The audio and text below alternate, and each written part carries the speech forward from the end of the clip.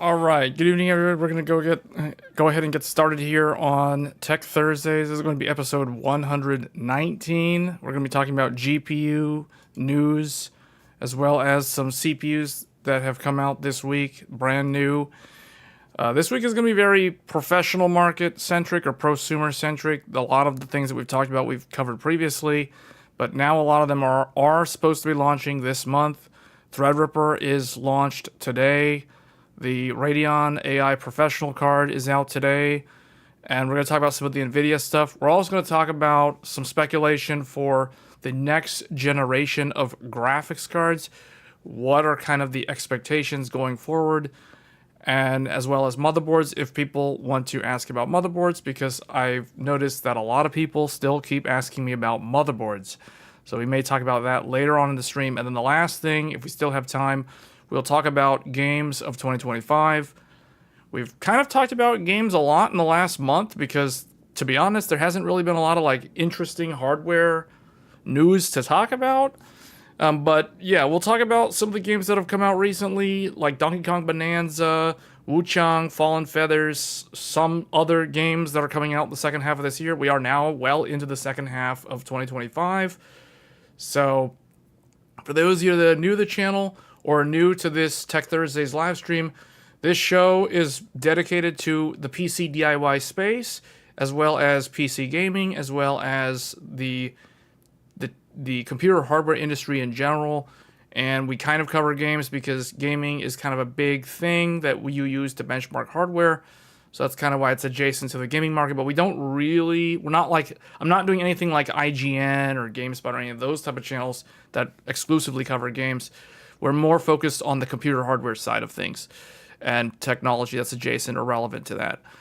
So with that being said, let's see, how's everybody doing? Hey, RK, HGZ, Chief, Mark, I see Gershawn, Silent as Night. Hey guys, how's it going? Big C, how do you feel about the ASRock motherboards killing AMD? They aren't killing AMD CPUs. There's no problem with that. Okay, so that's been asked a couple of times in the past. There is actually no problem with the ASRock motherboards, guys. So, I myself use the ASRock X870E Nova with a 9800X3D, and there's no problem. So I don't know. Usually problems with that is due to user error most of the time. It's typically because someone's running VSOC at 1.3 volts. That's usually what causes it. Otherwise, there's no problem. So I guess the first thing that we'll talk about, so this was kind of like the thumbnail that I put for the live stream.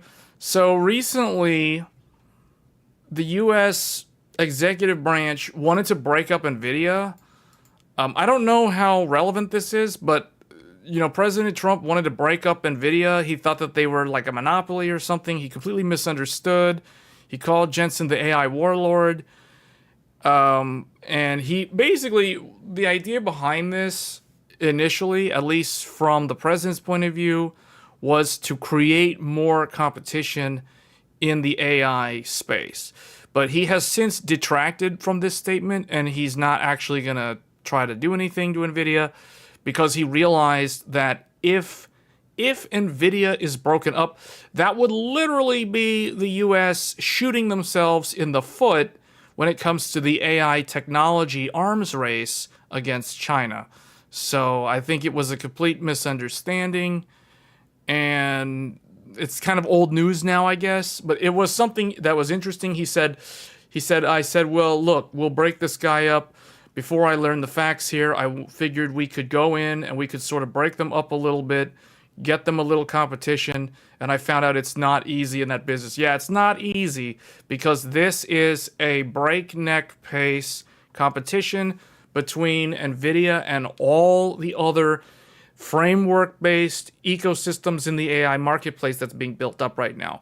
So it would be very foolish to try to break up NVIDIA if the goal is to create more competition for them, because they're automatically getting competition from Chinese companies. So kind of on the tail end of that, we have this article here, China's first high-end gaming GPU, the Lisuan G100, reportedly outperforms NVIDIA's GeForce RTX 4060 and slightly behind the RTX 5060 in new benchmarks.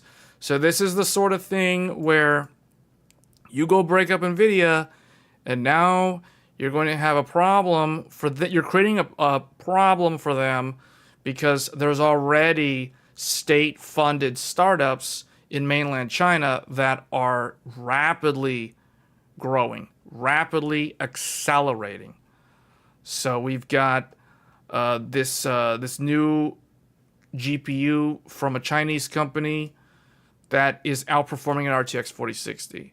So imagine that, because we know that if we go to Tech Power Up, for example, and we look up the ARC B580, Intel, back in December of last year, Intel launched their second generation flagship graphics card, the B580.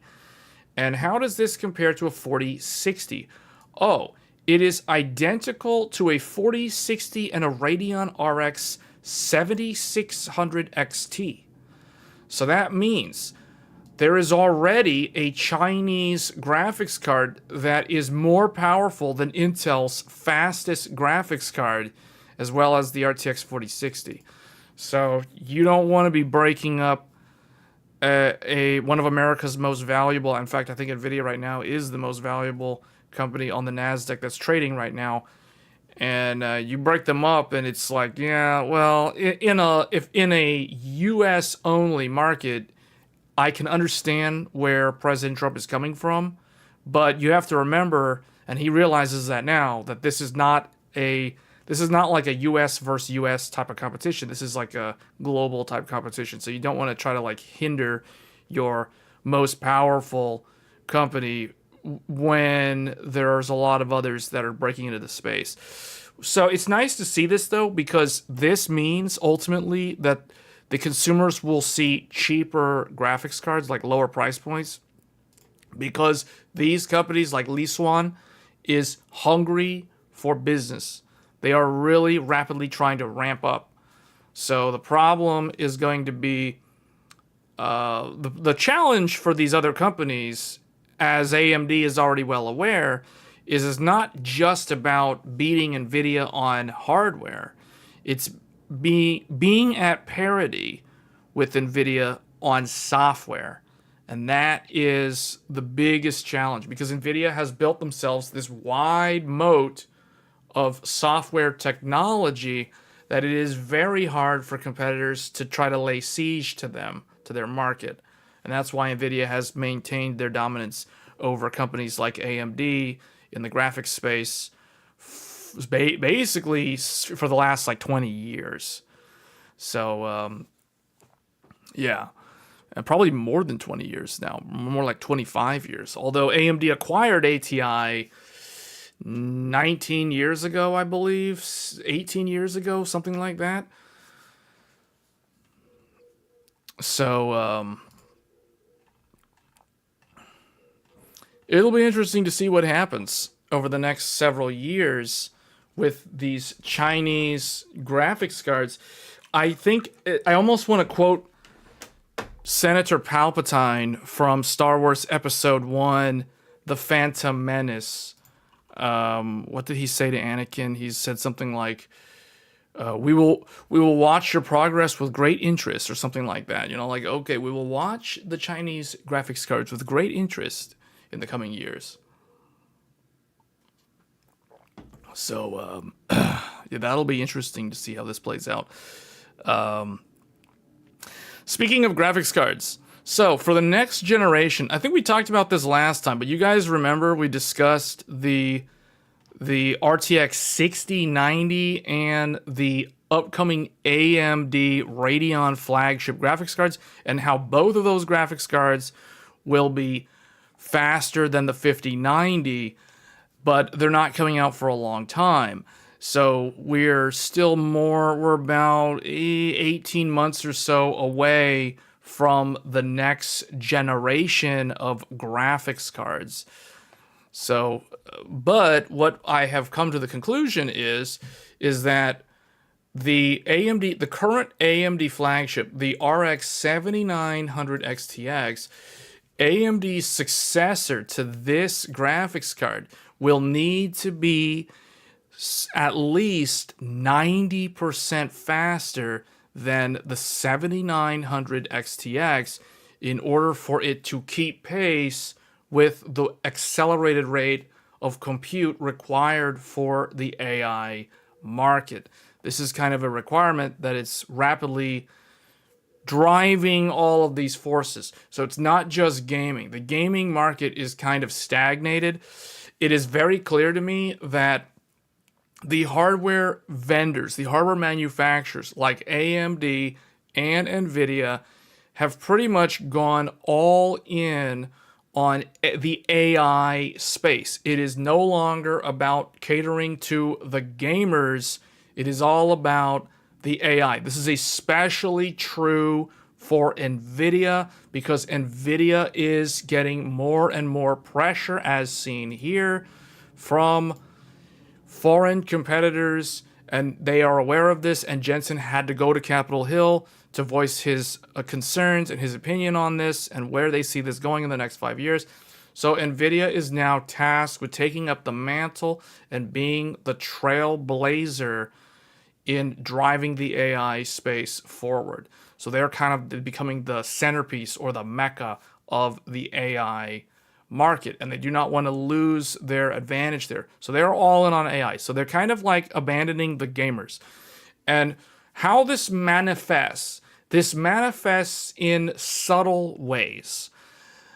We have already seen a lot of this earlier this year with games like Monster Hunter Wilds, the recent Wuchang Fallen Feathers has a mostly negative, overwhelmingly negative review scores from Steam on the Steam reviews.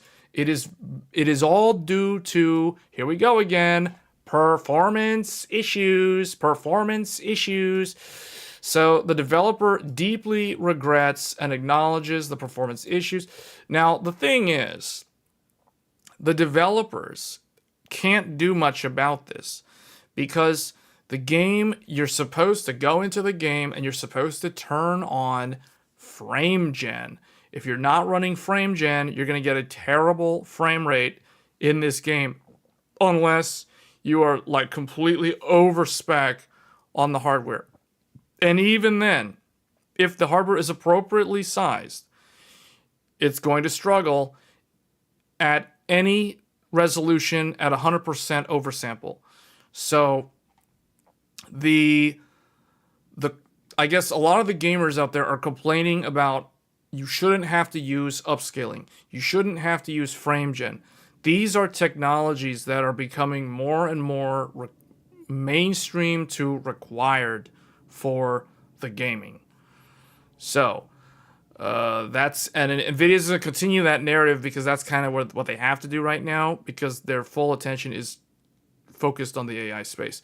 Now, where does that leave AMD? Because AMD is kind of like the number 2 here. They're like the second. It's like if NVIDIA is Frieza in this analogy, then AMD's like Captain Ginyu, second strongest, something like that. You know, like they're like the second one in command. So the funny thing is AMD hasn't necessarily abandoned the gamers, but they are not really focused on the gamers anymore, just like NVIDIA. Instead, what AMD has done is AMD has gone and made a partnership with Sony themselves to create software algorithm techniques for things like upscaling and frame gen technology. These are things that Mark Cerny has talked about recently in an interview. And there's the whole Project Amethyst thing, you know, like Sony's blue, AMD's team red. You combine blue and red, you get purple, hence the amethyst color. So that's where that project code name came from. So there is a partnership there. So basically, what's going to happen for the gamers, whether they're aware of this or not, is Sony is going to start dictating newer technology. They're going to be the ones that are going to be creating the technology that is going to drive the gaming ecosystem. And they're going to basically evangelize the developers into using this technology. This is something that historically NVIDIA has done, but NVIDIA has now retired from that kind of ecosystem. They're not really going to push that much in that space anymore. It's too much focused on AI because AI is where the money is now. So at least when it comes to being a chip design company. So that is where NVIDIA's focus is. So Sony's going to pick up the mantle now. So Sony is basically going to replace NVIDIA as the primary innovator in terms of bringing the software techniques, the plugins for game engines, like, you know, Sony's own stuff, or the Decima engine, the Unreal engine, all these type of things. They're going to be able to build the software libraries and make heavy investments in that side to basically get the developers to optimize their games, to utilize newer technology, to get more out of the existing hardware. Because if you are not already aware, The silicon node shrinks are slowing down. The upgrade cycles are going to only get longer. And we're basically going to have to continue in this pattern until innovations in the area of quantum mechanics, quantum silicon, quantum theory comes into play. And that's mostly still in the R&D phase right now. But we are starting to see products hit the market, particularly in the business world, where they are quantum compute ready or quantum compatible. This is the new terminology that I'm hearing in the industry. And that is the reason why we're starting to see Sony wanting to take ownership of this. Because Sony, for those who aren't aware, Sony is struggling right now to latch on to a way to stay relevant long term for the next decade, because the gaming market, the gaming ecosystem is rapidly changing. Microsoft has already stated that they are basically putting Xbox everywhere. Their strategy is to leverage their operating system, which is Windows, and make that a platform for Xbox.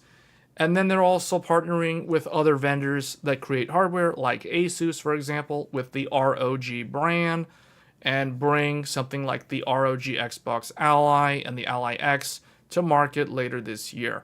So that is Microsoft's strategy, but Microsoft is, just like Nvidia and everyone else, is very heavily invested in AI right now. So Microsoft, if you guys aren't aware, they recently laid off a whole bunch of people. Most of those employees were part of the Xbox business unit. So they're basically downsizing on the gaming market, and they're rehiring for the AI market. So everyone's just basically chasing AI. Like AI is everywhere. And this is a continuing trend that we're going to see play out for the next 5 years. It's not going to stall out. It's not going to die down. They're trying to sell people to AI, whether they like it or not.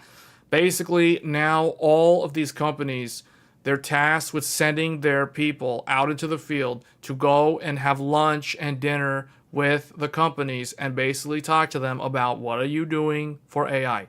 What are you going to do about implementing AI? They want to talk to the CEOs. They want to talk to the vice presidents. They want to talk to the CTO, the CFO, the COO, CIO. All the C-level people need to be in the meeting, and they need to hear about the AI.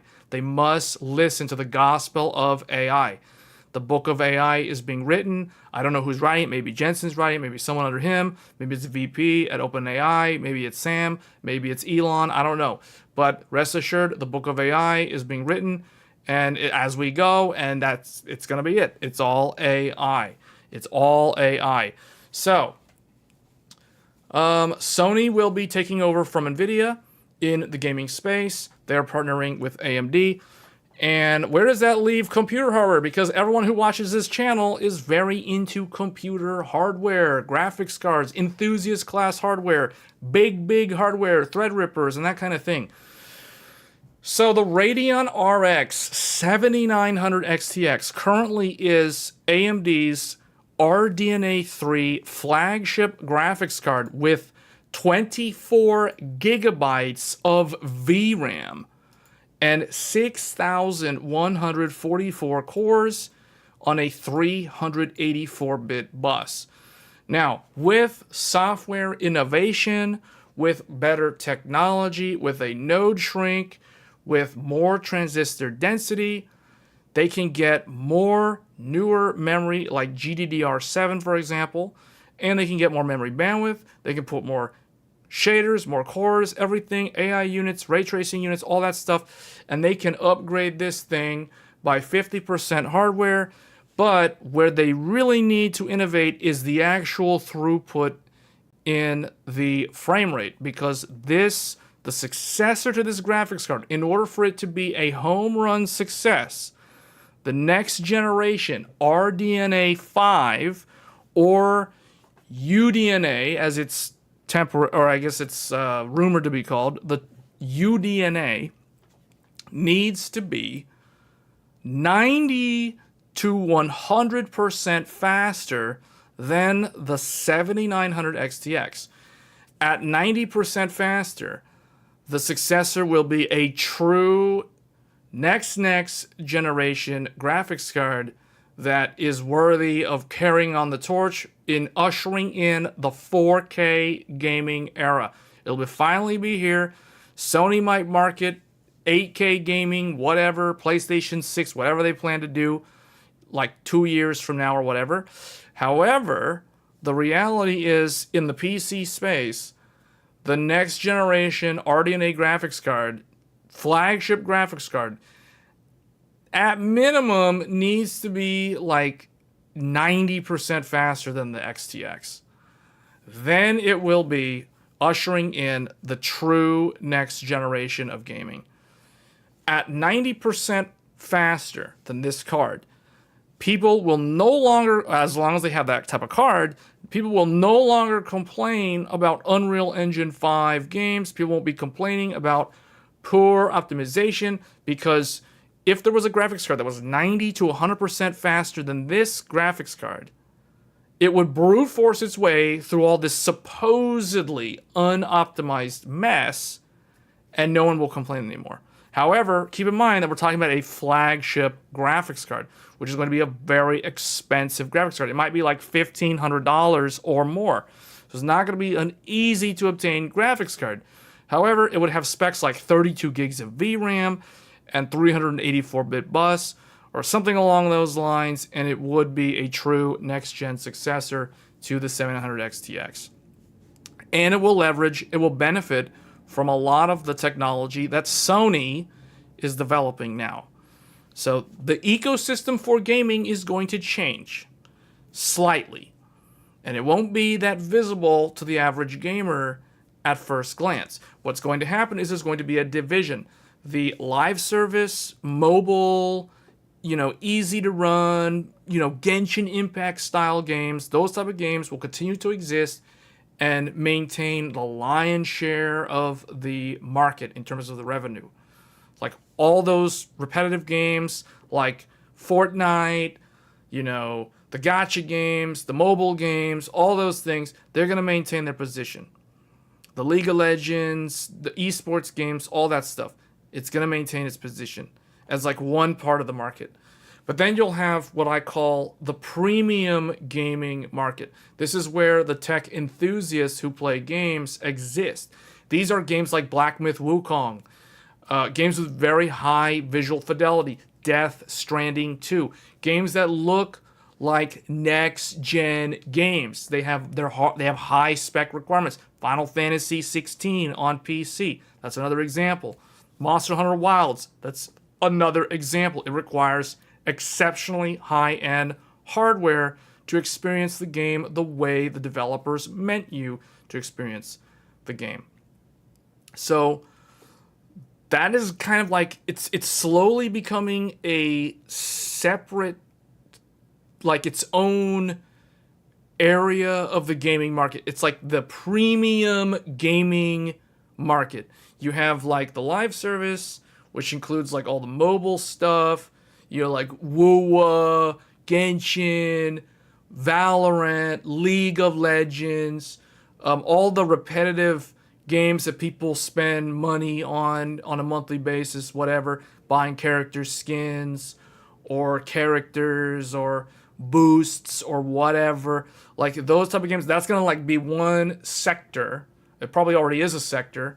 But then you have premium, AAA, and then you're going to have like your what I call the franchise annual, like Call of Duty, Madden, FIFA, Forza, those type of games that will be its own little category down there, which is actually a pretty big category in terms of revenue on an annual basis.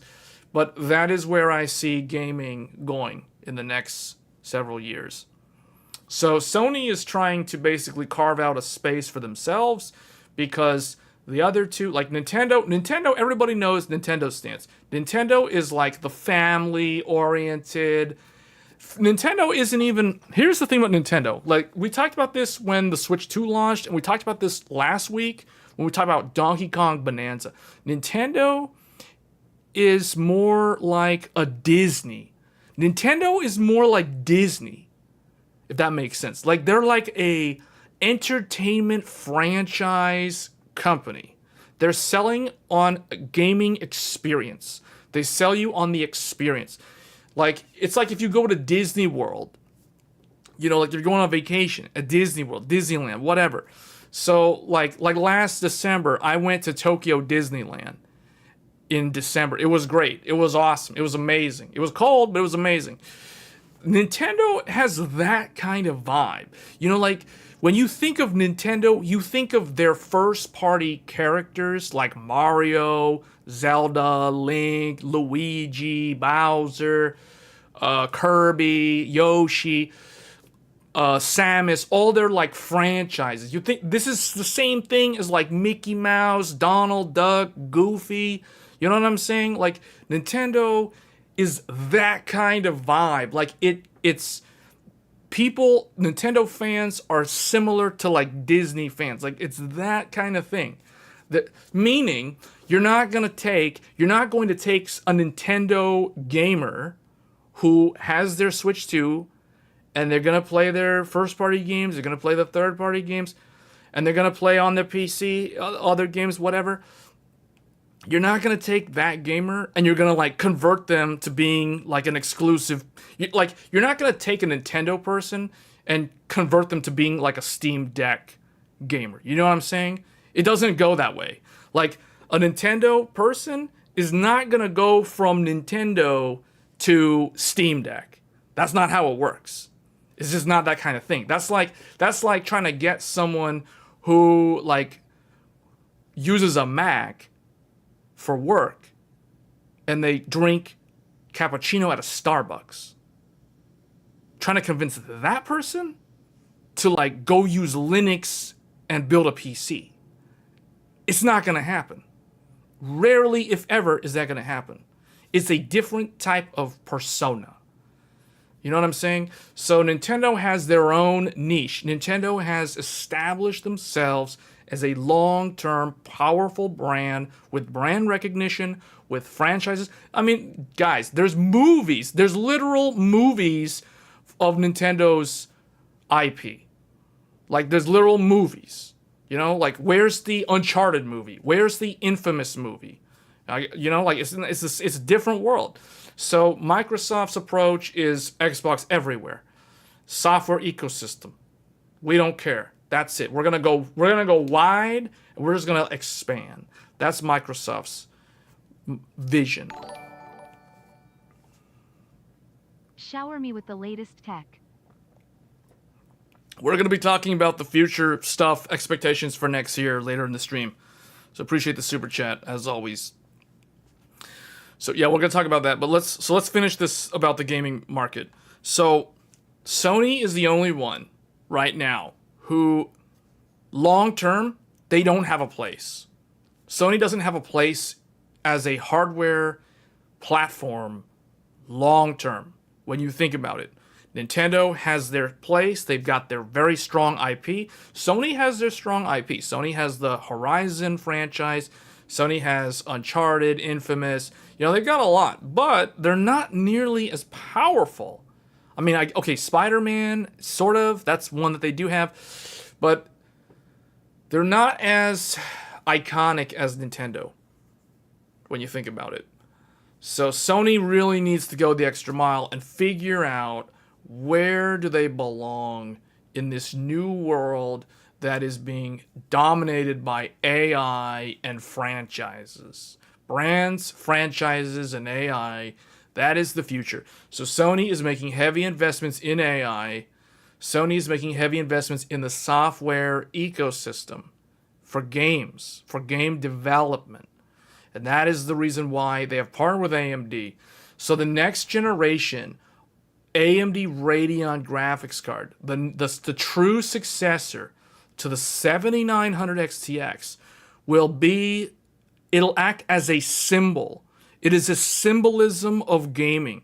It'll be like the symbol of hope for the true PC gaming enthusiasts in a world that is rapidly succumbing to the power of AI. So this graphics card, supposedly the next generation successor to the 7900 XTX will come out sometime at the end of next year, if not early 2027. So you heard it here first.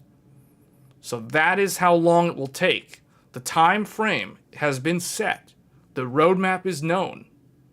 AMD's hardware team knows. They have their goal.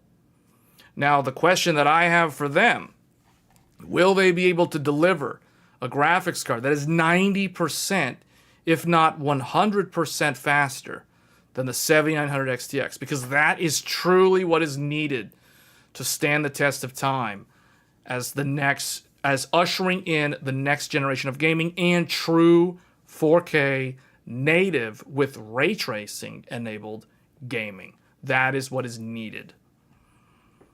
So they have Sony partnering with them. But the reason why it needs to be 90 to 100% faster is because at 90 to 100% faster, the new replacement to the 700 XTX will be similar in performance, unless NVIDIA roadmap slips, to a RTX 6090. The 6090 versus the Radeon next generation partnered with Sony. That is going to be the final showdown in the PC ultra enthusiast gaming space. But you won't see that battle. It's almost like the episode Face Off on Namek, Dragon Ball Z style. We're not going to see that play out until the end of next year, at the earliest. Those are the time frames. Remember that. You heard it here first.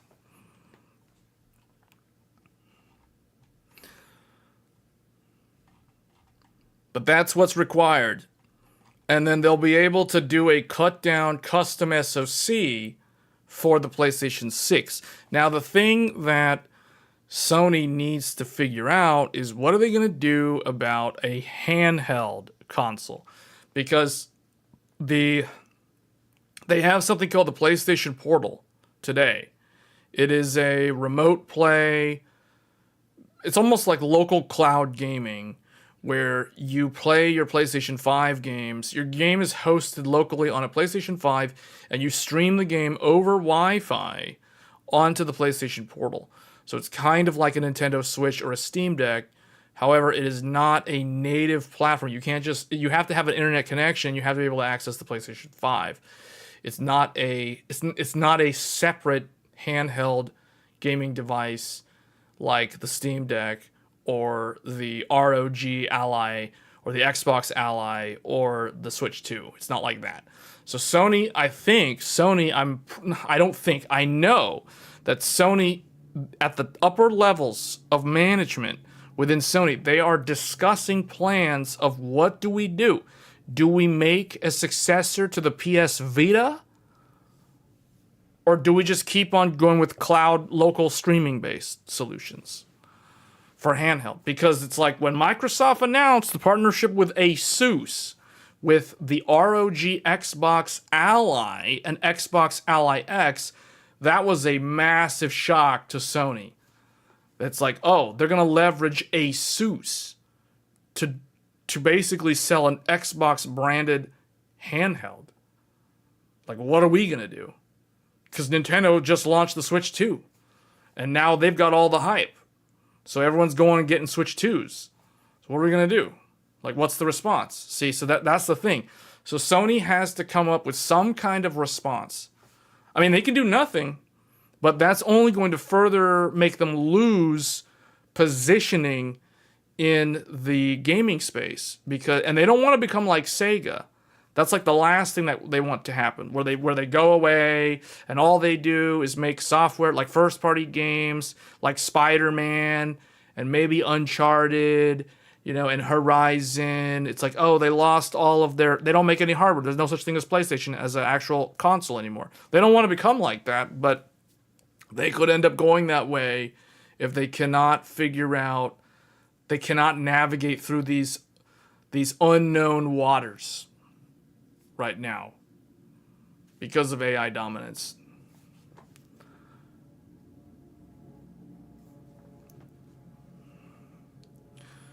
Okay.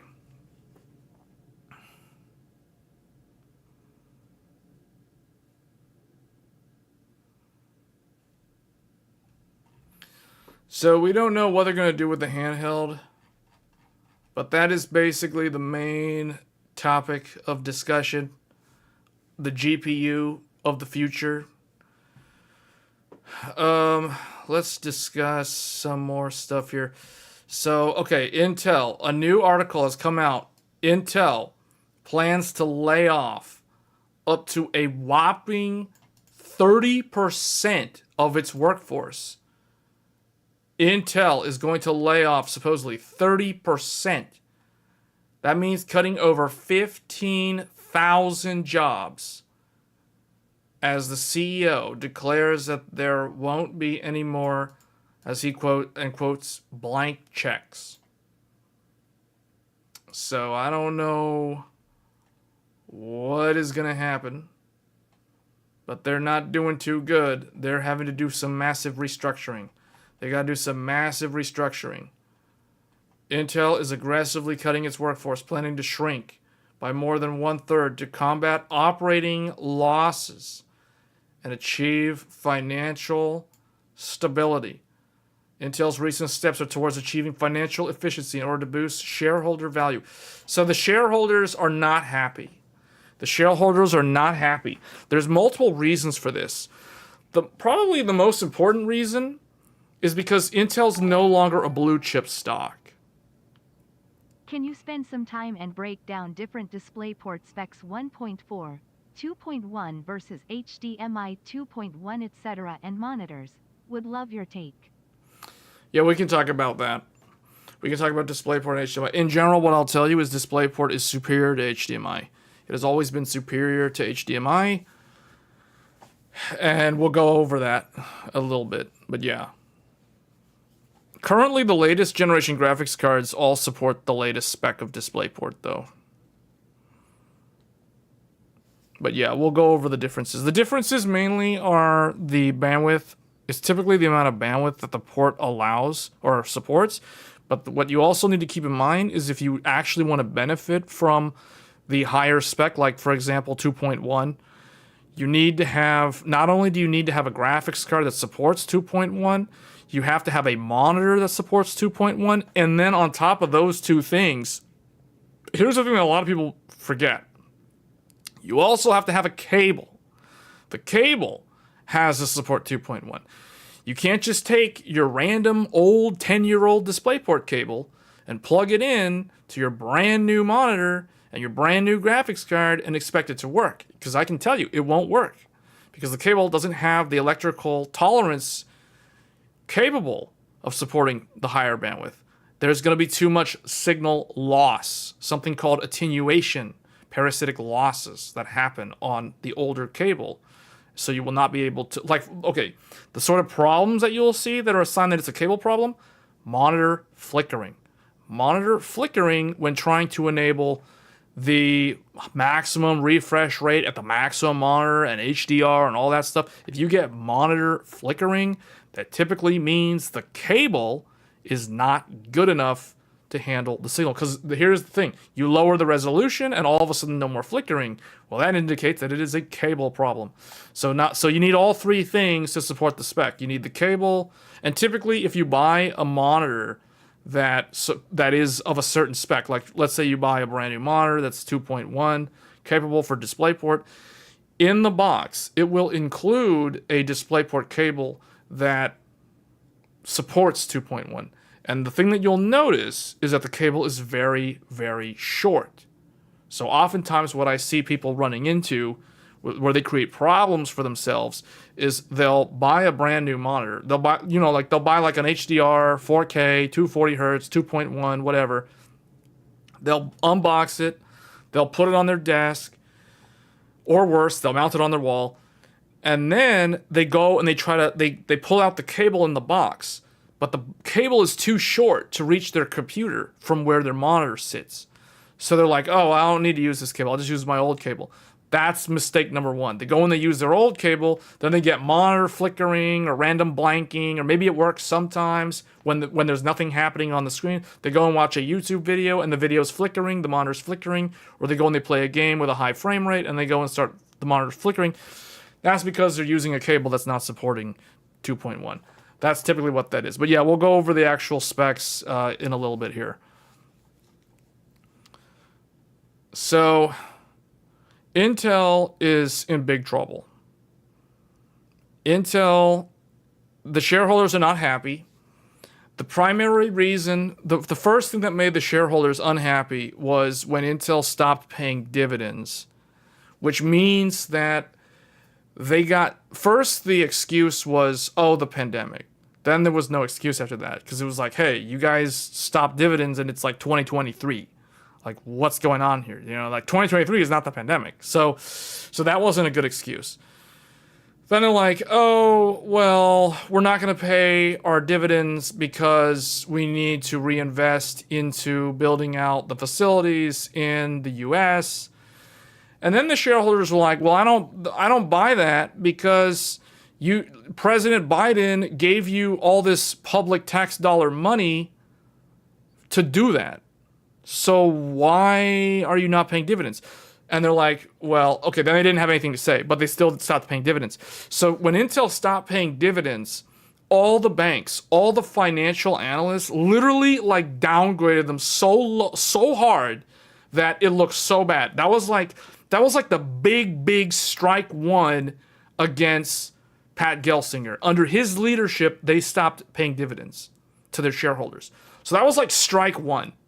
Because now you just made all your shareholders not trust you. Like, now it's like, okay, we don't understand why you're not paying because you got a whole bunch of US public money. So it's like, why do you need to stop paying dividends if you just got a whole bunch of tax money for free from the government? So it's like, what? So that was like big strike one. So strike two was what we talked about on the stream a couple times previously, which is the foundry issue. Like, oh, Intel, what was it? Not Intel 7. It was Intel 4 or whatever. Like, Intel 4 was not doing good. It was like, oh, it's not competitive with TSMC. But Intel's like, oh, but TSMC is cheating. TSMC is not truly of a certain nanometer size. You know, ours is actually better. Then I think like ASML or somebody went and sold them a machine for their fab, and then was like, hey, hold on, no, your transistor density is actually not as dense as TSMC's, so you guys are actually the ones lying. Like, that kind of thing broke out, and then it was like, oh, that's strike number two. Your foundry business is in shambles. You need to figure out what to do ASAP. Well, they didn't. Then they were like, oh, 18 angstrom. 18 angstrom will save the day. And we talked about this like 2 weeks ago on the live stream, that 18A was not getting any external customers. And then Intel like closed shop and was like, hey, we're going to use 18A only for our internal manufacturing, not for external. When the reality was because no one wanted to buy it because there was some kind of problem or whatever. So it's like another problem with the foundry. So the strike two, the strike three was basically the foundry and then the foundry again. So that's why Pat Gelsinger was kicked out. This guy took over, and he's like, hey, we need to cut a whole bunch of people because we are running out of money, and we can't pay our shareholders, and the shareholders are unhappy, and I got to fix this because I'm the CEO. That's basically where they're at right now. So there's a whole bunch of messed up, too many middle managers. There's another problem, is way too much middle management. So they need to cut out like 2 layers of management. Because within Intel, a lot of people don't know this. So Intel, if you're a regular employee at Intel, you have your manager, and then guess what? Then you have your manager's manager. In large organizations, you know what that's called? That's called your skip manager.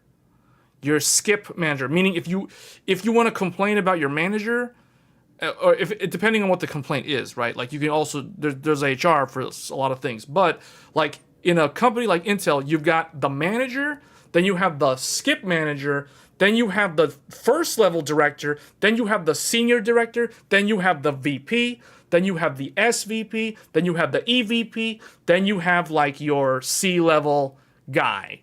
at the top, then CEO or whatever. So it's like you got like so many layers to go before you even talk to the top of the company. So like, okay, I guess we can open up Paint for this. So everybody's favorite thing on here is Paint. So it's Paint time, courtesy of Intel.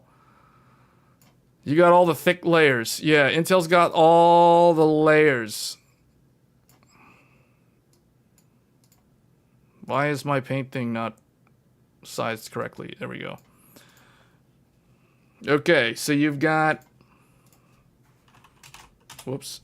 You've got the employee. You've got the employee. Then you have the manager.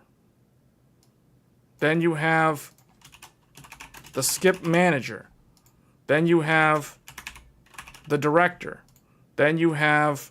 Now it depends. It depends on the organization. Sometimes you have the senior director. It depends. Sometimes you don't have a senior director. Sometimes you just have the VP. Then you have the SVP. So you have the senior VP. Then you have the EVP, or the executive VP. Then you have the C-level whatever.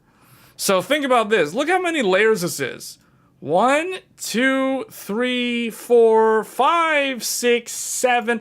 You have 7 levels of management within Intel. 7 levels. From the CEO or the CTO or whoever this is, down to the actual employee who's doing the whatever work it is. You got all these other people in here that are just like, what are they doing? What are they doing? They're talking about strategy. It's like the senior director, on Monday, they're like, hey guys, let's have a meeting. Let's have a meeting to discuss, 18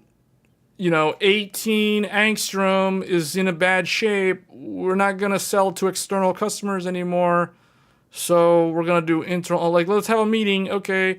Get the director. And then, okay, hold on. I got to get my guys. Okay, maybe bring these guys in, maybe not bring these guys in. It kind of depends. So it's just kind of like really like, whoa, man. But do you guys see, this is the problem. Like a lot of people don't know this. A lot of people don't know this. Tech enthusiasts, most tech enthusiasts, a lot of the gamers, they have no idea. They're like, Intel, what's up with Intel? Like, what's going on? What's going on? Oh, well, you know what? This is going on. This is what they mean by middle management, middle managers. All of this is middle managers. 1, 2, 3, 4. You have 4 managers. And here's the funny thing. You remove 4 managers. Guess what? You still have 1, 2, 3 levels of Wow. so this is sort of something they need to lay off. They need to lay off a whole bunch of this type of stuff. But you know what they're gonna do, right? Typically, this is what they'll do. I'll tell you what they normally do. This is what they normally do. This is what I think the CEO is gonna do. He's going to definitely remove this guy and this guy. Those guys are going to get laid off. Those guys are definitely going to get laid off. They're like number 1 to go. Then what they're going to do is, so when I say they're going to get rid of them, they're not going to get rid of like every single manager and skip manager. No, they're going to keep certain ones. Obviously, they're going to choose whoever's the most productive. They're going to look at like productivity, like which teams brought in, like if it's a development team, like, oh, which dev team made a successful project, like versus one that was not successful. So the ones who were successful, they're gonna keep those managers. So let's say they have employee 1 and employee 2 and employee 3. So they got like employee, and then they have like manager number 1 or something. Manager 1, manager 2. Okay, so they got like 2 managers. And then they got like the skip manager. Definitely, this guy is number 1. Goodbye.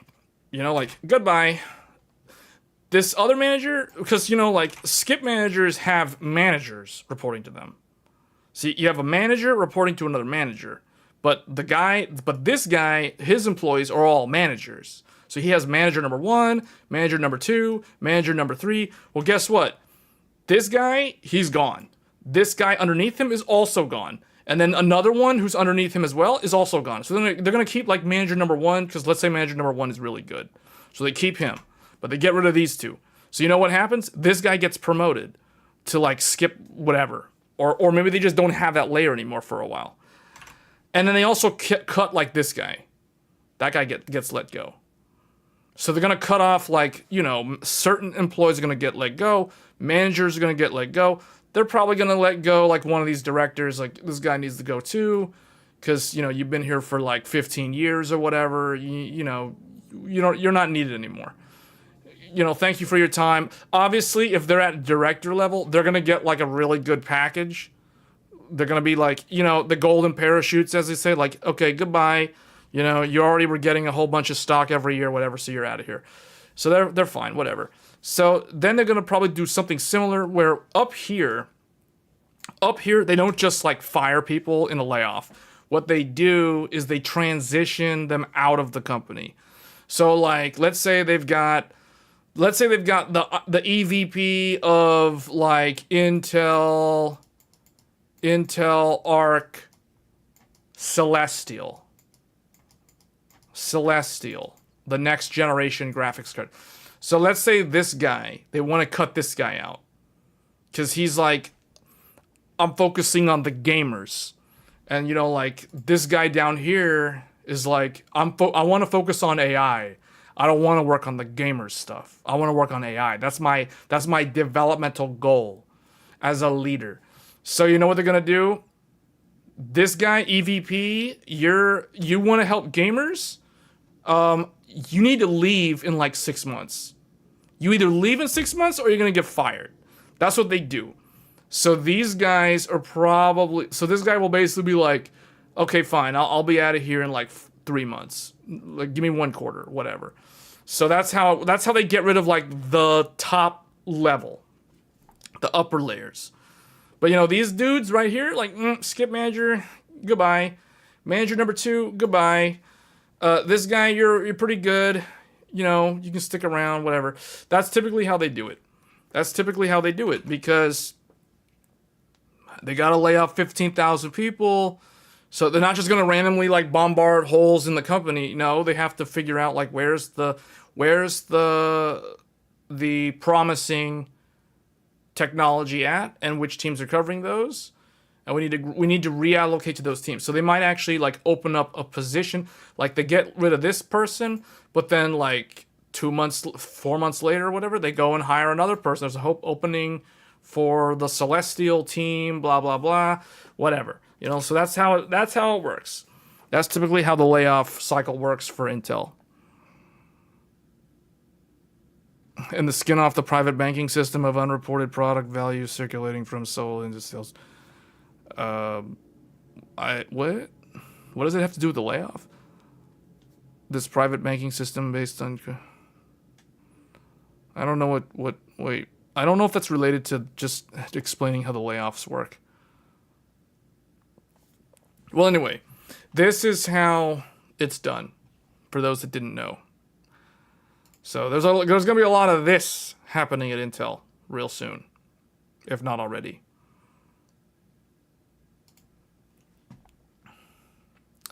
All right, another article about Intel. Intel will drop out... Oh, what? Intel will drop out of the cutting-edge chip race if it doesn't see external customer interest, possibly marking the fall of a key custodian of Moore's Law. What a headline. What a headline.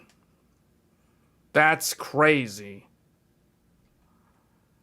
Intel's Foundry division is expected to witness massive changes under the new CEO, Lip-Bu with one major being the decision to drop the pursuit for cutting edge technologies.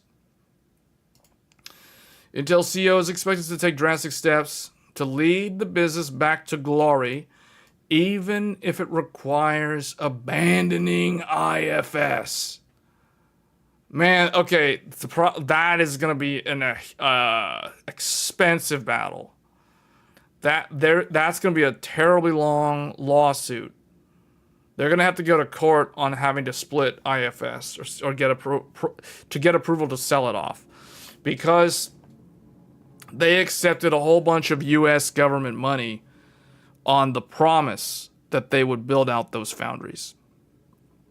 So they can't just be like, well, we need to sell off our foundries. It's like, I quit. That's like saying, I quit. I quit, man. I quit. You know, like, I'm tired. It's like Intel, this is like Verso in Expedition 33. Okay, this is kind of a spoiler. So, but if you don't understand the context, it doesn't matter. This is like Verso in Expedition 33 saying, I'm so tired. I'm just so tired, man. I'm just tired. Those of you who played Expedition 33 and you got to the end of the game, congratulations. You understand what I'm talking about when I say Verso is saying he is tired. He is just tired. He's sick of living. He's tired.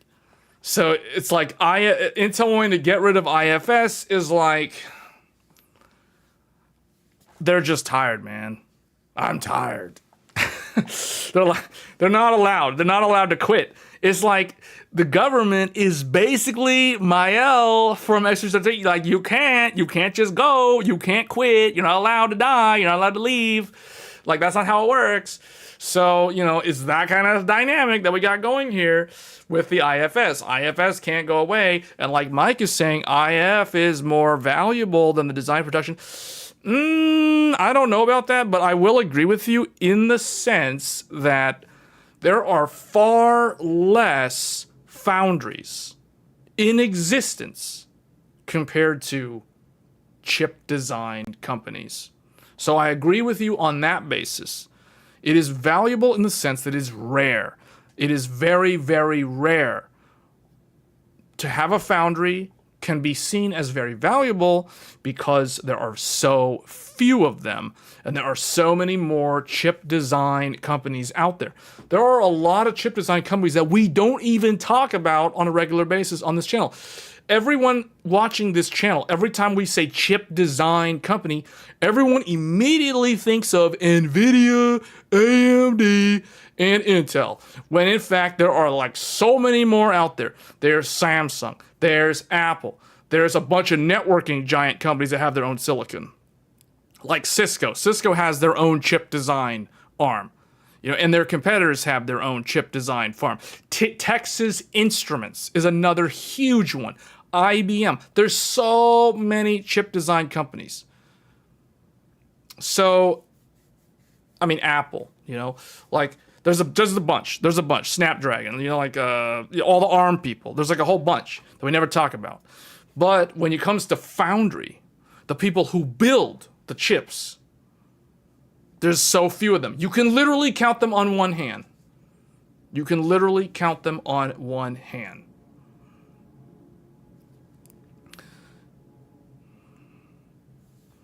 Intel saying I'm tired, boss, after AMD beat them. Well, I don't know if it's AMD. It's not just AMD. It's not just AMD. It's not AMD. AMD is only one part of the equation. Ultimately, we all know who beat them. Okay. As Obi-Wan, oh man, here comes one of these analogies. As Obi-Wan said to Anakin Skywalker in Revenge of the Sith, you did it to yourself. Your lust for power. You failed because of yourself. Intel thought they were the top dog. They thought no one could beat them. They thought that they were so far ahead. They had the tick-tock. They had the 22 nanometer. They had 32 nanometer. They had 45 nanometer, 22 nanometer, 14 nanometer.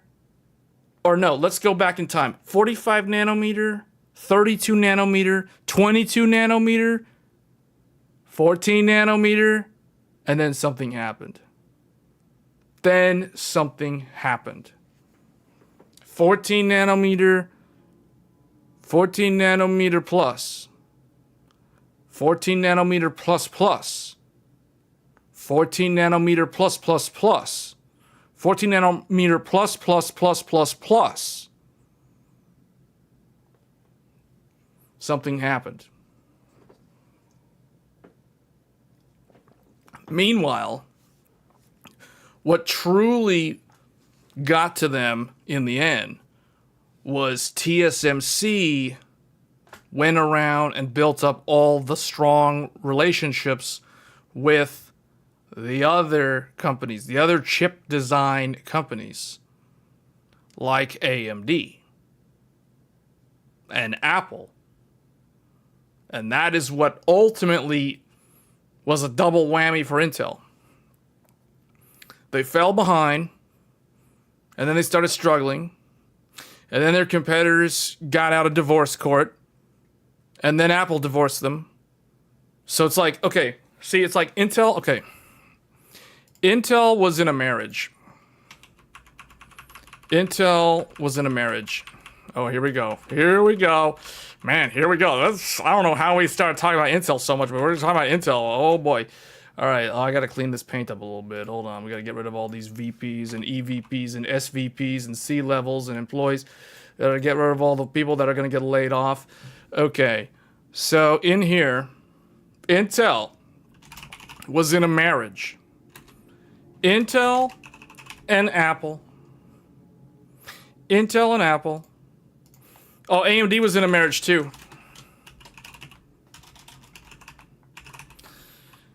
Global Foundries. I think that's how they're spelled. No, it's, is that how they're spelled? I think it's spelled like this. Global Foundries. I think that's how it's spelled. These two used to be married. They were happily married. They were happily married. And you know what happened? These guys decided to get a divorce. AMD initiated the divorce. Global Foundry was like, I didn't even do anything wrong. I didn't even do anything wrong. Why do you want a divorce? I didn't even do anything. And then AMD's like, no, I'm sorry. We gotta go to court. I'm sorry. I want a divorce. I want a divorce. I want a divorce. 2019. They succeeded. No more. No more. AMD won the divorce. AMD wins. The one who initiated the divorce won. The one who did not initiate the divorce lost. AMD won. So you know what ended up happening? AMD was like, goodbye. And then guess what happened? AMD and you guys know history. This is what happened. New marriage. They got remarried. Although TSMC's got a whole bunch.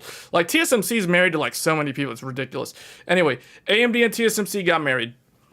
They got married, and Intel's like, look, you guys got divorced. Losers. You guys got divorced. You're losers. But then you know what happened? One day, Apple was like, I want a divorce. Intel's like, wait, what? Why? What? No, why? No, you can't. No, you can't. Apple's like, no, I'm sorry. It's just not happening anymore. I'm done. I'm out. It's over. We're not a thing anymore. And Intel's like, what? How? Why? What? Huh? What? Huh? What? So Apple, they divorced them. There was no court case. They just settled out of court. The partnership agreement expired. And you know who won? Apple won, because Apple always wins. And then Intel lost. And you know what happened? It became Apple and Apple. So Apple married themselves. Apple married themselves with an they went and got an ARM license, and they married themselves.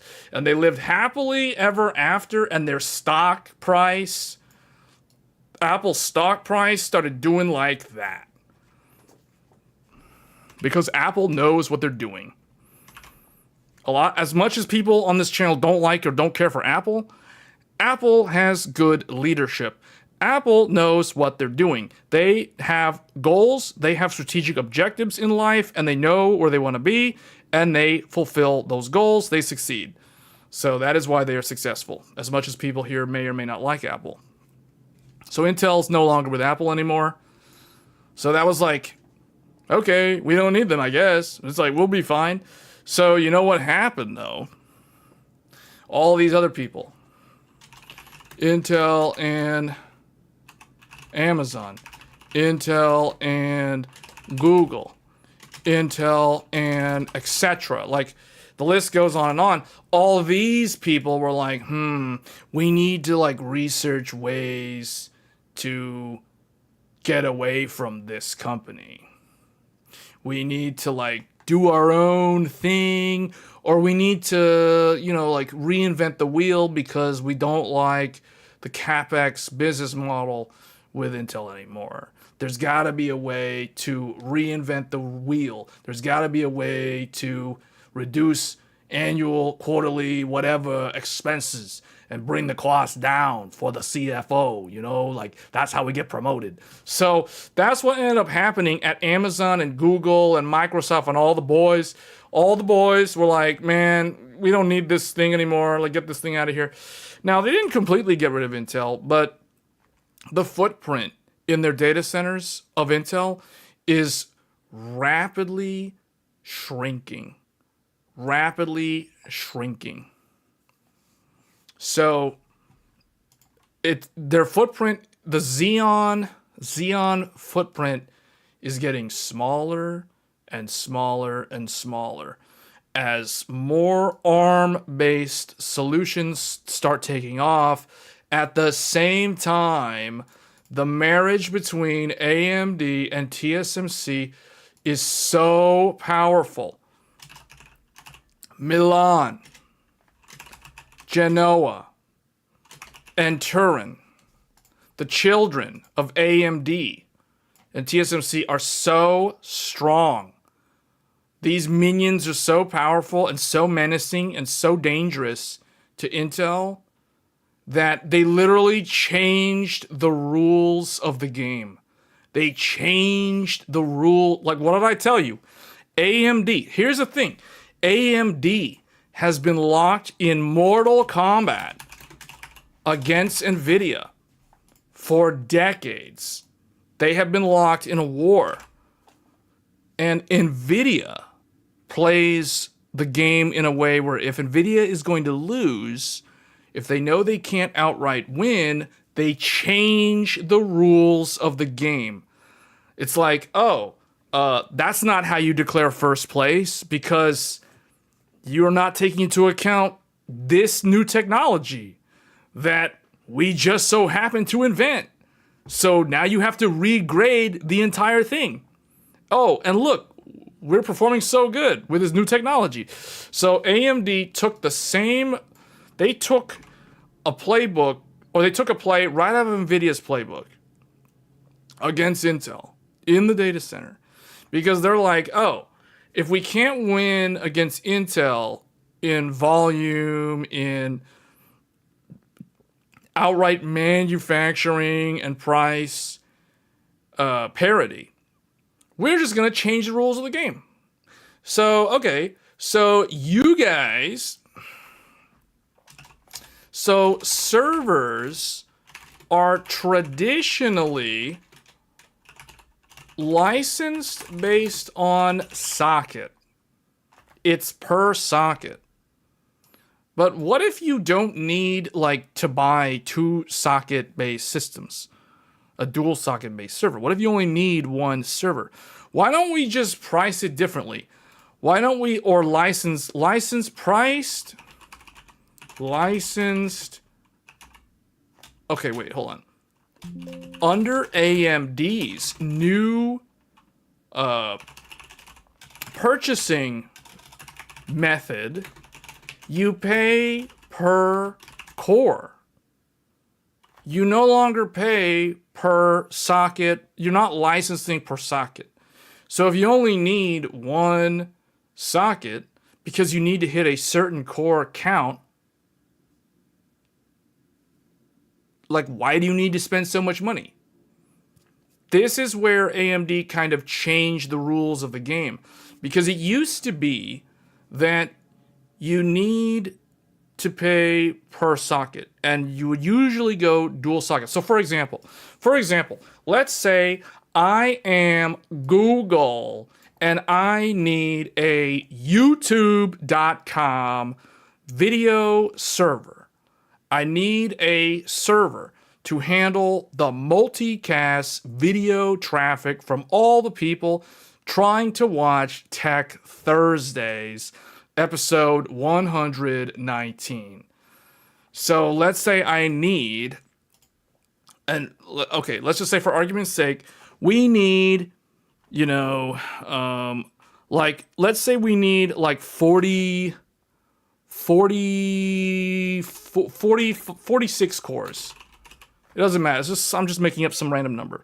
Let's say we need 46 cores. So under the Intel pricing structure, that means you need to buy 2x Xeon at, 24 cores each, or you could go with a higher core count, but you're going to pay a lot more, because now you're paying for more cores that you're never going to actually need for this requirement. So under Intel, you'd have to buy 2 Xeons, 24 core each, on a dual socket system. So that does have some advantages of being a dual socket system.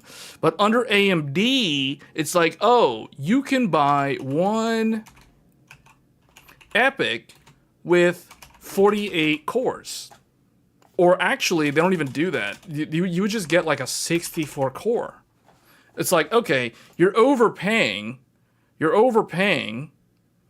in the sense that you're not overpaying, you're overbuying, because you need 46 cores, but you're getting 64 cores.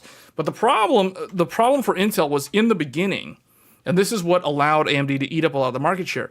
In the beginning, there were a lot of power savings by going with the single 64 core versus going with a dual 24 core. Because these two processors consumed about the same amount of power. A 64-core EPYC would consume about as much electricity as a single Xeon 24-core. So it was maybe a little bit more, but if you have to put 2 CPUs, now you're increasing the power consumption dramatically, as you guys can imagine. So where AMD beats Intel is in the efficiency play, because if you're looking at let's say you have to buy like 100 of these, 100 servers each with a 64-core EPYC, or 100 servers with dual 24-core Xeons. So which one do you think is going to cost more money? Typically, this will cost more money because you have to basically buy RAM in a way that you allocate your RAM per core density to fit both CPUs. So this is where they kind of caught Intel off guard a couple of years ago, because they had a core advantage, but they also had a efficiency advantage. So it's like, okay, Intel can drop the price like a rock, because Intel can basically discount to meet or beat AMD's pricing. However, where Intel couldn't win was in the utility cost, because you have to imagine, if each one of these CPUs, let's say each one of these is like 200 watts, and let's say this one is like 220 watts. Yeah, so the AMD system, this one is one CPU, but this is 2 CPUs. So this is actually times 1.5 multiplier in terms of the total power consumption. So the Intel system is actually using significantly more electricity than the AMD system because it is dual socket. So this is what ended up happening, where Intel would run into the situation where it's like, we have to cut our price, so we're gonna now take way less profit margin to be able to beat AMD on price so we can win the deal. However, we're not going to be able to win on the efficiency play. And when data center companies, like when Google's YouTube data centers, they look at how much their electricity cost is going to be every single month, it's a no-brainer to go with this. If you have to spend like 10% or 15% more on your initial capex, but your 5-year, 7-year TCO lifecycle utility cost is going to be significantly lower, you can see why AMD starts winning against Intel in the data center market. Intel always fly under AMD price floor, and sometimes AMD walks away and yes on the... Yeah, see?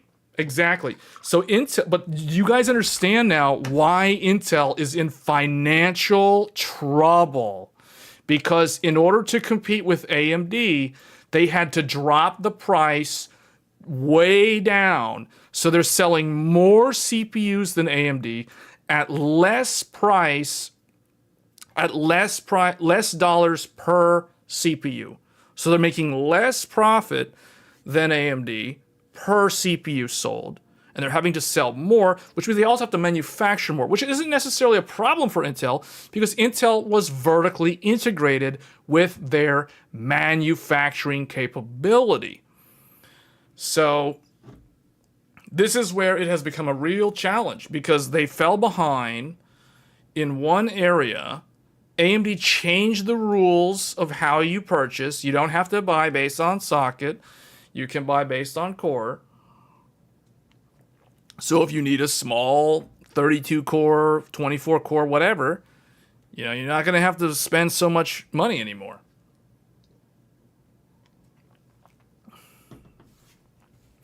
So that's how they did it. Now, the other thing, so how AMD has continued to stay in front of Intel, and here's where things are way interesting. So, AI. So,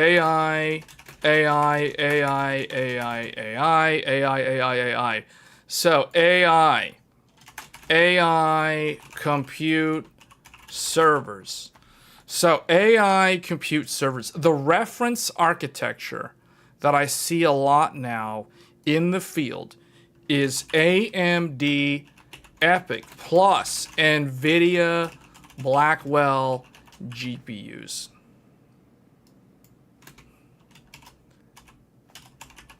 Eight NVIDIA GPU, up to 8 NVIDIA GPUs. So, and this is dual, 2x AMD EPYC plus NVIDIA Blackwell GPUs up to 8x. This is the most common compute server stack that I have seen for most of the vendors out there selling fully supported solutions. So, for some reason, AMD has managed to convince the OEM vendors that their CPUs are the correct ones to pair up with the NVIDIA Blackwell GPUs. They had, and one of the reasons why is because Turin launched before Intel's next gen Xeon.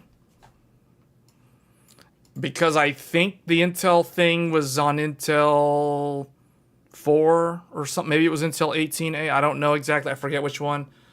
But Turin got out first. Turin is Zen 5 in the server world, for those that don't know what that is. So they managed to get this out first, so they were able to get the reference architecture win, the reference design, and that is kind of the thing that people are going with now. 264K B200 X8 DGCX in US and 500,000 for the same thing in China. We're not talking about the single NVIDIA thing. We're talking, no, you're talking about something else. You're talking about the Grace Hopper plus no, that's the NVIDIA exclusive. That's the other one. That's the one for model training. I'm talking about the one for model inferencing. This is the one for model inferencing. Because this is the one that you're going to deploy in, for example, a bank. Or you're going to deploy this for like basic chatbot help for like a bank or something. Like Chase or Bank of America or somebody will buy like a whole bunch of these servers to run their automation framework for doing their AI assisted front desk things. That's what this is for.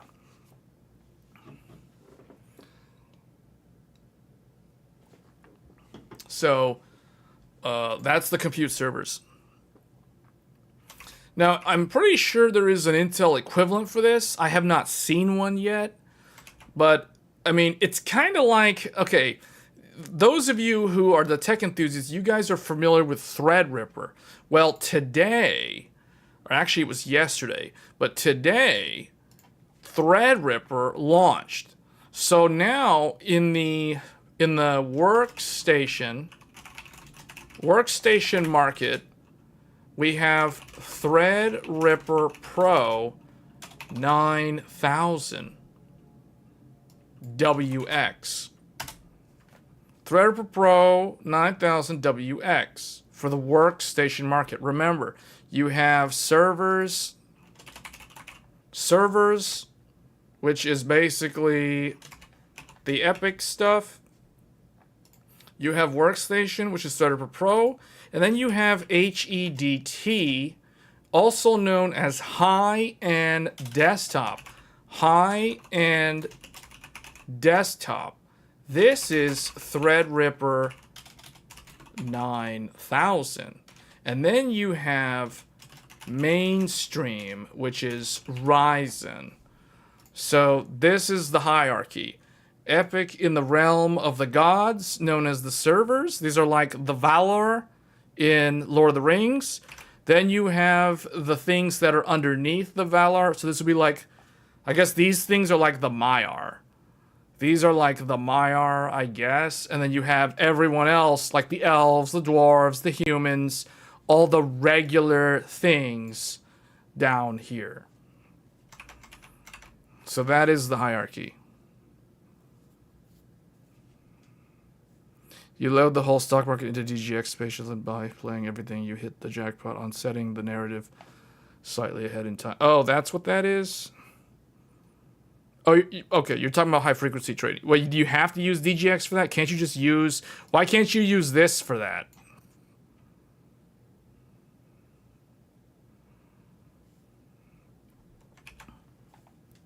Both? Okay. So currently, right now, you think about... Like, when people think about CPUs, about computers, high-end computers, workstation computers, servers, they think of them now from the AMD narrative. They think of servers with Epic. They think of like super ultra high-end workstations for Hollywood and Unreal Engine and game dev and all that stuff. That's Threadripper Pro. They think of the prosumer ultra enthusiast power users, or maybe small businesses that are doing development work. That is true high-end desktop. That is Threadripper.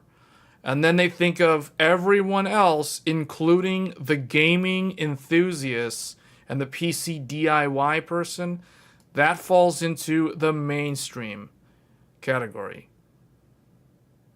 So it's all from this narrative now. It's all from this. This has become the reference architecture. That is why You have other like tech tubers, like Level 1 Techs, like Wendell from Level 1 Techs. He's very good at explaining kind of how AMD has transitioned into being the industry leader from a reference architecture standpoint. And this is kind of getting at what he means behind the scenes in that.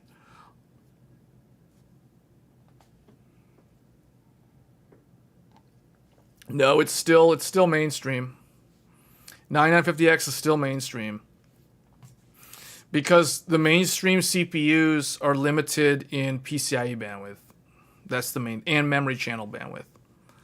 So no, just by upping the cores doesn't make it automatically somehow better.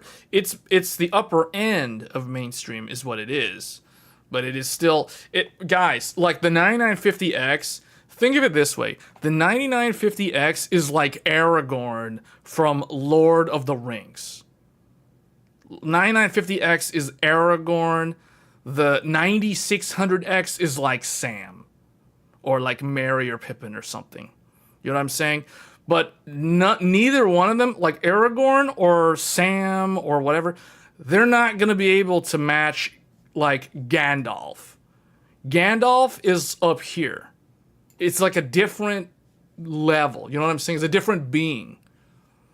Maiars are not going to be compared against like mortal creatures, is what I'm saying. Like it's a different plane of existence. Threadripper versus Ryzen. We're talking about apples and oranges here. So that's why I like to use the Lord of the Rings analogy, because people who understand Lord of the Rings, when I'm talking like Gandalf, Aragorn, like you guys clearly know the difference. Anyone who knows Lord of the Rings, maybe people don't know what I'm talking about when I'm making that comparison. But if you understand Lord of the Rings lore, you understand where Gandalf sits in the hierarchy relative to other characters like Bilbo or Frodo or, whatever, King Theoden, all that stuff. Like Aragorn's like 9950X. Theoden is like 9900X 3D or something. They're still the same classification at the end of the day. They're not going to be able to best something like Gandalf. It's a different being, different beast, completely different thing, different use case, different target segment, different price budget. So, or if we're going to talk Bleach, Threadripper has way more spiritual pressure. The amount of spiritual pressure and density that Threadripper has versus like mainstream Ryzen, completely different ballgame. Okay. All right, so that covers the compute space for those who weren't aware of it.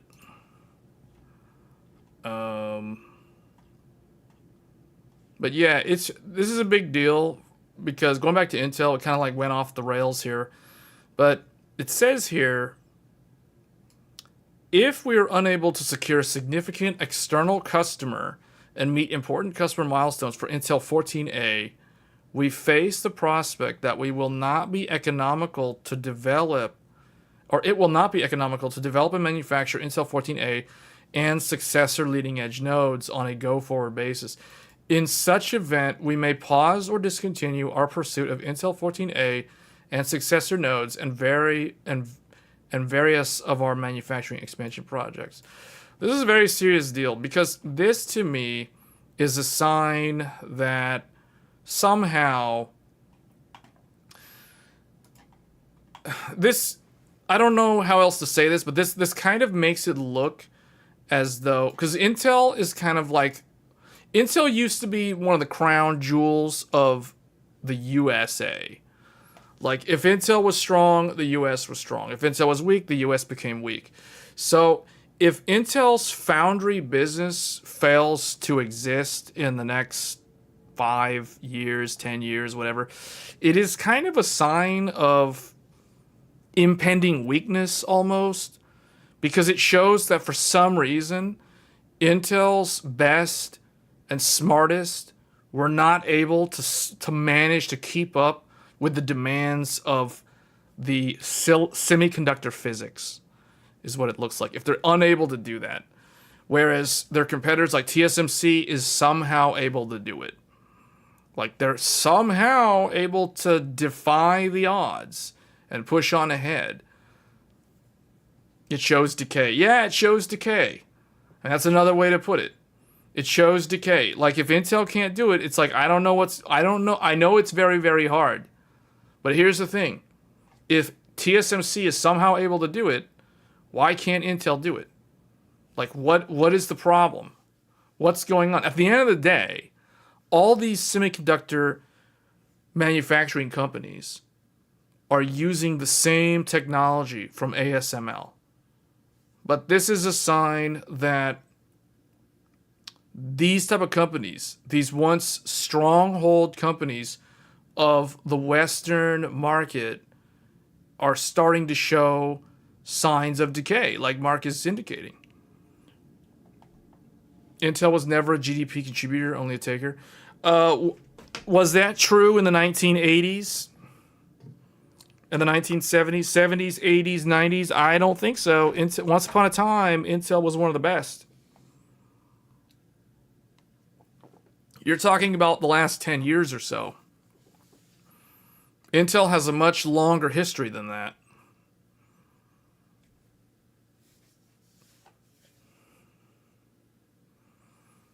So we'll see what this guy can do, but so far he's having to do a lot of cleanup on aisle 7 type of things with all these layoffs. So it's going to make him very unpopular. I already know. Like he's going to be looked at as very, very unpopular because he's having to make all these very difficult decisions in downsizing the company in order to get them back on track. So in a way, I kind of see him as a transitionary CEO, a lot like Rory Reid was for AMD, like 13 years ago or whatever. 11 years ago, wasn't that long ago. Lisa Su's been the CEO of AMD for 11 years. So yeah, like 12, 13 years ago, Rory Reid was around. Rory Reid had to do he had to make some important decisions, man. This guy's having to go through that same thing.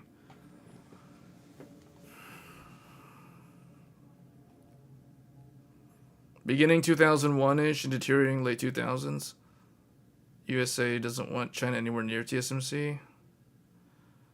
Well, okay, we've kind of we've used a very powerful Dragon Ball Z analogy to summarize the whole US, China, Taiwan thing.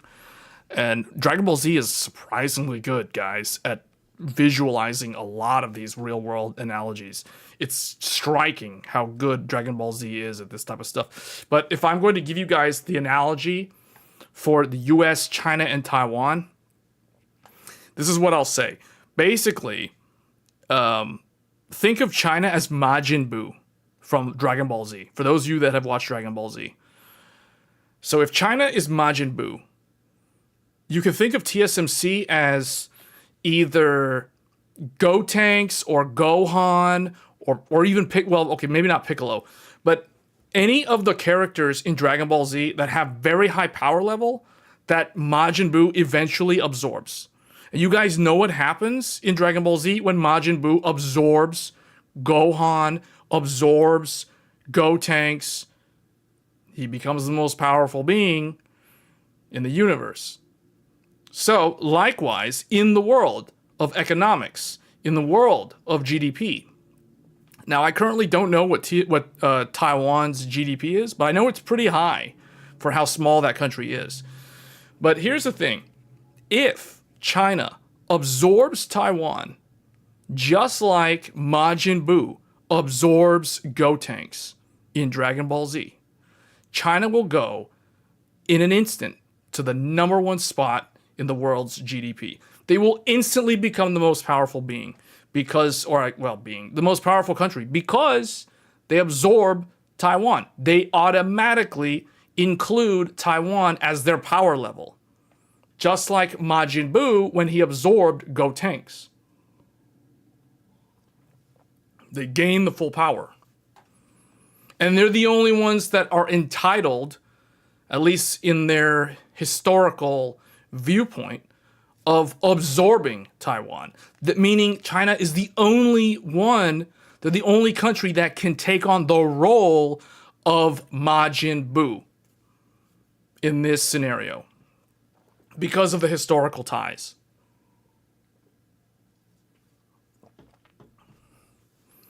See? It's crazy, man, how Dragon Ball Z can, like, explain everything so easily. When Majin Buu absorbed Gotenks, he became more powerful than Gohan. Likewise, if China absorbs Taiwan, the total GDP of China plus Taiwan combined automatically becomes number one. That simple. It's simple economics. So you have a point there about, like, the US doesn't want China. But see, this is why it is very important that, at least from the US viewpoint,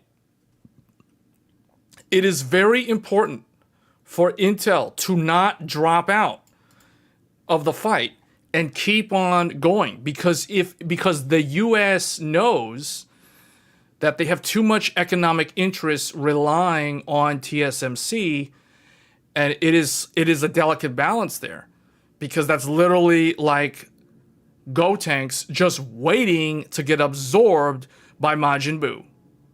So it's like you can't put all your hope in Gotenks, because he could easily lose if Majin Buu decides, oh, we're losing, so let's just absorb him.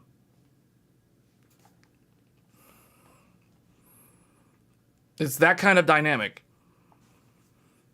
So yeah, Intel, it may be the last hope. They might be the last hope in order to maintain a key player in the semiconductor manufacturing space. Now, I mean, obviously there's others out there. Samsung's out there. Samsung's basically, I don't know, like Piccolo. They're just there doing their thing, you know, like the extra character just doing the thing or whatever. But it's like, you know, I don't know.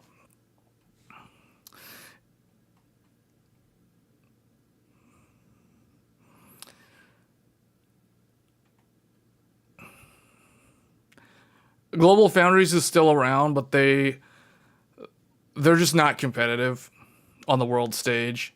So, like, the companies that use Global Foundries are companies that do, like, Internet of Things devices, smart home, you know, like washing machines with electronics in them, refrigerator. Well, okay, if it's not Samsung, you know, like a bunch of other machines, devices, car electronics and things, they use Global Foundries for certain chips and things like that.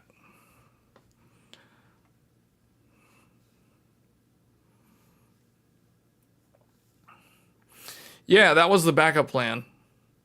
That was the backup plan, although AMD has said something about that, which wasn't really good. Yeah, AMD said something about that. AMD CEO Lisa Su says sourcing AI chips from TSMC's US plants is 20% more expensive, highlighting the complications of building supply chains in America. So I find this interesting, because I thought the whole point of building it locally was so that it would result in cheaper price points, because they would have more manufacturing capacity to begin with. So they could offer more incentives to lower the price. But according to Lisa Su, that's not the case at all. And it's actually more expensive, probably because they're having to somehow recoup the construction costs, I would imagine. But I don't know if those prices will stay elevated like that long term. But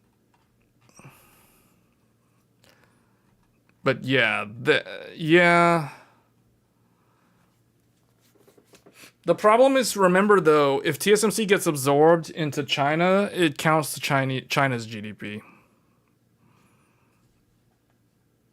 Supply chains in the States are never cheaper. I think the TSMC fabs are just strategic and not dependent on Taiwan.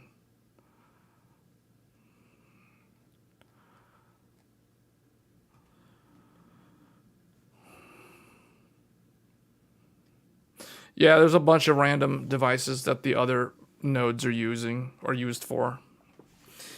So that covers that. Yeah, it'll be interesting to see what happens with the semiconductor market. I mean, I really think though, like Intel needs to stick around. Intel, they just can't call it quits, man. They got to fight to the bitter end. Although, I know that Intel is deeply like they're annoyed because as they try to continue the battle against TSMC and they continue trying to prop up the foundry, and it keeps on fumbling, it keeps on tripping over itself and messing up and all this stuff. It's like, man, it's like they have this this problem child or this disease that they can't really easily fix, so they can't really easily get rid of it. They don't see a solution in sight. And they feel like if they could be rid of it, they could go back to being more competitive with chip design and things like that. And they could like reinvigorate x86 because they don't have the funding anymore to commit to these type of crazy projects. And that's the reason why now you see companies like AMD rise to stardom with crazy innovations like Strix Halo, for example. Or as we alluded to at the very beginning of the live stream, the partnership with Sony that will bring us the next generation of true ultra enthusiast gaming graphics cards that will be faster than the RTX 5090 and bring balance to the force. So things like that are all coming from AMD because AMD is not bogged down by this foundry business. AMD was able to divorce themselves. They basically spun off their own foundries a long time ago as Global Foundry. So Global Foundry is actually, in a weird way, AMD's offspring. But then AMD wanted to get a divorce from their offspring, or I guess they wanted to no longer support their child or something. I don't know. It's kind of a weird dynamic, but anyway, that's kind of where that is. But by not having to deal with any of that, you can imagine AMD can put all their effort into chip design, and that's how it is now.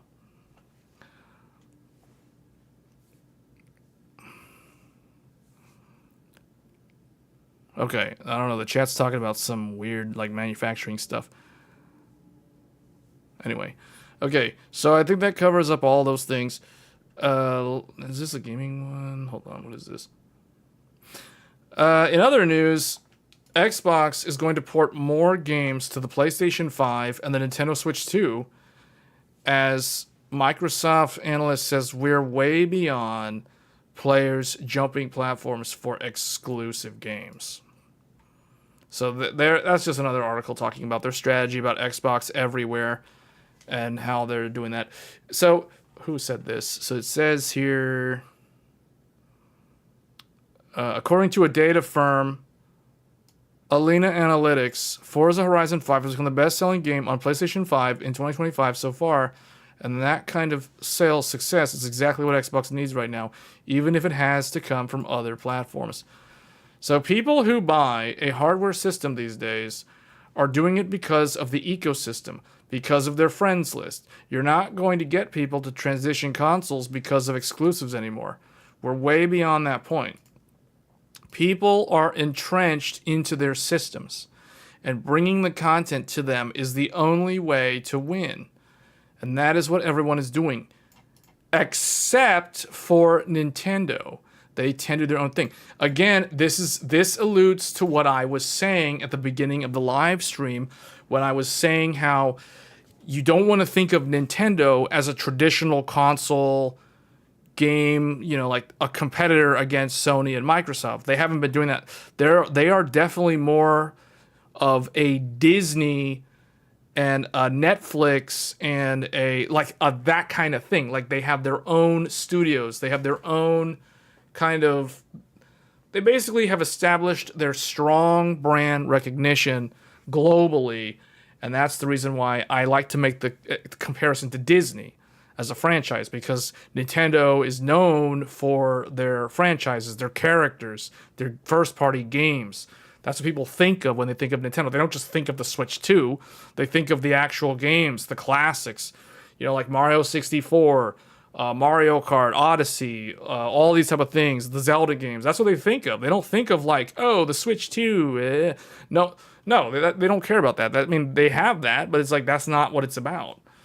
So they do their own thing. Even then, they could benefit from it, but of course they won't. It's not their MO, I don't know, their mission objective. I continue to say that because the biggest live service games are so dominant on the charts, tracking player engagement, it's key for publishers and game makers to go where players are. And unfortunately for Xbox, the majority of them aren't playing on a Series X or S console. I don't like to use one-off cases as anecdotal evidence for proving certain statements true, but I think of myself as an example here that counts to what they're saying. So, like, when I think of myself, I have a Nintendo Switch 2. I have a PlayStation 5. I bought the PlayStation 5 on launch day during the pandemic. I bought the Switch 2 on launch day back on June 5th of this year. I have a PlayStation 5 Pro. I don't have an Xbox Series X, nor do I have an Xbox Series S. So someone like me who has a PlayStation 5, and then rather than buying an Xbox, I went and bought a PlayStation 5 Pro, which clearly means I'm in that Sony ecosystem. So I'm literally proving this analyst correct in what they're saying. Like, unfortunately, they're not playing on Series X. Yeah, I have very little incentive to go and buy an Xbox Series X.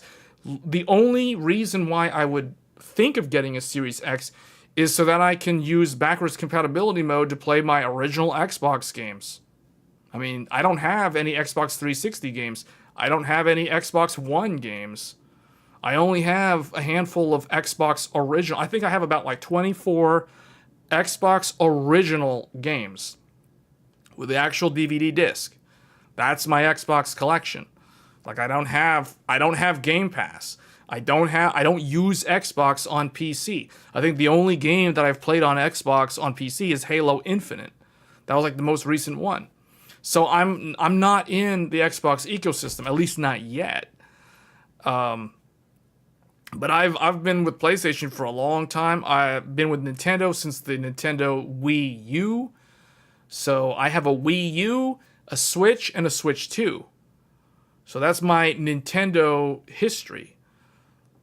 I don't have any of the older Nintendo consoles. I mean, using myself as an example, I have the first Xbox, the very first Xbox from like 2000. I got my Xbox in like 2005, which was literally at the end of the Xbox generation, because the Xbox 360 came out at the very end of 2005. But I never got an Xbox 360. I did end up getting a PlayStation 3, and I have a PS1, a PlayStation 2, and the PlayStation 3, and the PS4, the PS4 Pro, the PS5, and the PS5 Pro. So I'm clearly well into the Sony PlayStation ecosystem for many, many generations, going as far back to the original PlayStation. But I did have an original Xbox, and I have a couple of the more recent Nintendo consoles. But that's how I see this analyst is correct. Like, they're not wrong in what they're saying, because I'm just thinking about myself, and I'm like, yeah, I agree with everything they're saying. But, someone who is way into the Xbox ecosystem will not agree with this, or they won't feel like it's talking to them, because why would it? It's basically pointing out that Xbox is everywhere.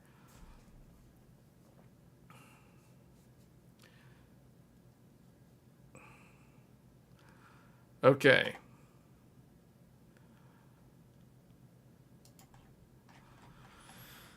But Xbox isn't going away. That franchise is going to be around. That brand is going to be around for the next several, or at least the next couple of generations, depending on how Microsoft navigates that strategy of Xbox everywhere.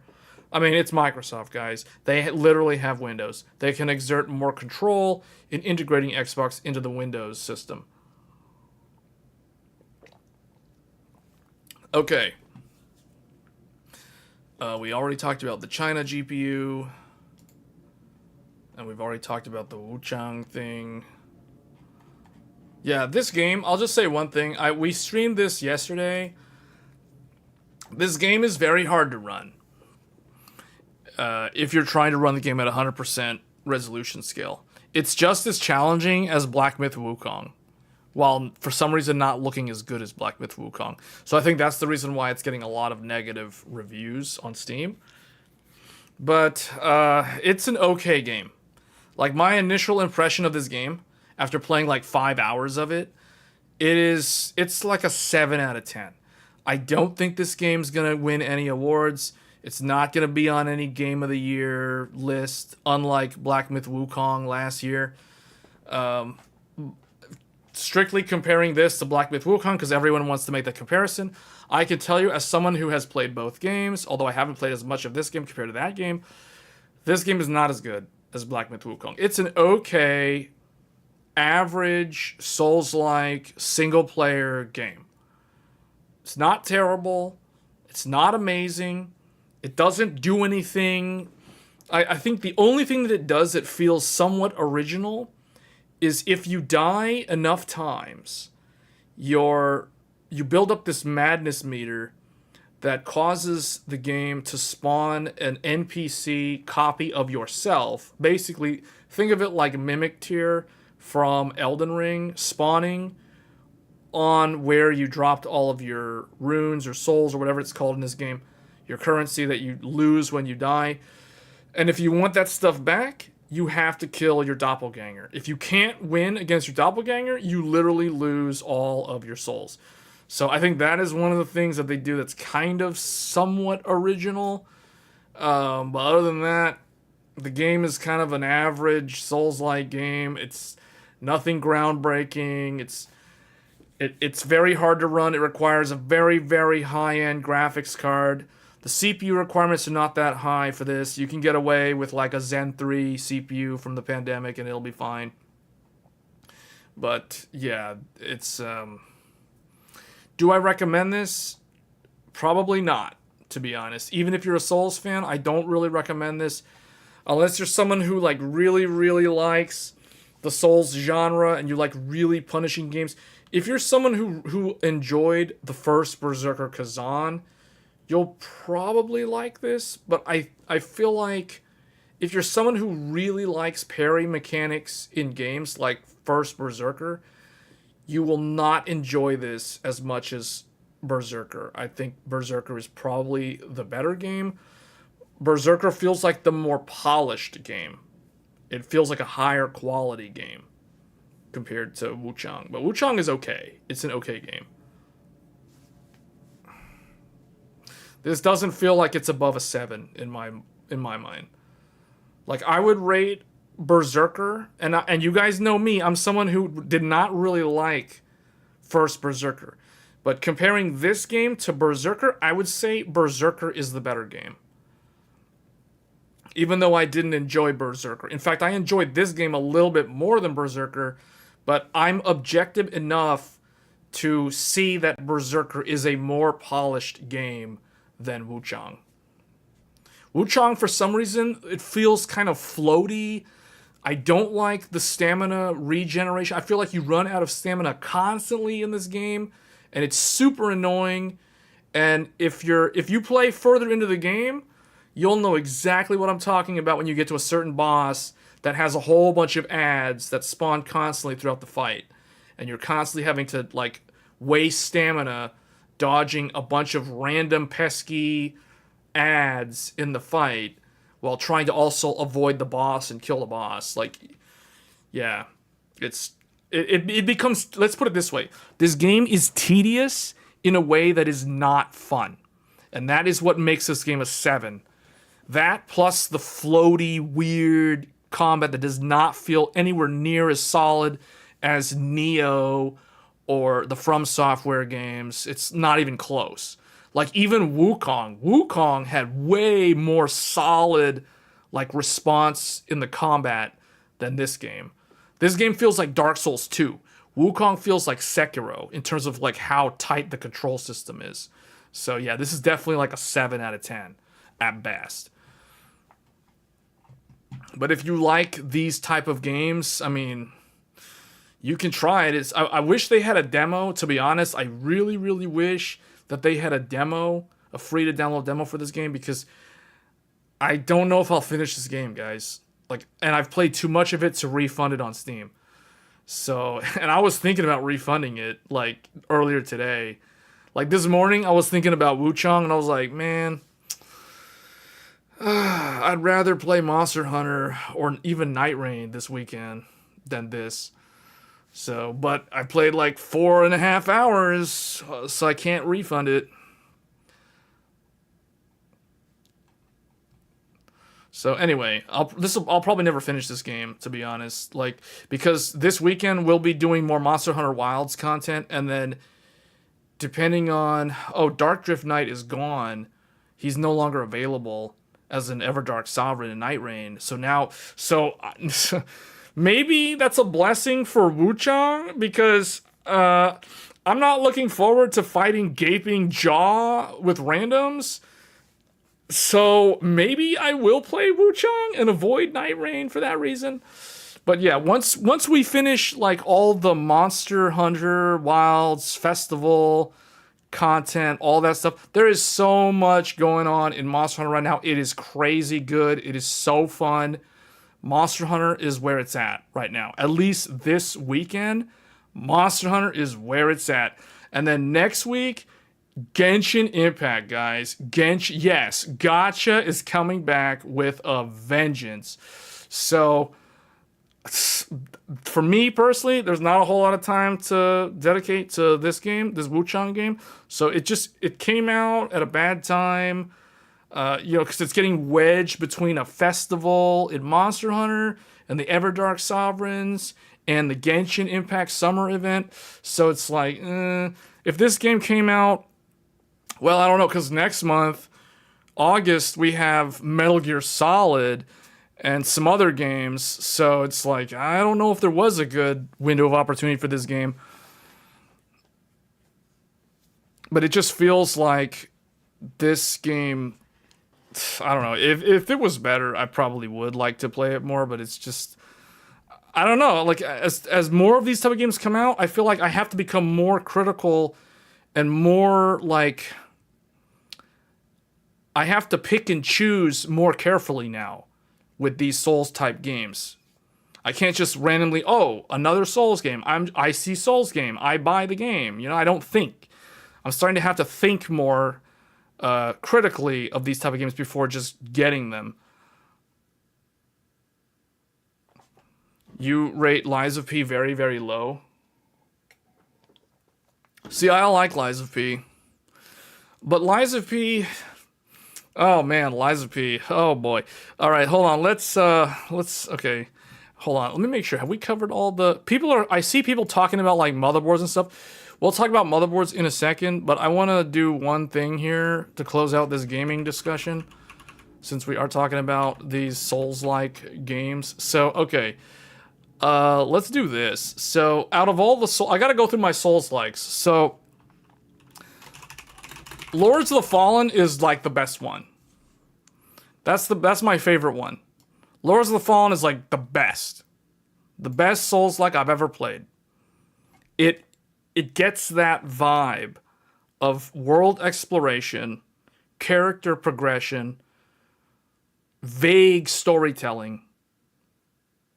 It gets that perfect in terms of the overall feel of the game. It does it perfectly. So I would say that's like number one. Lies of P is probably the second best one that I've played. And then I think it's written this way. First Berserker Kazan.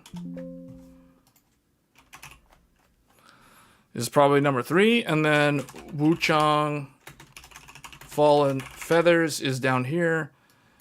And then if we have to include, oh yeah, Black Myth Wukong. Black Myth Wukong, I'd put the Underlords of the Fallen. So I'd put them in this order.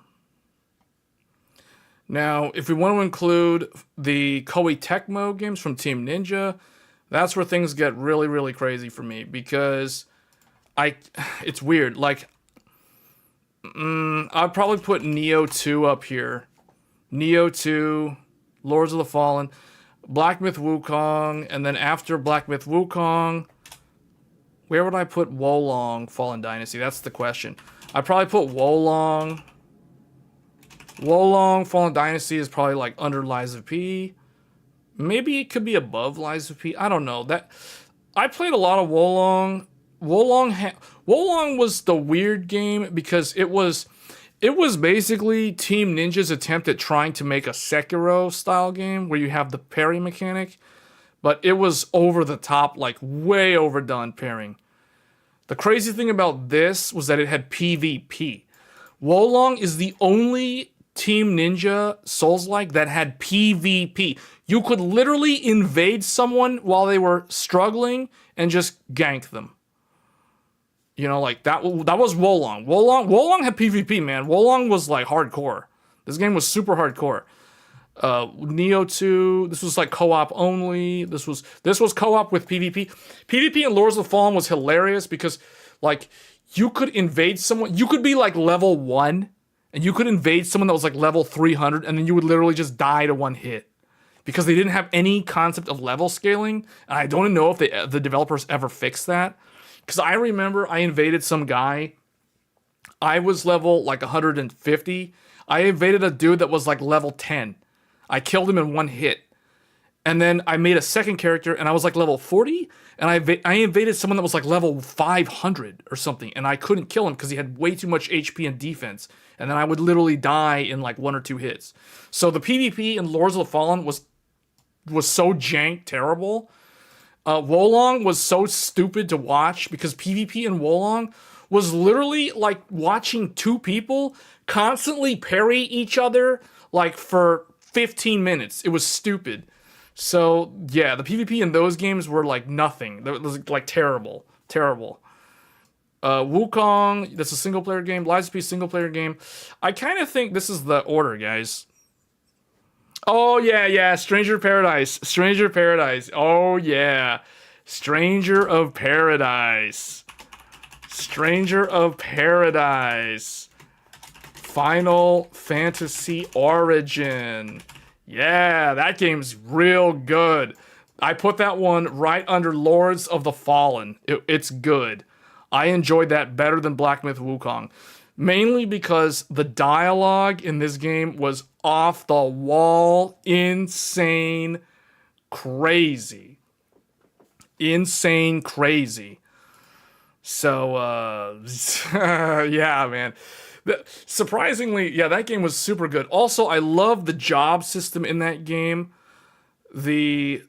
Like how you get like the base jobs and then you can unlock the secret advanced jobs. Yeah, Final Fantasy Origin is so good. Thank you for mentioning that. That game was so good. That game was 2022 good. Lords of the Fallen was 2023 good. Black Myth Wukong was 2024 good. Lies of P 2023. Wolong 2023. You can see that 2023 was a big year for games.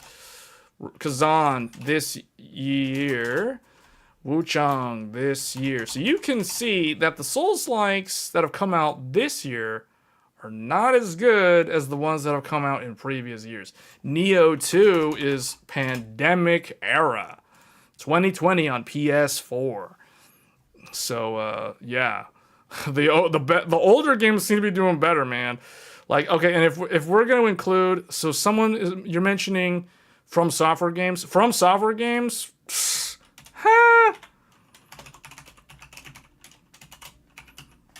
This is the true order. That's the true order. If you want to include the From Software games, they go up at the top. They're like up at the top. They go above Neo 2. This is the 2015 Game of the Year. That's 2015 Game of the Year. This is 2019 Game of the Year. So this was Game of the Year. This was Game of the Year. So, man, those are the games. The games. So what's funny is this is an interesting analysis of how older games seem to be better than newer games.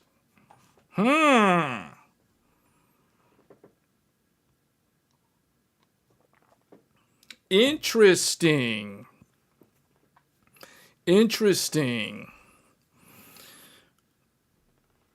We're not including Elden Ring because Elden Ring is basically Dark Souls, is big Dark Souls. And we're not including Dark Souls because we're talking about Souls-likes. Elden Ring is literally a Souls game. It's everything that Dark Souls was.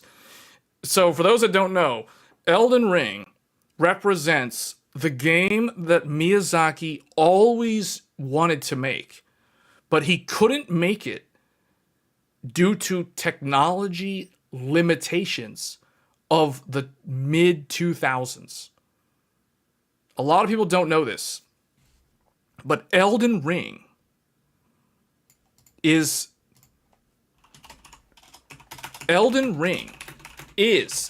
Big Demon's Souls. Did I write Demon's Souls? Yeah. It's Big Demon's Souls.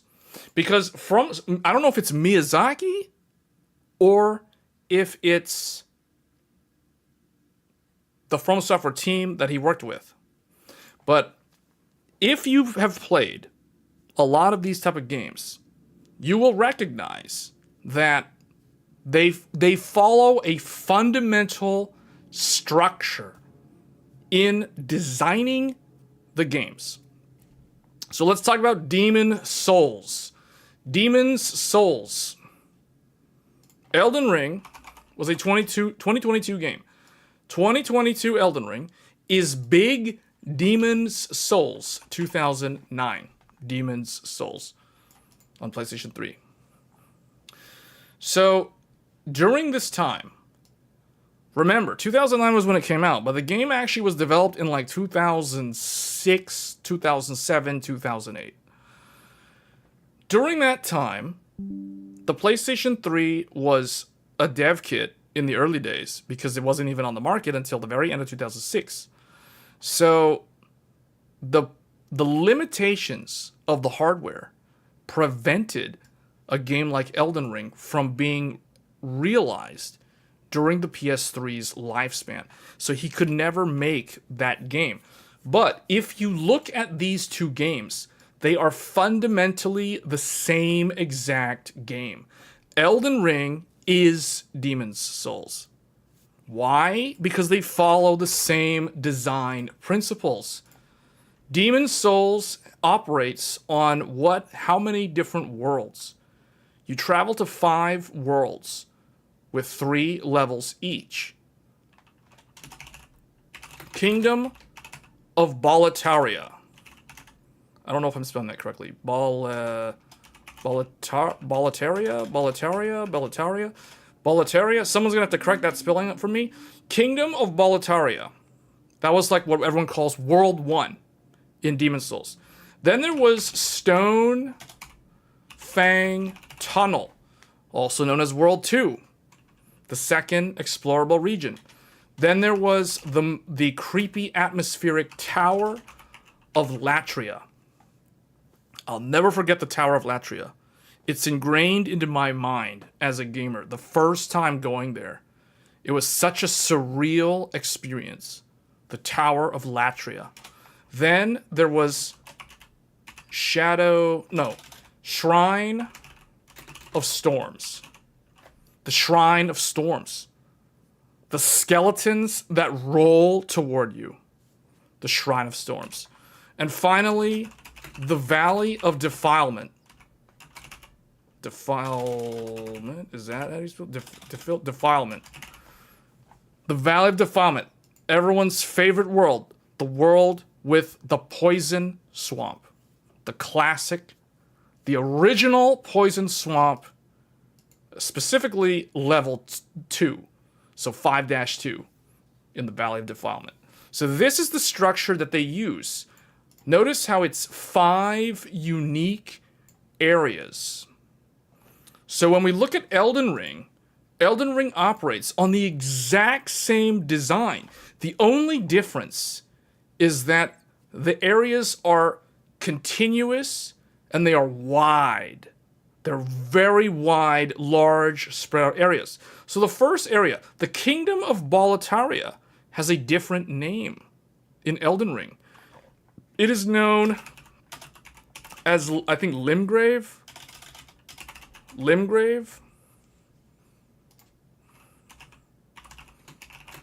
Elden Ring, Limgrave. So Limgrave is basically like the Kingdom of Boletaria, the first out of the 5 zones, because From Software always does 5 zones in their games. They have always stuck to this model in every single one of the games that they build. So the Kingdom of Boletaria was the first zone in Demon's Souls. Likewise, Limgrave was the first zone in Elden Ring. Then there was, how do you spell this? Liurnia of the Lakes. I need help on the spelling on this. Liurnia. I did manage to spell it correctly. Liurnia of the Lakes. This is the second intended exploratory zone in Elden Ring. Similar to how there was the Stonefang Tunnel in Demon's Souls. Then there was the Altus Plateau. I'm drawing a blank here. How do you spell this? Plateau? Which was divided into 2 areas. There was the east and there was the west. So you had Altus Plateau West and Altus Plateau East. So you had the west, which was Mount Gelmir, and then you had the east, which was the Lindell area, the gold grass area, the yellow area, as people refer to it. So that's area 3 and area 4. And then the 5th and final zone is the snow area. The mountains, I think the giant mountains place. The area where the giant forge is at, or you fight that big giant, what is it called in the game? It's like giant mountaintops. Mountaintops of the Giants, Elden Ring. Mountaintops of the Giants.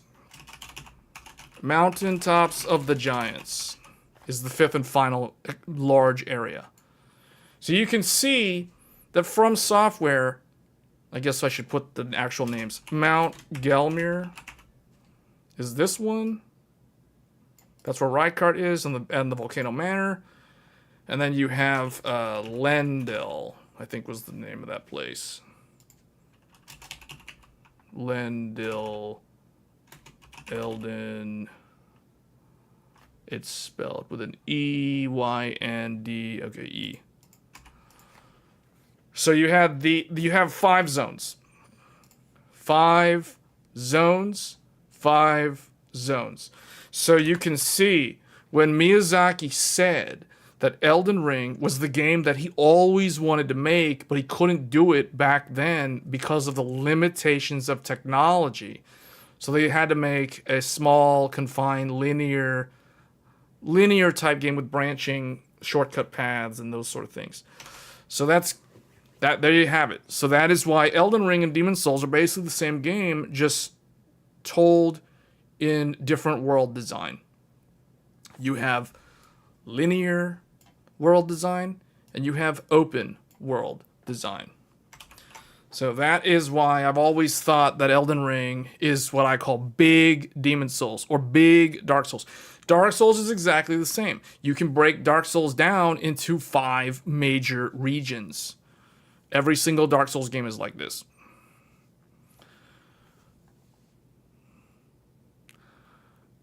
Hold on. So I guess this is kind of the conclusion on this discussion. I don't even know why were we talking about this? Oh, because we were talking about like Souls likes, but then we started talking about actual From Software games. But anyway, there you have it. That is how From Software never really They reinvent the wheel in the sense that they innovate each time with the themes for the lore and the visual environments.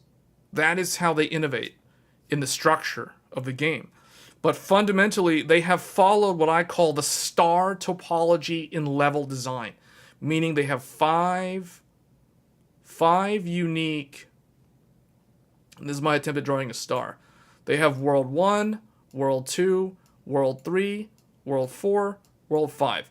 Boletaria, Stonefang Tunnel, Tower of Latria, Shrine of Storms, Valley of Defilement, Limgrave, Liurnia, Mount Gelmir, Lendil, and the mountaintops of the giants. So they follow the same structure. So if you're a game developer, you can look at a From Software game and you can break it down in this star topology design of how they build their game world around the star topology design.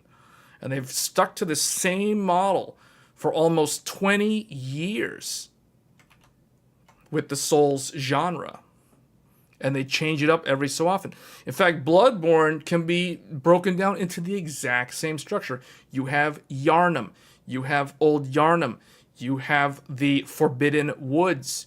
You have that snow area with that one Logarius place. I forget, what is it? Cainard, whatever. Cainward Castle, whatever.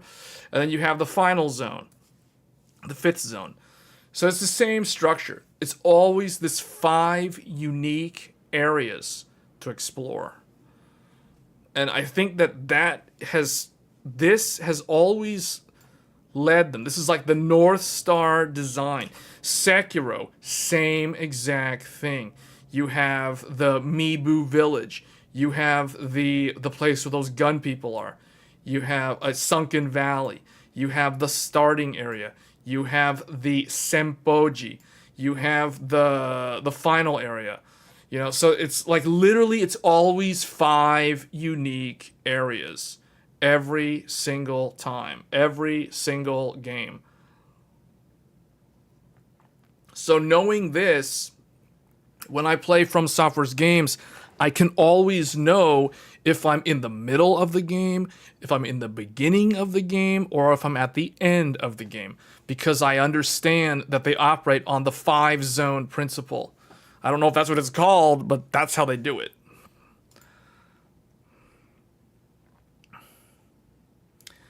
Okay, so someone was asking, so you're asking about Steam removing games by request from banks and other groups affected. Okay, my stance on that is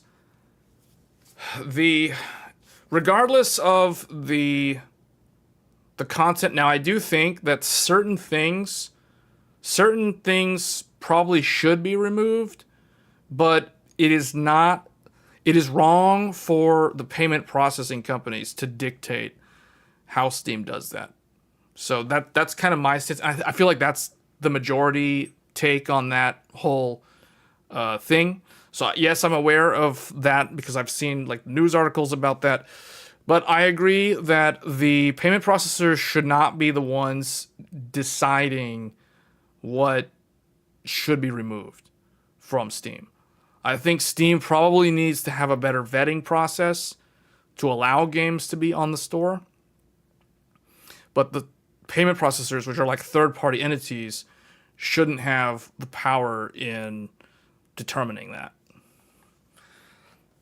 Because that opens up an entire can of worms on like them, like the payment processor companies exerting control over like other things. You know what I'm saying? So that's never really a good thing. In general, that is not a good thing for consumers. What if they remove your game? So you're saying like if you made a game, if they remove your game, like let's say you made a game, well, my answer to that is, does the game follow Steam's terms of service to allow it to be on there? If yes, they shouldn't remove your game. So, I mean, I think that's how it's supposed to work. I don't know if Steam, like, is very thorough in actually enforcing that. My guess is they aren't, and that's the reason why this whole thing happened. So I think what we're gonna see is there's gonna be an overcorrection initially by Steam as some kind of policy change, and then they'll probably just kind of iterate off of that. So that's where I think that's going. Okay, so someone was asking earlier about the pre-builds. Someone was asking about pre-builds. So let's do the pre-builds topic here. Okay. So let's just pull up a random... Here, let's just go to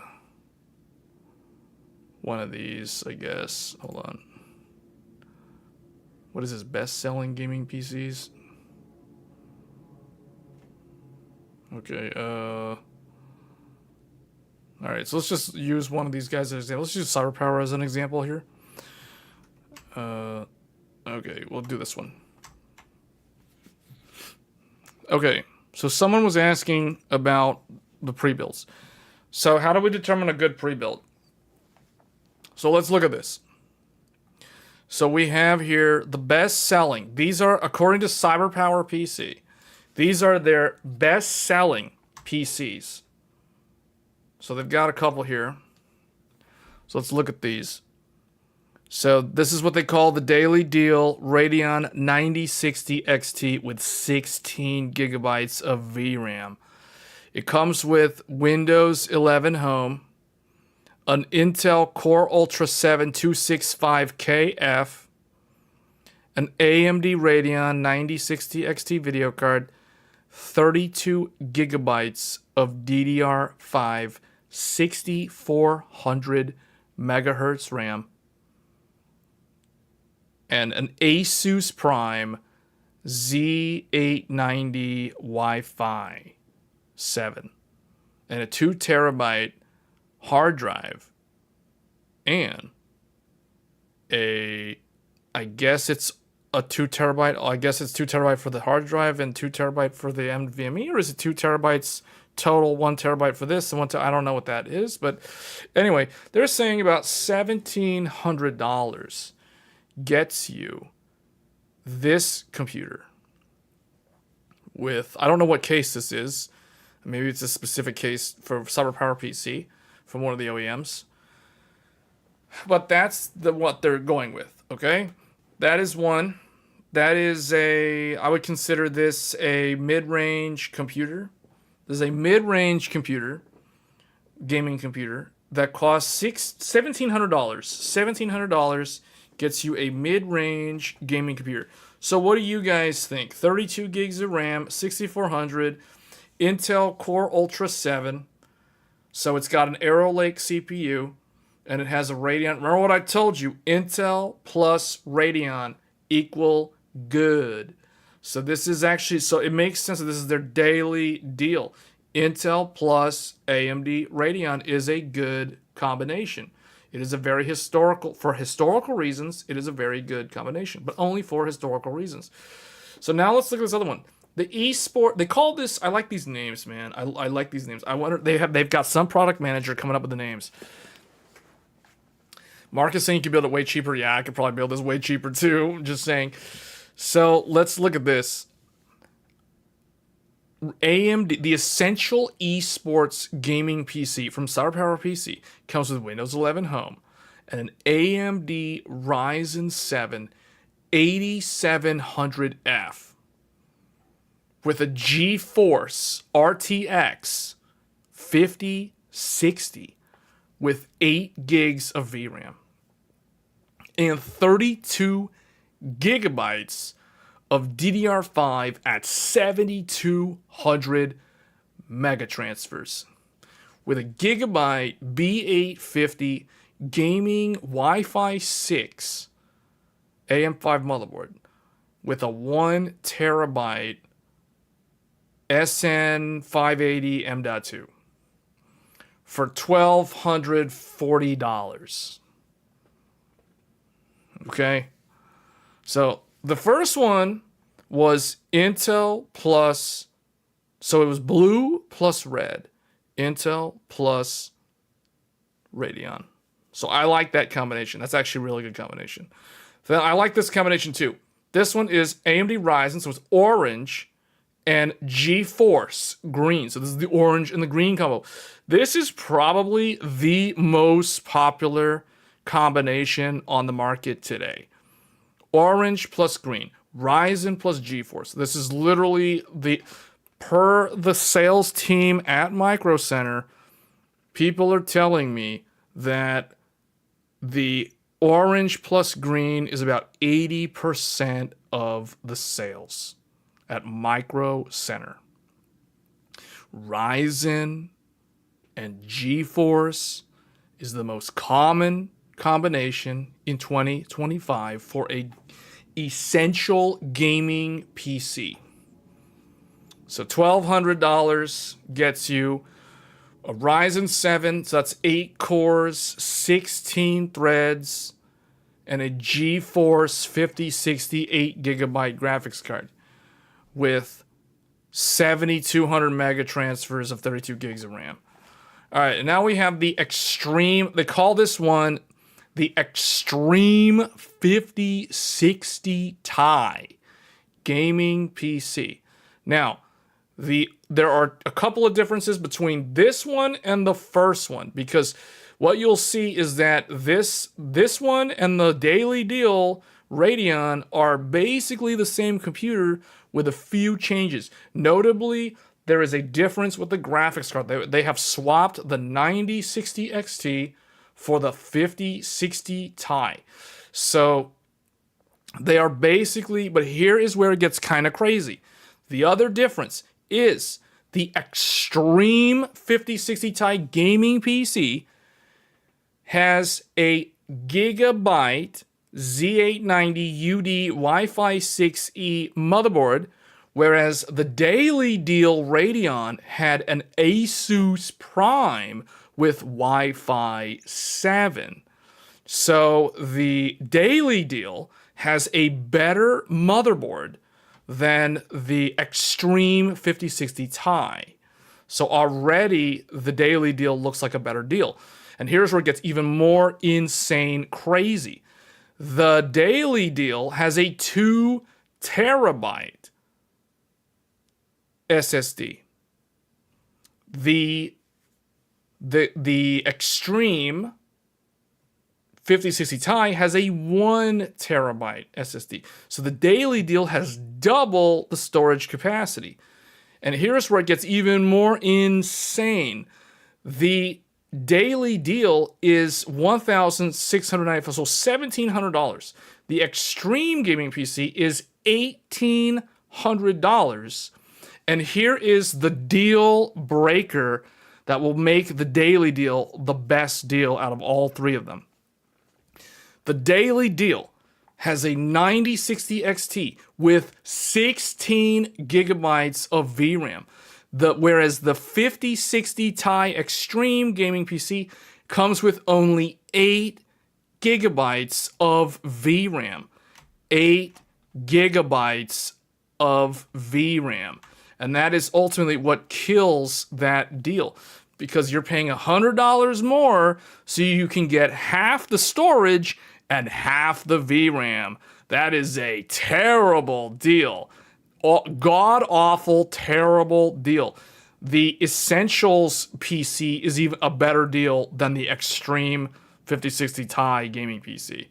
But out of all three of them, the best deal is going to be the daily deal, because that one's giving you 2 terabytes and a 16 gigabyte GPU, whereas these other two jokers only have 8 gigs of VRAM and only 1 terabytes of storage. So that is like, those are terrible deals.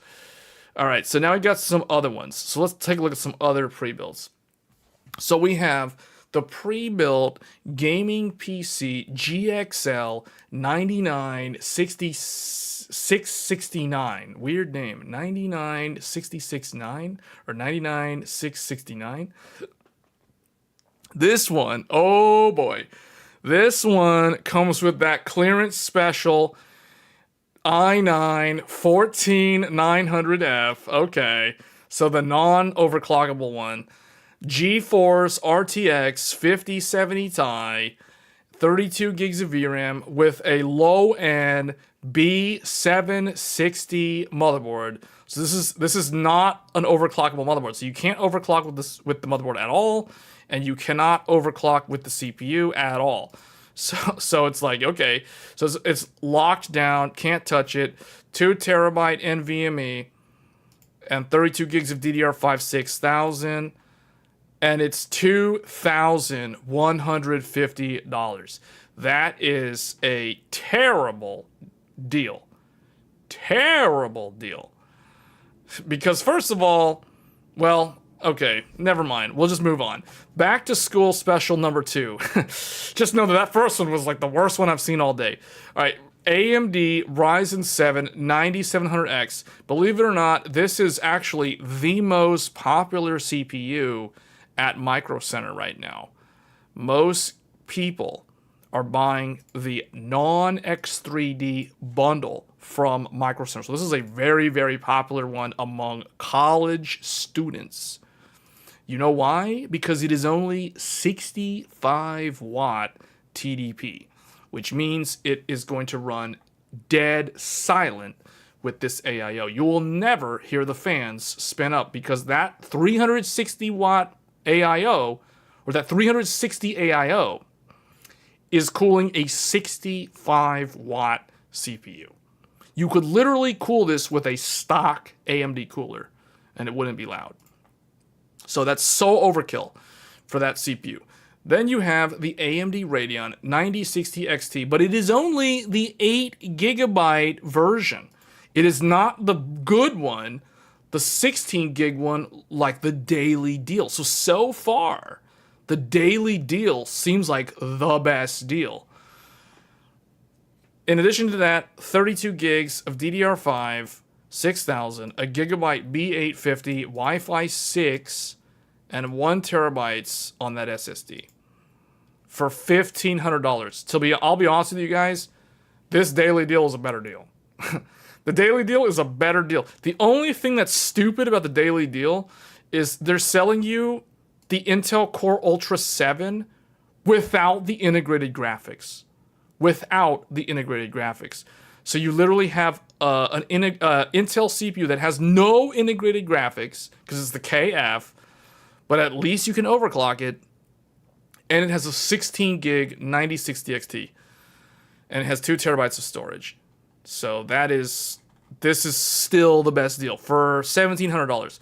This back to school is $1,500, but you're for like $200 less, you're literally losing half of your VRAM on the same GPU.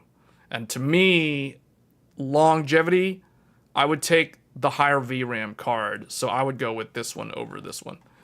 The CPUs, so the Intel Core Ultra 7 performs about the same as the Ryzen 7 9700X. So in terms of gaming CPU performance, the Intel Core Ultra and the AMD 9000 non-X are very, very similar. You will never tell the difference between the two of them. All right, now we have the big dog. This is like where it starts getting to the super high ends. So now we have the back-to-school Ryzen 9950X3D. So who needs a 9950X3D as a college student? I have no idea.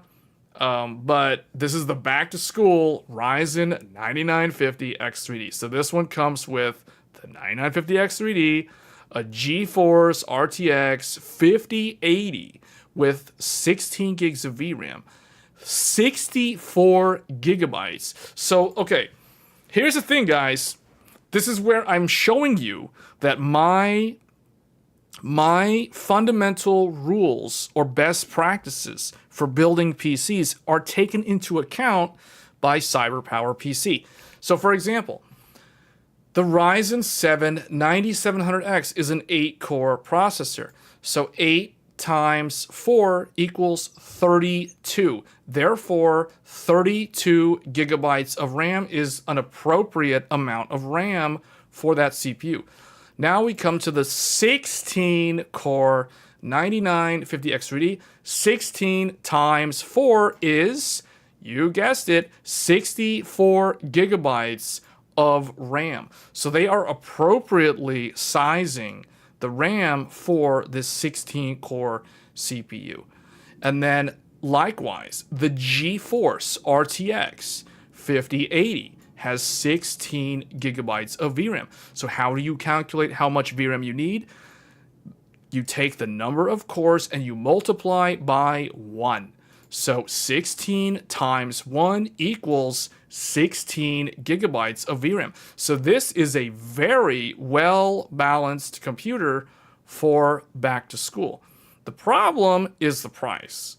This computer is $3,605, which is way too much money. You could build the exact same computer for significantly less money, and you would be able to get the exact same specs for much lower price.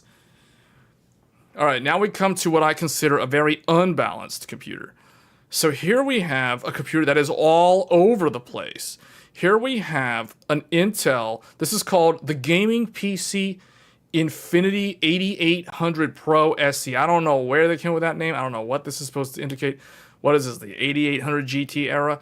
All right, so this one has an Intel Core Ultra 9 285K. So this is kind of the Intel equivalent to a 9950X. So this is a 24-core processor with no hyperthreading. So it has 8 P cores and 16 E cores. So it's 24 cores. So 24 cores, you do the math. 24 times 4 is what? 96 gigabytes. So this computer should have 96 gigabytes of VRAM. And it only has a measly 32 gigabytes of VRAM. Or not VRAM, system RAM.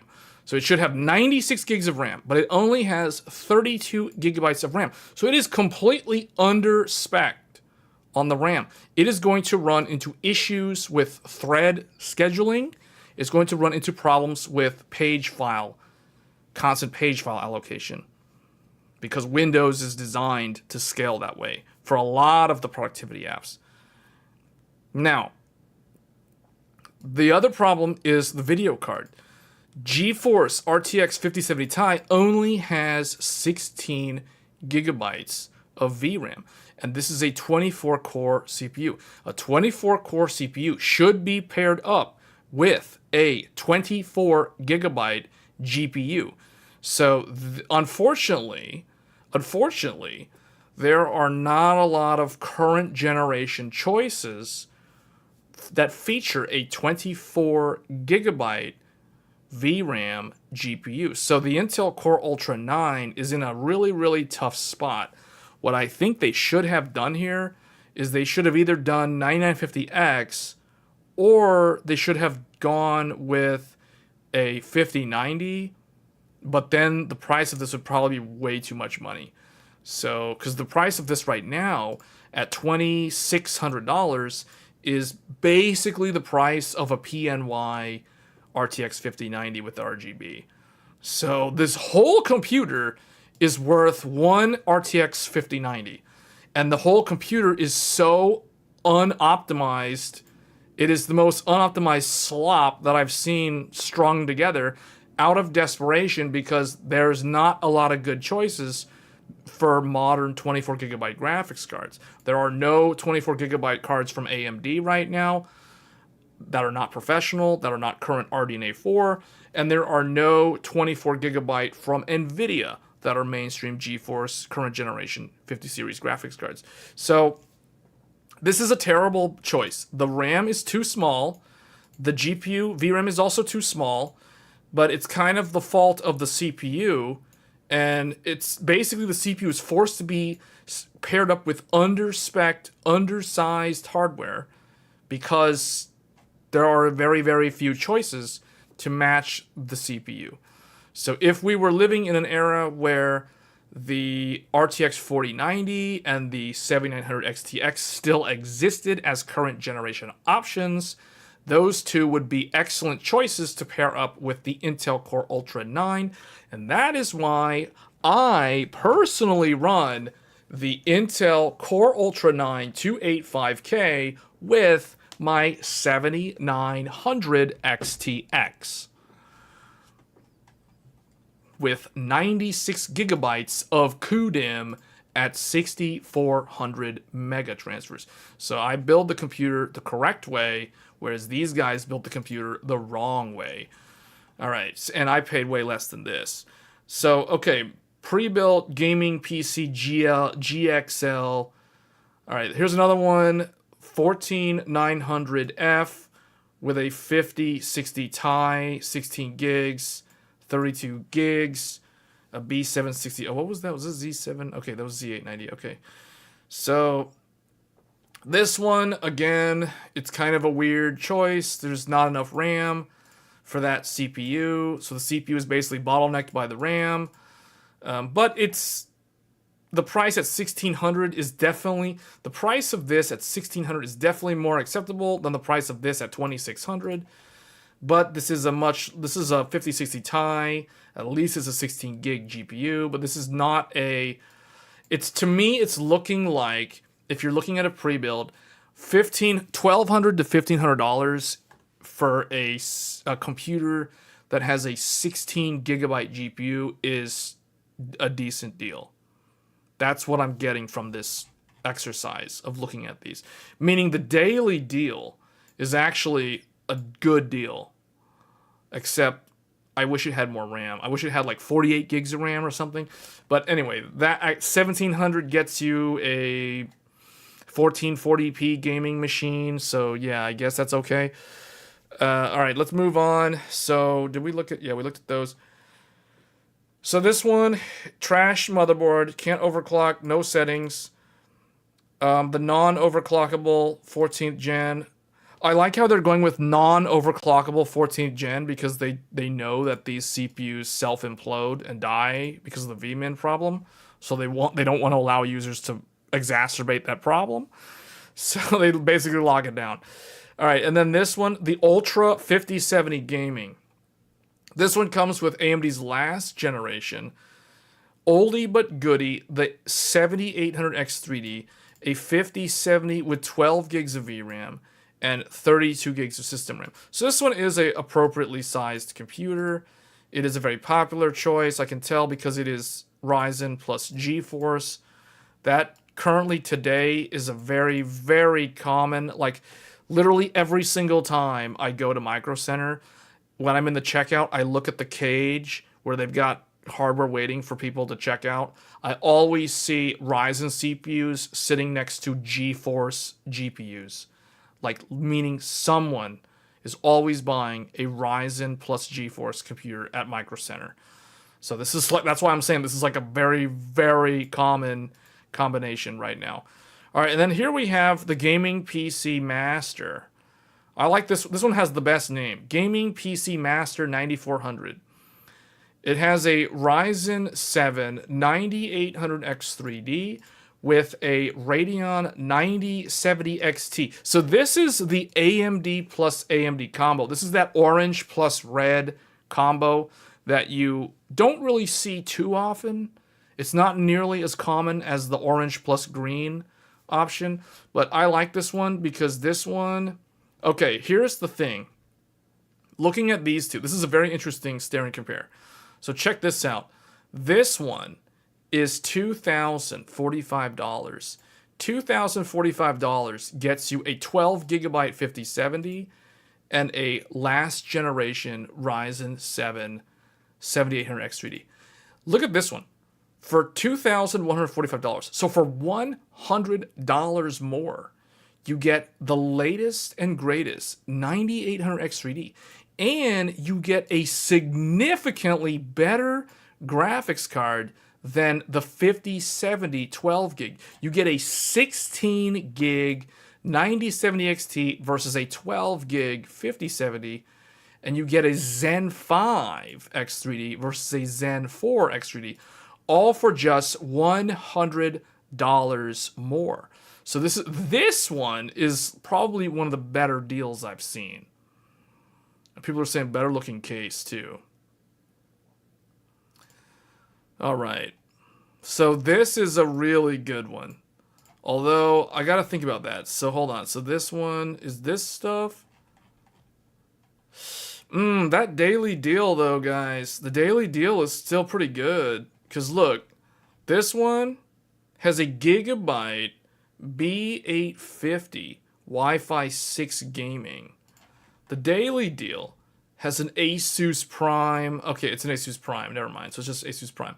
But it's Z890 for the Intel Core Ultra. So the main difference is, do you want to pay, what is this? $340 more to swap that Intel Core Ultra.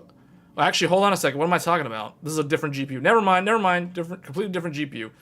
Yeah, so you're upgrading to the 9070 XT. So yeah, this is actually, okay. This one is actually pretty decent so far. Here's another one. Ryzen 7 9800X3D with GeForce 5080. So the only difference is they give you a unknown motherboard. It's unknown what brand this is. So it's most likely ASRock. It could be Asus, but if it's unknown, it's usually ASRock or Gigabyte. But it could be Asus. So I wouldn't be surprised if this is ASRock. Whatever it is, it doesn't have proper I/O covering. There's no I/O shroud. I can see all the USB gizmos sticking off the back there. So this one, so you get an unknown motherboard with unknown Wi-Fi spec. You're getting the same CPU as this one, but now you're upgrading from a 9070 XT to a 5080. But to do that, you have to pay, what is that, $420-ish, $415 more? So is it worth $400 to go from a 9070 XT to a 5080? Personally, I don't think so.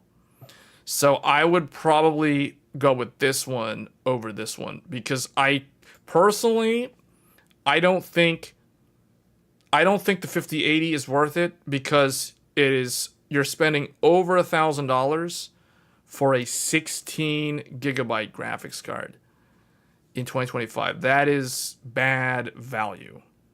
Bad value. So the 9070 XT and the 5070 Ti are kind of where it tops out. Like, that's kind of where GPU value flatlines. There's no reason to go with a 5080 from one of these. So, and the other thing too is, do we even know what type of 5080 this is? The picture here is very vague compared to the ones that are shown here. So, I don't think the 5080 is worth it. The 5080 is 16 gigs of VRAM. It will never age as well as a 4090 because it is just less in general. So, anyone who's arguing otherwise are what I consider delusional. All right, so the last one is the pre-built gaming PC GXL. And this one comes with, so wait, they don't have anything. This is still just a 5080 for almost $3,000. So that's automatically disqualified. So there's really like, do they have anything with the, So that's it. So in general, from like $1,200 to $1,600, that's kind of the range for a pre-build that offers a 1440p, like a 9070 XT or a 5070 Ti. That is kind of the major play, I would say, somewhere in there. 9070 XT is the best deal. Yeah, it is the best deal. That's the thing, and we're seeing that here. But the 5070 Ti is not bad. It's just like you're paying an NVIDIA tax. So yeah, I would agree. Probably the gaming PC Master 9400, but I do still think that the daily deal 1700 for this is not terrible. They're saying it's $300 off. If this was $14.99, I think the daily deal would be even better though. Like if it was $100, if it was $200 less than this. So if it was $500 off, the daily deal would actually be pretty good.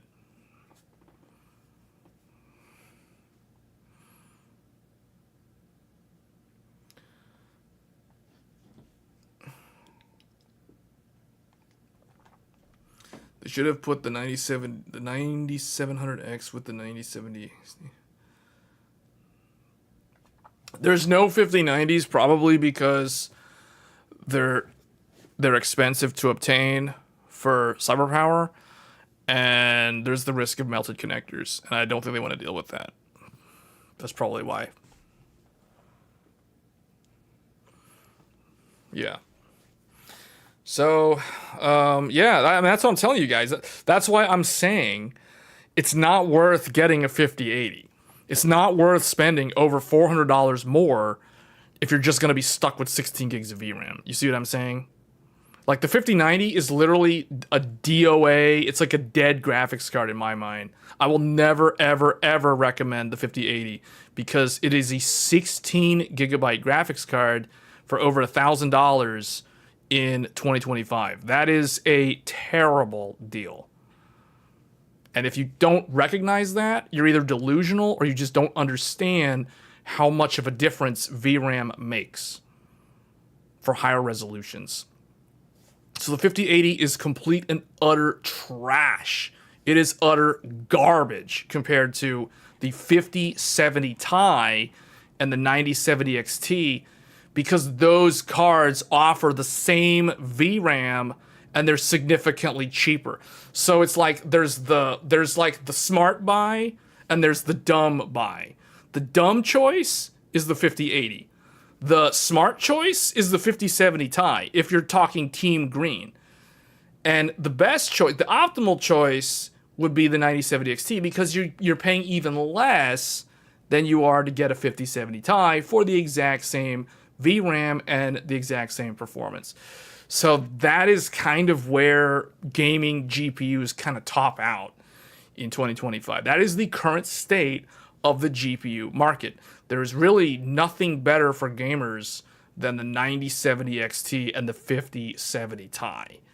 The 5090 is basically it's like a Titan with like half the VRAM or maybe like 1/3 of the VRAM or something. Or I think it's like half or 1/3 the VRAM. So it's like the 5090 is not really what I consider a gaming GPU because the average gamer is not going to spend $3,000 on a graphics card. I'm sorry, that's just reality, guys. Like that's reality.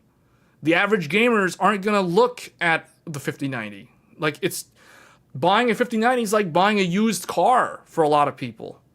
Like think about that. See, that's the reason why there's none of this. I mean, this is where it tops out. That's what I'm saying.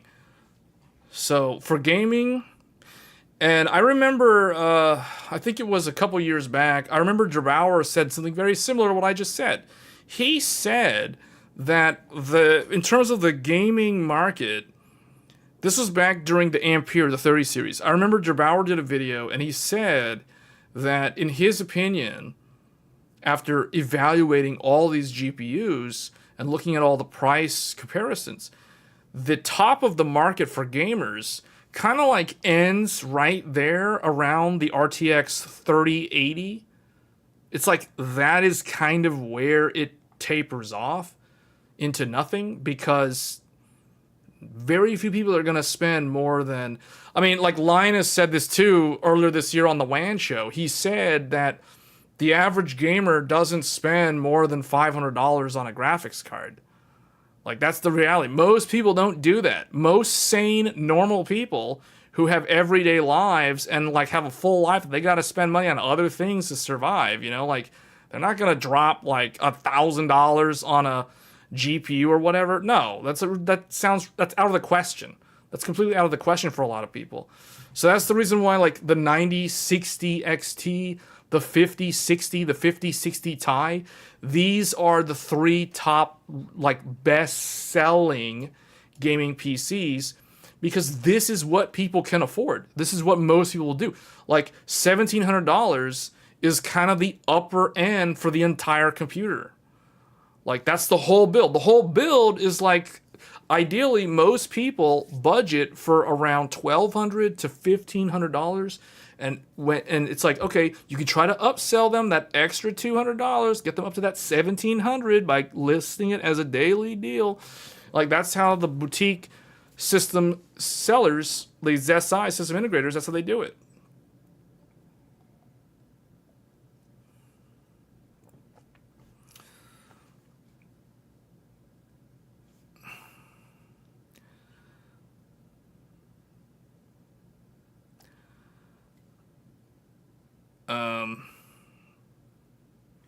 All right, so that kind of covers pre-built. So I hope that answers the question, because I know somebody, I think it was Ant-Man or someone was asking me if I'm going to cover pre-builds earlier. So we covered pre-builds. So here's my take after doing this analysis. If you're in the market for a pre-build because you either don't want to build your own computer, or you're afraid, or you don't have time, or whatever the excuse is, whatever the reason is, in general, if you're trying to build a 1440p, because I think 1440p is a popular resolution for PC gamers these days, even though I personally think it's like 5 years too late. But anyway, where graphical technology is today, 1440p is a good target resolution. You want to be in the realm of 1200 to 1700. Like, that is the range that you should be looking to spend for a decent pre-built computer. Anything over $1,700, you have to be very, very critical on, is it giving me the correct amount of RAM? Is it giving me the appropriately sized GPU with the correct VRAM? Because where this one fails, this one right here, the extreme, I don't know why it doesn't let me highlight this. This third one over here, this one fails so hard because it's charging $1,800 for an 8 gigabyte graphics card. So this one is an automatic fail, in my opinion. But people will look at this, and they'll look at this other one, the Daily Deal Radeon. They'll look at Daily Deal Radeon, and they'll look at the Extreme, and they'll be like, oh, this one has GeForce, so it must be better than this other one. Even though the other one's $100 cheaper and comes with twice the VRAM, and it comes with twice the storage capacity. So the Daily Deal is actually their best deal. So that, to me, is the best deal for someone looking to build a 1440p gaming computer. These other ones kind of fail because they're only, like, okay, this one, $1,200 for an 8 gigabyte graphics card. Okay, this one right here, 5060 8 gig with a Ryzen 7 8700F. This is what I call a 1080p computer. So esports essential. For esports, this is fine. $1,200. Esports, League of Legends, whatever. PUBG. This computer can handle PUBG, 1080p, all that stuff, no problem. So yeah, that one's fine. But this third one over here, this is the most expensive one, and it has 8 gigs of VRAM and 1 gigabyte of storage. Terrible. Terrible deal compared to the Daily Deal. So the Daily Deal is actually the best choice.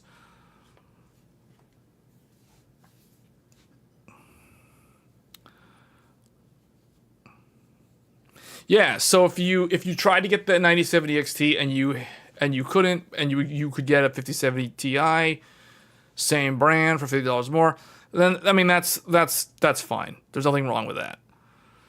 And the 5070 Ti and the 9070 XT are very similar. They're basically the same. They have the same VRAM. They're going to age basically the same. So it's either or, right? Like, if you want to get a better deal and you're able to get a 9070 XT, I think you'll ultimately be more satisfied with that card. But if you end up with a 5070 Ti, at least you know that you got the best NVIDIA deal, because the 5080 is basically the same VRAM, but it's like a waste of money. So it's like, yeah.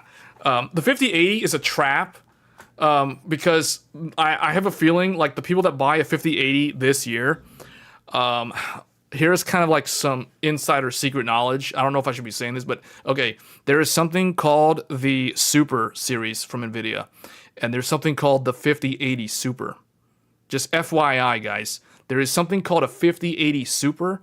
It comes out early next year. And guess what? The 5080 Super will have 24 gigabytes of VRAM. So this is the reason why I'm telling you guys, don't get the 5080. It is a trap. It is a trap.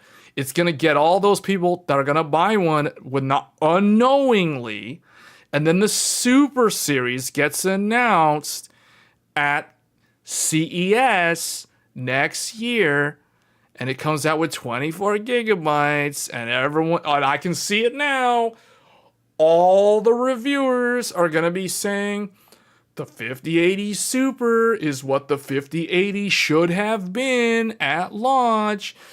It fixes all the flaws of the 5080, and it's going to get all really good reviews because the 5080 was so trash. So I can see it now. That's exactly how it's going to play out. I've been doing this. I've seen so many hardware GPU release cycles over the last 10 years. I know exactly how it's going to go down, like clockwork. Just, it's like reading out of NVIDIA's playbook. It's so obvious how this is going to go down next year, early next year. But here's the kicker. Here's the kicker.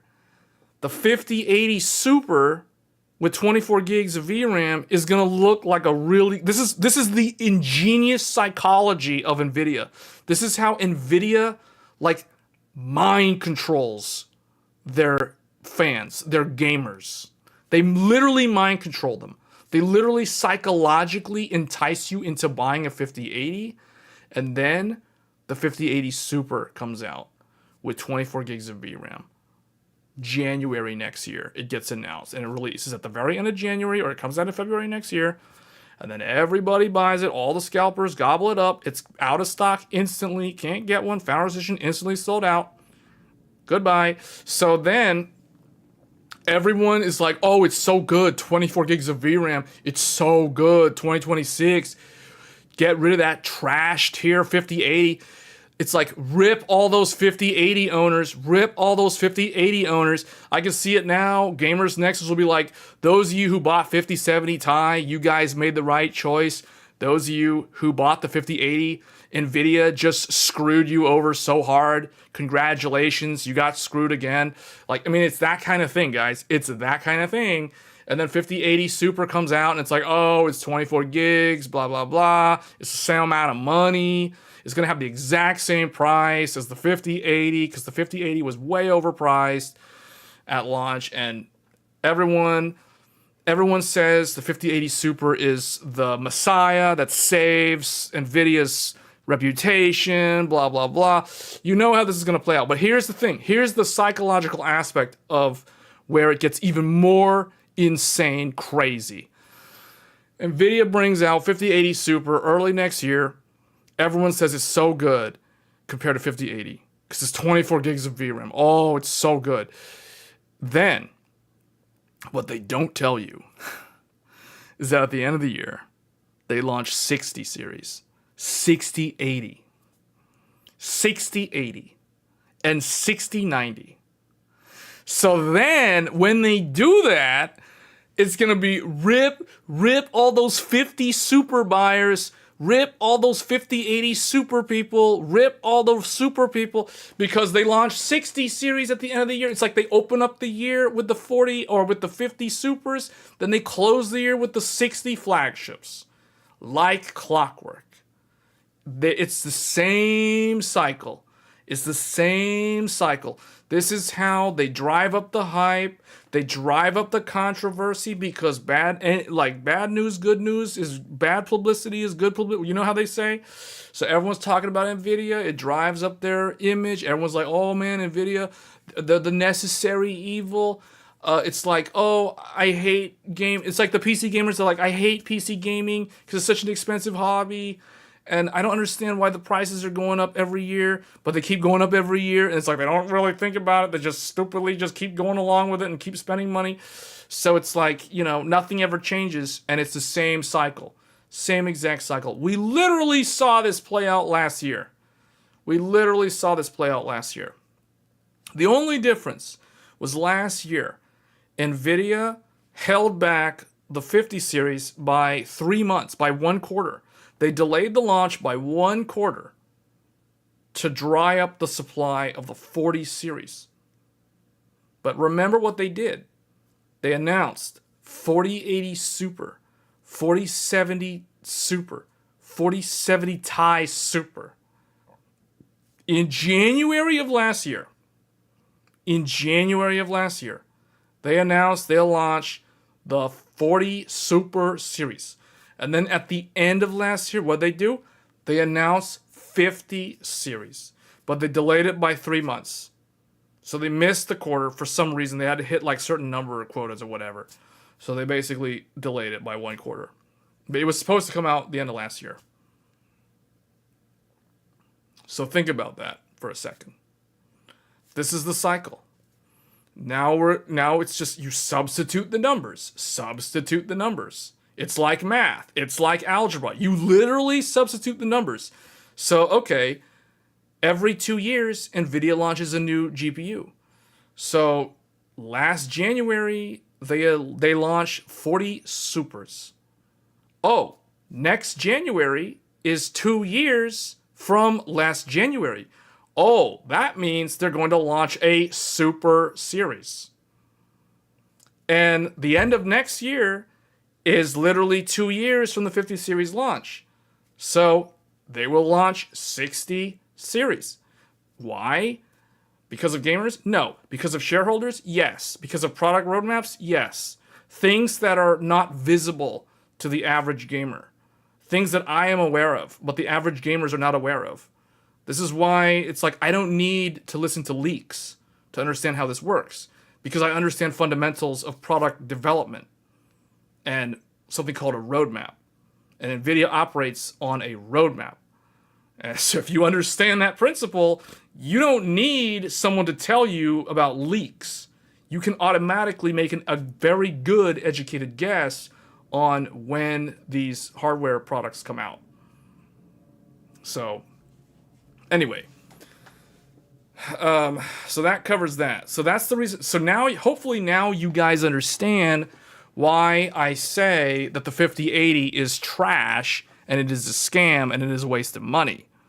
Because it's gonna quickly be thrown to the wayside when the 50 Supers get announced, and those will be a good deal. I would actually recommend those. The 5080 Super 24 gig, I would actually recommend that over a 9070 XT or a 5070 Ti, assuming it is appropriately priced.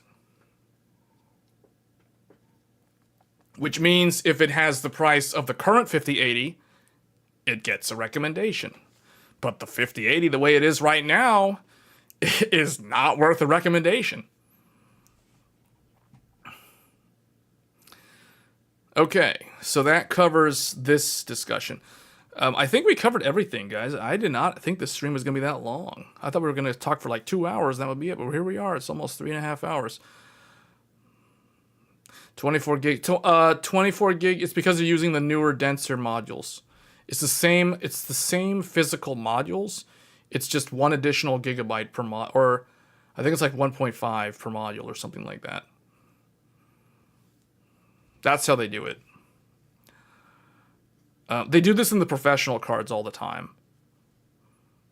Anything Thermalright has will cool any AMD. Yeah, that's true.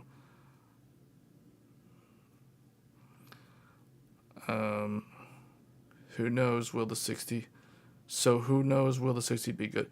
Cheapest 5080 is still $1,300. Yeah, I know. And that's the reason why I'll never get a recommendation from me. I mean, guys, $1,300? Look at this. $1,300 is literally more than this entire computer.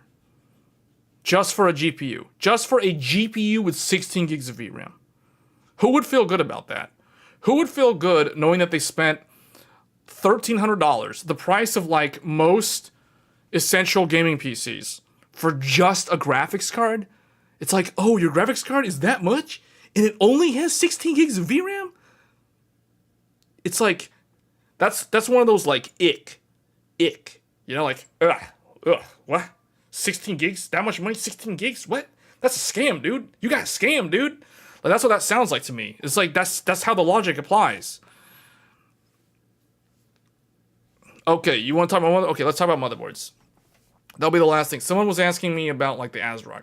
So guys, ASRock, there is no problem with ASRock motherboards. I keep hearing random comments about people like, what about the ASRock? There is no problem with the ASRock motherboards. If you're on the latest BIOS, and you should be on the latest BIOS, there is no problem with the ASRock motherboards. They literally fixed this in February of this year. Improve minority proportion of AMD 9000 series CPU boot issue. We already talked about this like a few months back. So there is literally no problem with the ASRock motherboards. The ASRock motherboards are still one of my highest recommended boards because they are very good value. They have very good BIOSes, and they are actually some of the best ones to get a lot of RAM, and I'm talking like 192 gigs of RAM running at 6,000, no problem. And we're talking like older DDR5 from like 2 years ago, because I know there's newer DDR5 that is able to run higher density at higher speeds. But I'm talking about like older DDR5, you know, like 2 separate kits of 2 sticks each, and you pair them together. We did an entire live stream looking at that. We've done lots of videos addressing this topic of like how to run dual rank 4 sticks DDR5 at like 6,000. ASRock can do it. In general, ASRock and Gigabyte can do those things. So every time someone asks me, what motherboard should I get if I want to run a lot of RAM? And when they say a lot of RAM, they usually are talking about 128 gigabytes minimum. 128 or 192. Now, yes, I know there's 256 gigabyte options, but those options are very, very hard to get right now, and they're very, very expensive. So most people are going to have to settle for like two separate kits of the same kit for 4 sticks total. So they're going to be looking at 128 or 192.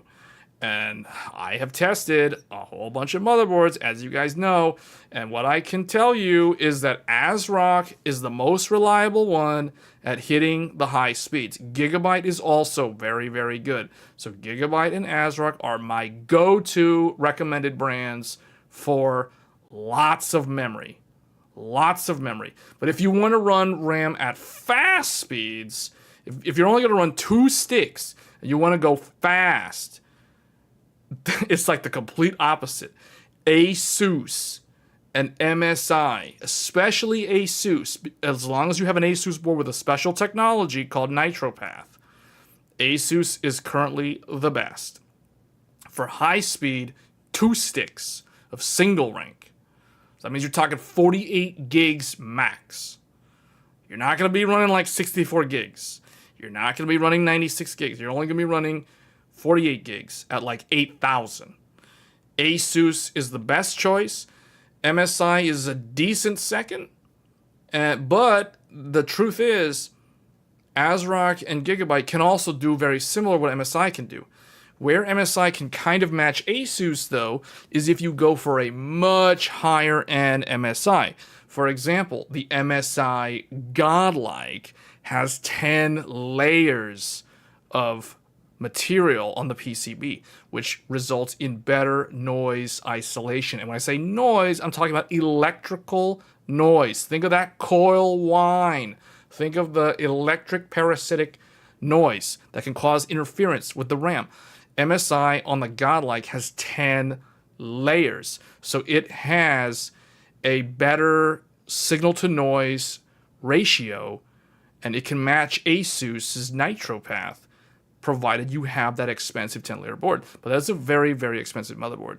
So in general, for most people who want to run a lot of RAM, ASRock and Gigabyte are the best choice. And it's funny because it's like, I'll see these comments on the memory videos that I've done, and it's like, people are like, oh, I tried your settings.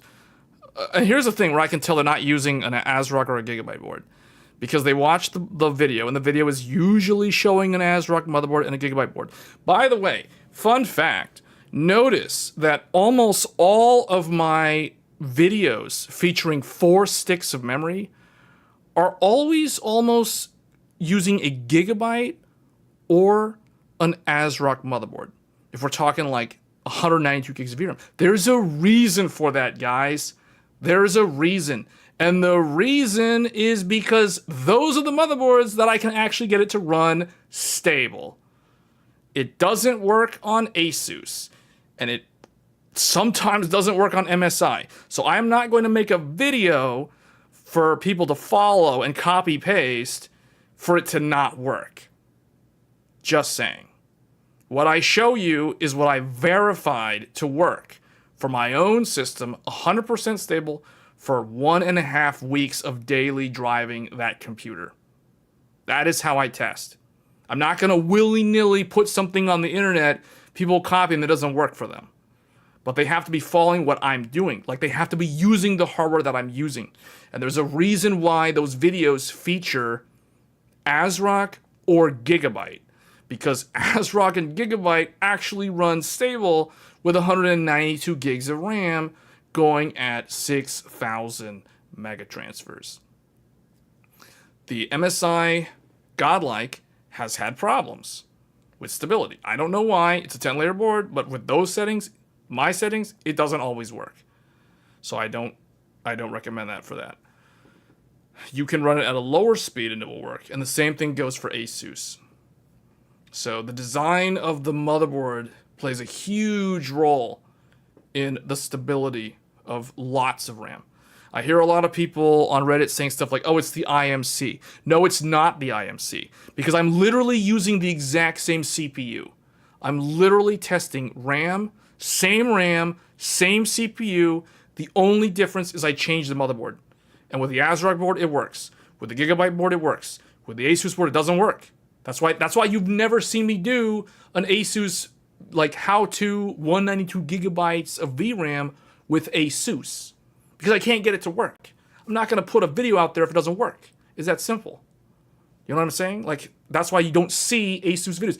I've gotten so many comments on my 192 gigabyte videos asking me, like, does it work for Asus? What about Asus? Can you show Asus? It's like, I'm not going to show Asus, dude, because it doesn't work. Until I can get it to work on Asus, I'm not going to do the video. It's that simple. So I know Asus supports these newer memory kits, particularly those 256 gigabyte kits. So eventually I'll get my hands on those newer 256 gigabyte RAM kits. Then we will start testing, you know, Asus, MSI, basically all of them again.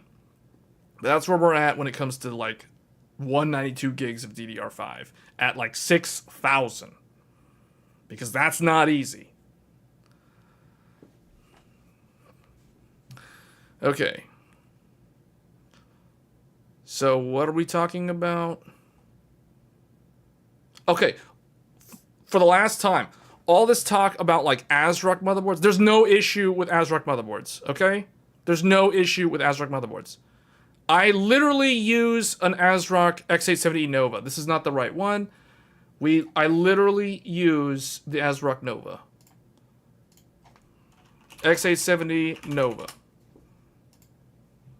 We featured it on the channel multiple times. There's lots of videos on the channel with guides showing this motherboard, with memory in particular. And guess what CPU I'm using? We're using the 9800X3D. The 9800X3D is the CPU that I have paired up with the X870 Nova, and I've had it paired up since day one of getting this motherboard. I've had it for several months now, and no problems. No problem. Not a single problem. Rock solid. So there's no issue. I mean, this is not a problem. Like, the people who are having problems, I don't know what their problems are. My assumption is they're running VSOC at 1.3 volts. I'm making an assumption there, but I don't know. The issue that they had, which didn't even actually kill CPUs, it only prevented them from booting up because it wasn't applying enough voltage. That was addressed in BIOS 3.2. This BIOS. It literally says it right there. Improve minority proportion of AMD 9000 series CPU boot issue. That was addressed in version 3.20 way back in February of this year. Literally before Monster Hunter Wilds was on the market. That's how long ago that issue was resolved.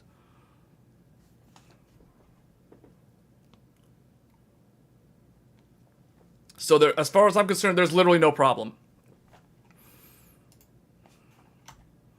So what I can tell you guys is I have two ASRock motherboards. Two ASRock motherboards. I have this motherboard, which I use all the time. This is what I literally use as kind of like my daily work computer. So it's like, if this computer dies, that's pretty bad because I'm using it as my work machine. You know what I'm saying?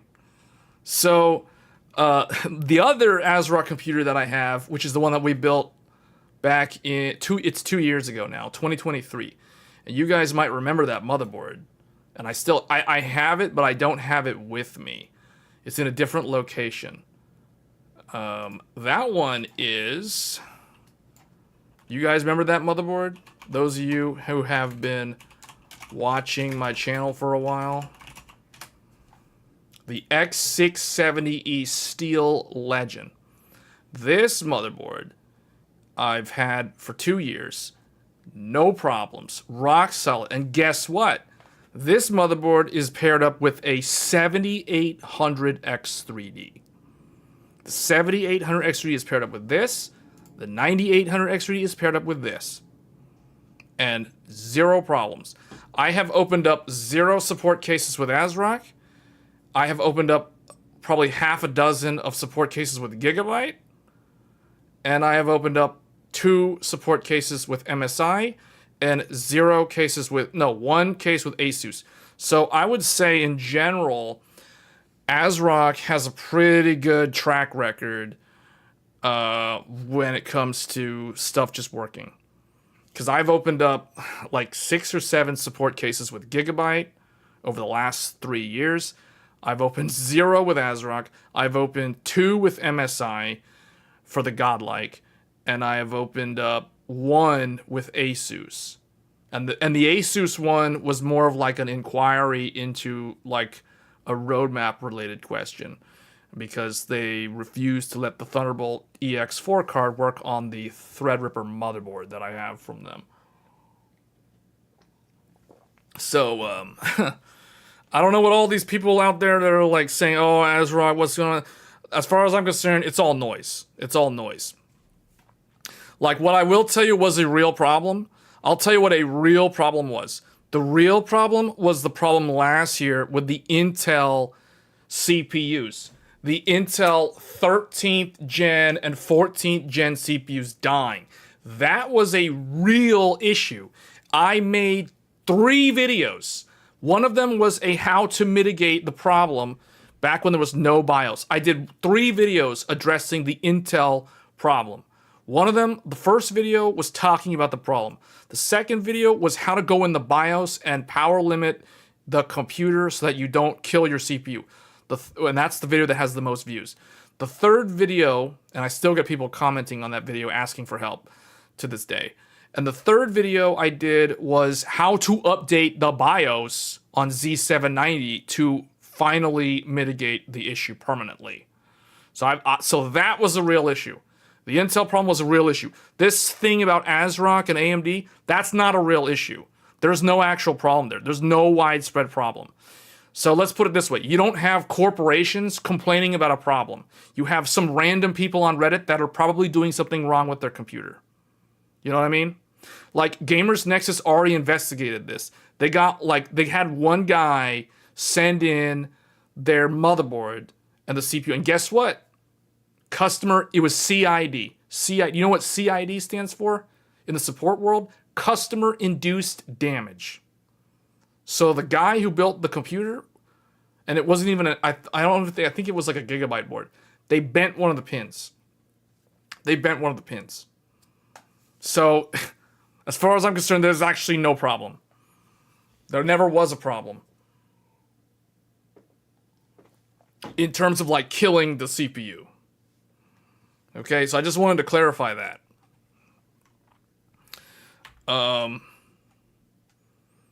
So whereas the Intel problem was a real problem, you literally had data centers having to RMA hundreds of 13 and 14 gen CPUs. So that was a legit problem. And when it's a legit problem, I will address the problem in a video format. When there's no actual problem, there's no reason to make a video about it because it's all noise. It's all noise. ASRock admitted what problem? Yes, you know what okay, explain to me the problem that they admitted. Explain the problem. You're saying ASRock admitted the problem. State the problem. State the problem. Let's see if you actually know.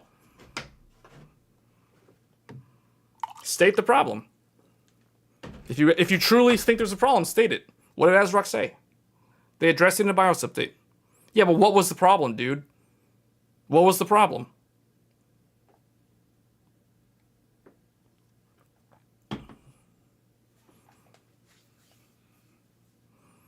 Do you know what the problem was? No. I'm asking you to state the problem. Do you understand the problem? I don't want you to redirect to some other source. Do you understand the problem? This echo chamber of like, oh, there's a problem. Do these people who are saying this, do they actually understand what's going on? Or are you living in a simulation?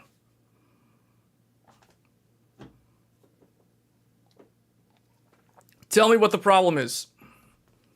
They addressed voltage issues. Okay, what were the voltage issues?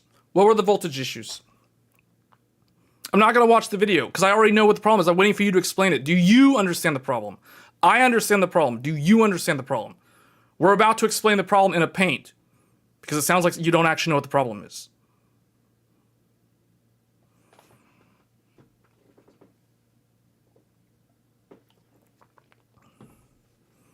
They admitted there was an issue with voltage stability. Okay, and guess what? That stability doesn't kill the CPU. It doesn't kill the CPU. Yeah, okay, dude, do you understand that I have already watched the video? You're referring to the video where Steve literally interviewed one of the vice presidents or the product managers from ASRock. I've already seen that video. No, what I said is there's no problem with it killing CPUs. There's no problem with it killing CPUs. The problem that I said, that I've already talked about, maybe you weren't here when we were talking about this, they literally fixed the issue in BIOS update 3.2 back in February of this year. Improved minority proportion of AMD 9000 series CPU boot issue. Do you know what this means? This means that they were too conservative on the voltage, meaning the boost, what they call pull-up voltage in electronics. The impulse response. The impulse response was too conservative. It wasn't aggressive enough on the CPU.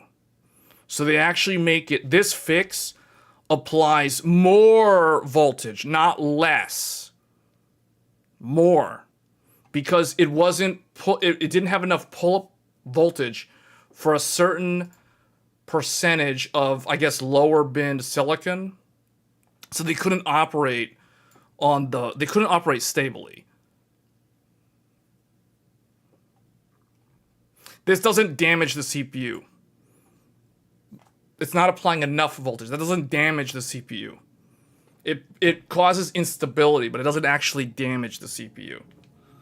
That's where the difference is. Because people are somehow under the impression that if you don't apply enough voltage, you're going to somehow kill the CPU. That's not how electronics works.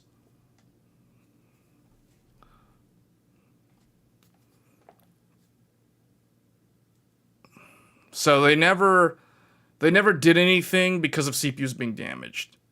Okay, that's number one. Because there wasn't a problem with them damaging the CPUs.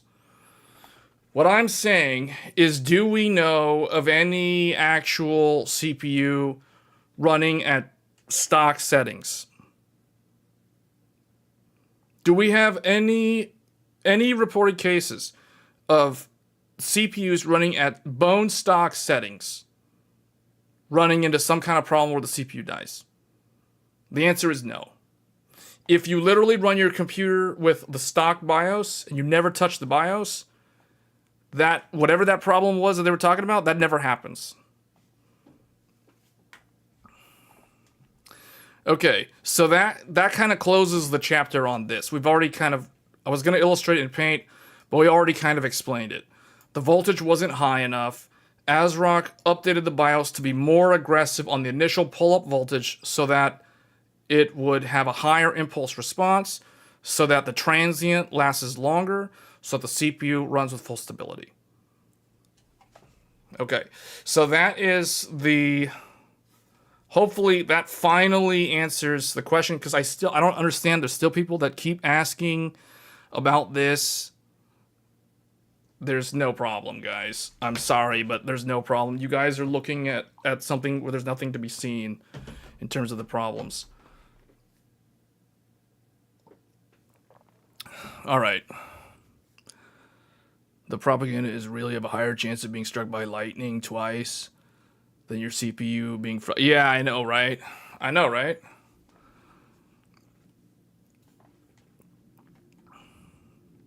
Well, I mean, what are we going to do, right? Like, what are we going to do in Paint that we haven't already addressed? Like, oh, wow, we literally did an entire analysis of how Elden Ring is basically just Demon Souls, flat and wide. That was actually a pretty good discussion. I actually like that discussion. So, let's get rid of all of this stuff. Okay. So, the voltage frequency curve. The voltage frequency curve, let's say this is voltage. This is frequency. For a given frequency, you know, like you basically, in general, you need more voltage to run higher frequencies, but at a certain point you hit a wall and it needs like way more voltage for it to get above a certain frequency. So it's like it scales kind of like that. The problem with the ASRock BIOS,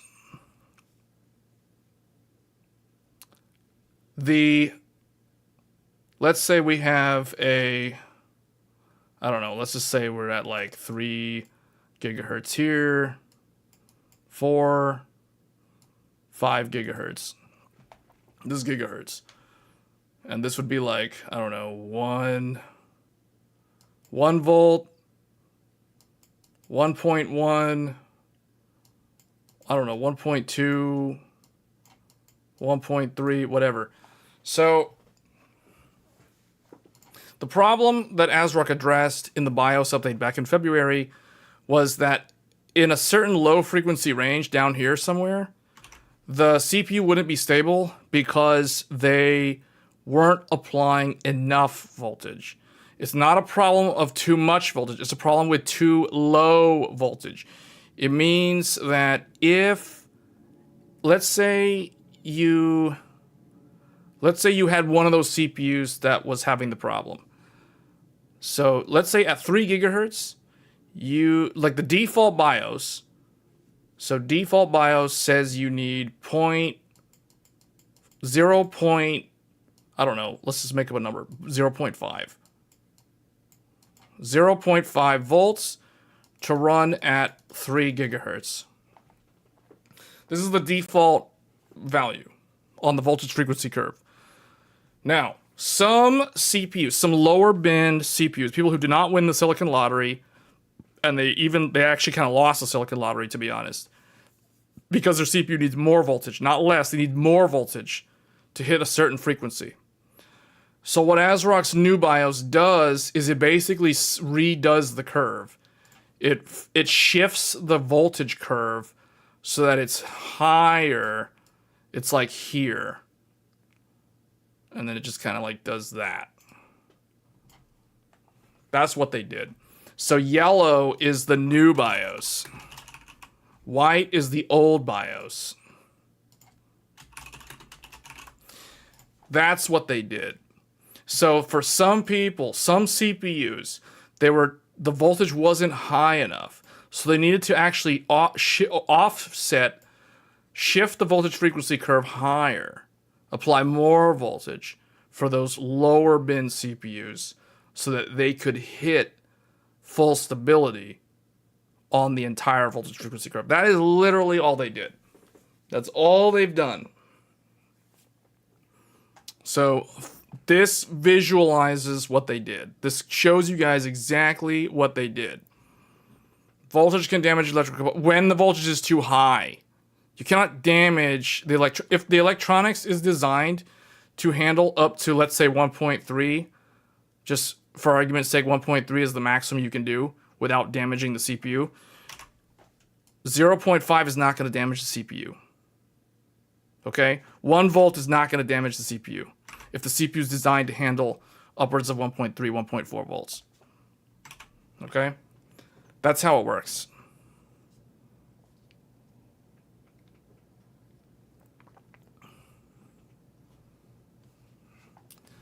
All right. So in general, the best practice is to be on the latest BIOS. Now, the other thing that a lot of people don't know, we said this last week, I'll say it again, newer BIOSes give you much better features and sometimes even better behavior with the system. The best example I can give you, if we go back to here, this BIOS, starting in May, AMD updated the entire AGESA stack so to use a completely different memory training algorithm for single rank DIMMs. So what that means, for those that don't know what I just said, that means that BIOS 3.25 and 3.3 or 3.30 or 3.25, these BIOSes have way faster memory training. Like, it's like night and day difference in terms of how fast the memory training is if you're on 4 sticks of DDR5. This is true not just for ASRock, this is true for all of them. All of them. So there's something magical about AGESA 1.2.0.3D and 1.2.0.3E and 3F. These are what I call the magic BIOSes, because I remember the ASUS Crosshair Hero that I have used to take 6 to 7 minutes to train my 4 sticks of DDR5. With this new BIOS, it literally takes 30 seconds. From 7 minutes down to 30 seconds. Magic BIOS. Magic BIOS. That is why I'm telling you guys, you need to be on the latest BIOS. There's a reason why they make BIOS updates, because the engineering teams are literally improving the system as they go. And the other thing too is security vulnerability fixes. They address security vulnerability fixes. Now, ASRock does not do a very good job in telling you when there's security fixes. For that, let's look at ASUS. ASUS.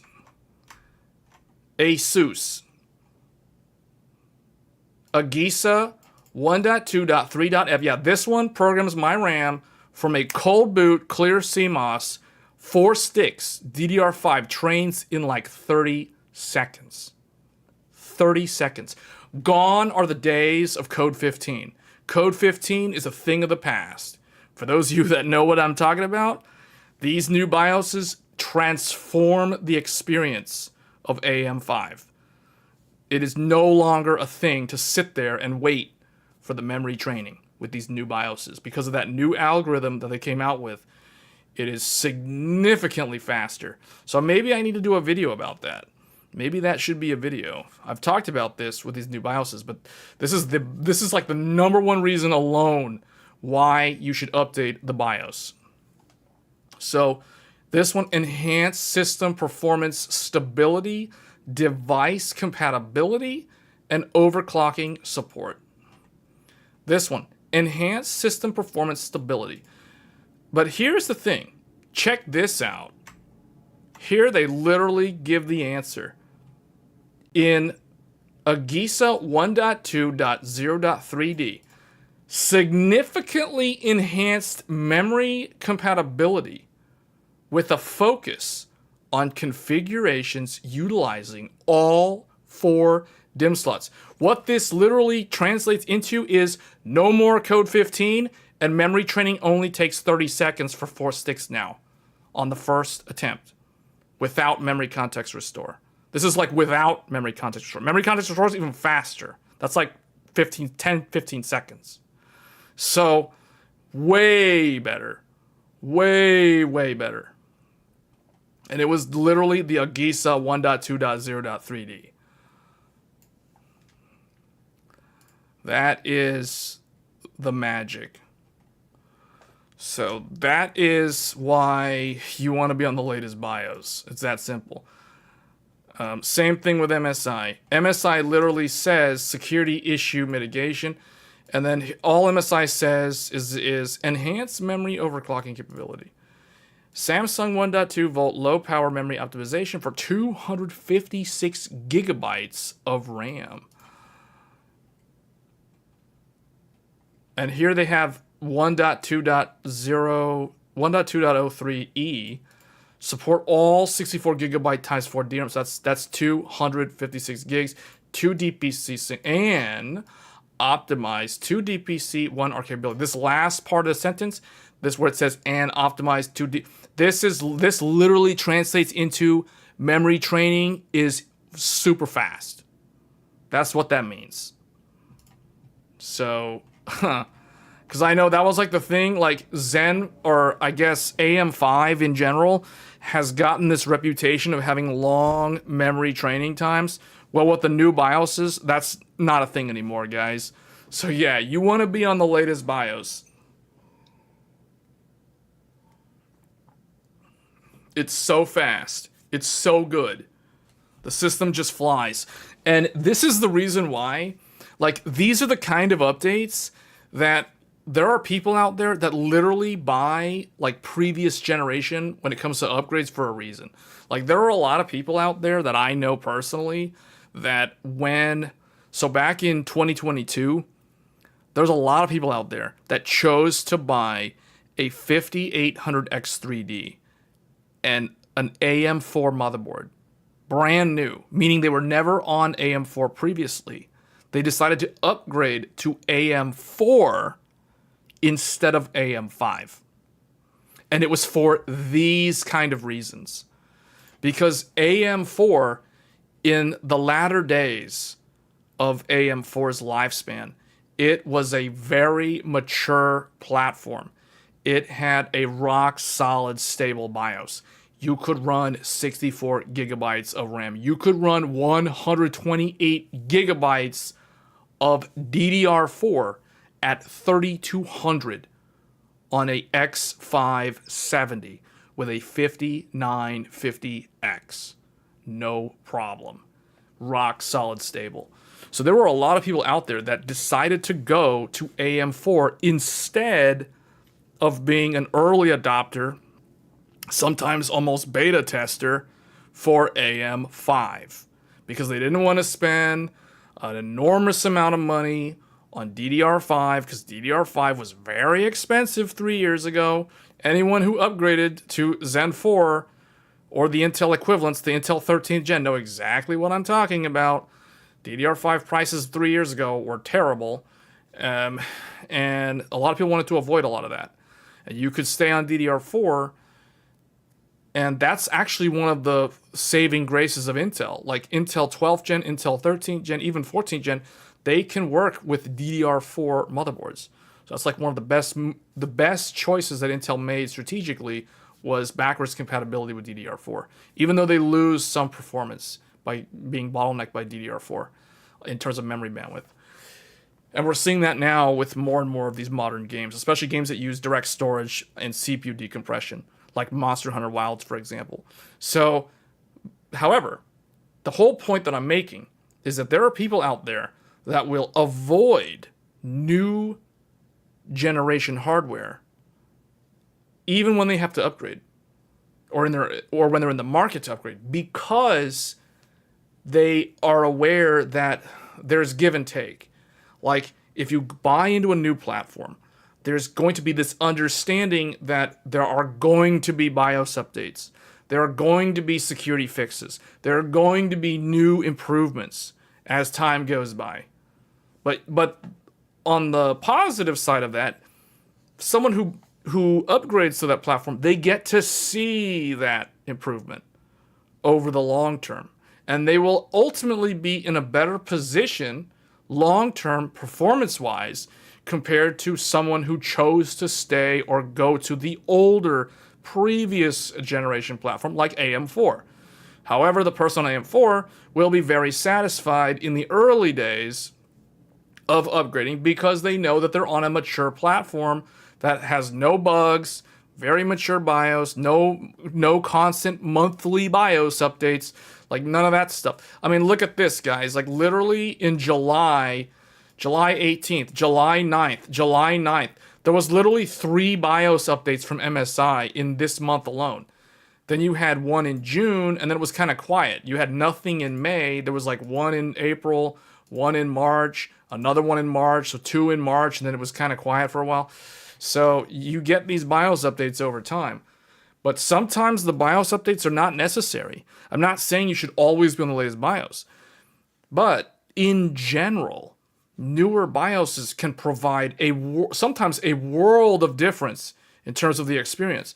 In this case, the Agisa 1.2.0.3 completely changes the memory training algorithm to a far more modern way of handling DDR5 CAD bus programming.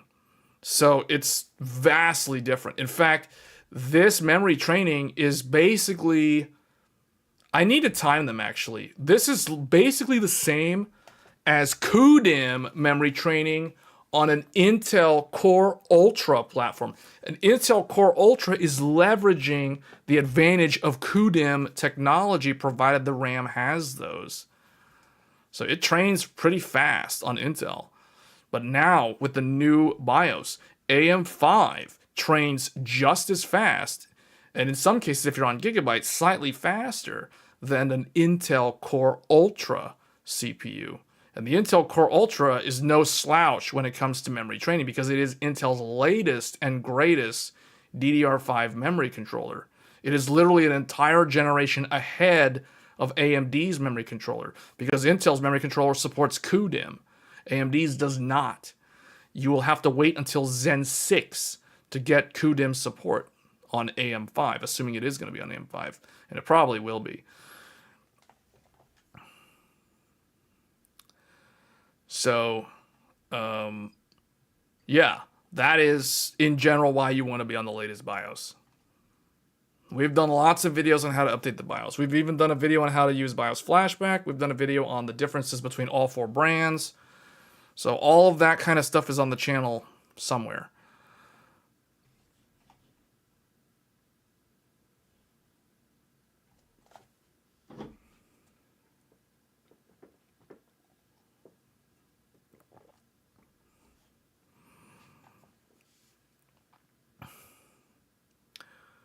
Have I tried Asus auto overclock? I've used the AI tuner. I've not used the auto overclock though, because you have to let it run for a long time.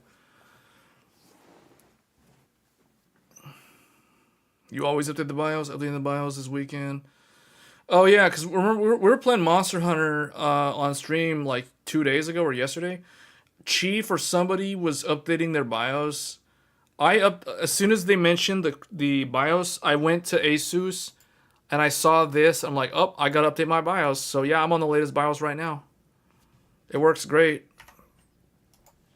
The ASRock one, ASRock doesn't have they're still on 1203E. I haven't seen the F one come out, but the F one is the latest one. I think MSI was the first to get that one out as of July 18th. Gigabyte is on 1.2.3e. So Gigabyte and ASRock are on the same one. Yeah, so it's funny. Gigabyte and ASRock seem to be a little bit slower with BIOS updates compared to MSI and Asus.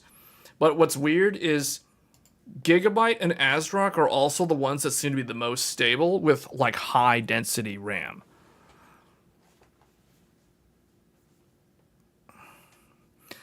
I'm doing the exact same thing. I'm running the Godlike with 96 gigs at 6400. Exact same thing. 4 sticks. I do 4 sticks all the time. 4 sticks. But man, the magic of this new BIOS though, you guys have no idea, man. I hated how Asus used to take 6 to 7 minutes to do memory training with 4 sticks, 96 gigs total. With this new BIOS, it's literally like 30 seconds. And that's with no memory context. Memory context was fast regardless. But I'm just saying, like, I don't know what they did. I really want to know, like, what AMD did. What the BIOS engineers figured out with the new Agisa. Because, like, I don't know what they did. But whatever they did, it's like magic, man. It's magic. It boots so fast. It's so fast with DDR5. Like, I don't know why they couldn't do this 2 years ago. Because the last 3 years has caused AM5 to get this reputation of having long memory training times. But if only people knew to update to the latest BIOS that came out from May, all that is gone. All that is a thing of the past. So something changed. Something changed. CAD bus, signaling, calibration, whatever they did, I don't know, it's awesome. It's awesome. It's so fast. Which tells me AM5, this is following the same pattern we saw with AM4. AM4 had the DDR4 memory training stuff on Zen 1. You know, it was kind of hit or miss trying to run 4 sticks at 3200 back in the day. And then Zen Plus came out. It was a little bit better, but still kind of the same. Zen 2 came out. It was vastly improved, which is kind of like Zen 5 with this new Magic BIOS. And then Zen 3 came out, and it was like so good. It was just so rock solid stable. And I'm hoping next year AM6, or not AM6, when Zen 6 comes out next year, assuming it's going to be on AM5, that'll literally be like Zen 3 all over again, where Zen 3 was so good. There was no weird BIOS things. There was none of that. It was just like rock solid. It was the best performer. So Zen 6 is probably going to be a true winner when it comes out next year.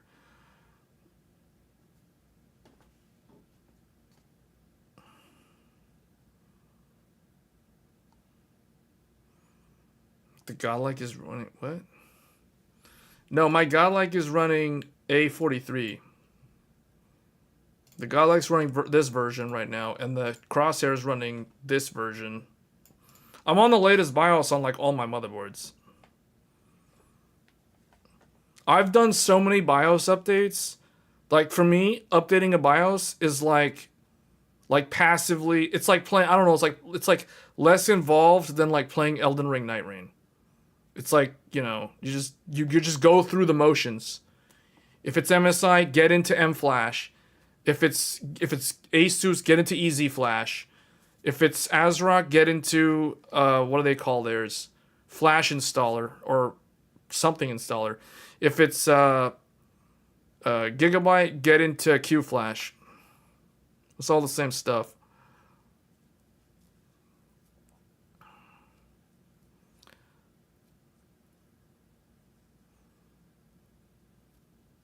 The new memory training is so fast. Yeah, it is.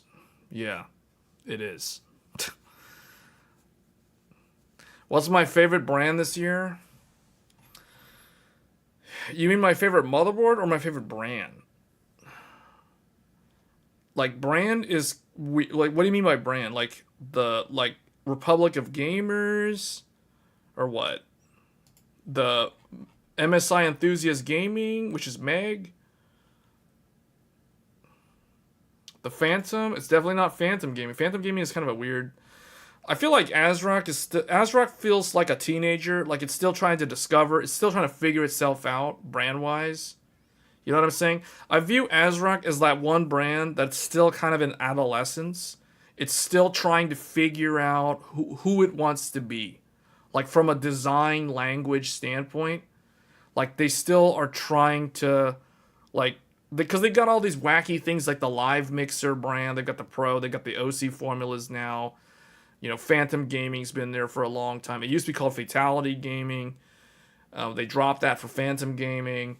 They have the Steel Legend. They've got all these different like sub brands, Riptide, Tai Chi. I feel like they're still trying to figure it out. That's how I feel about them. Asus is definitely the most well established in terms of the brand design language and how to entice people psychologically to spend money. So I feel like Asus has gotten the psychological aspect of the marketing down.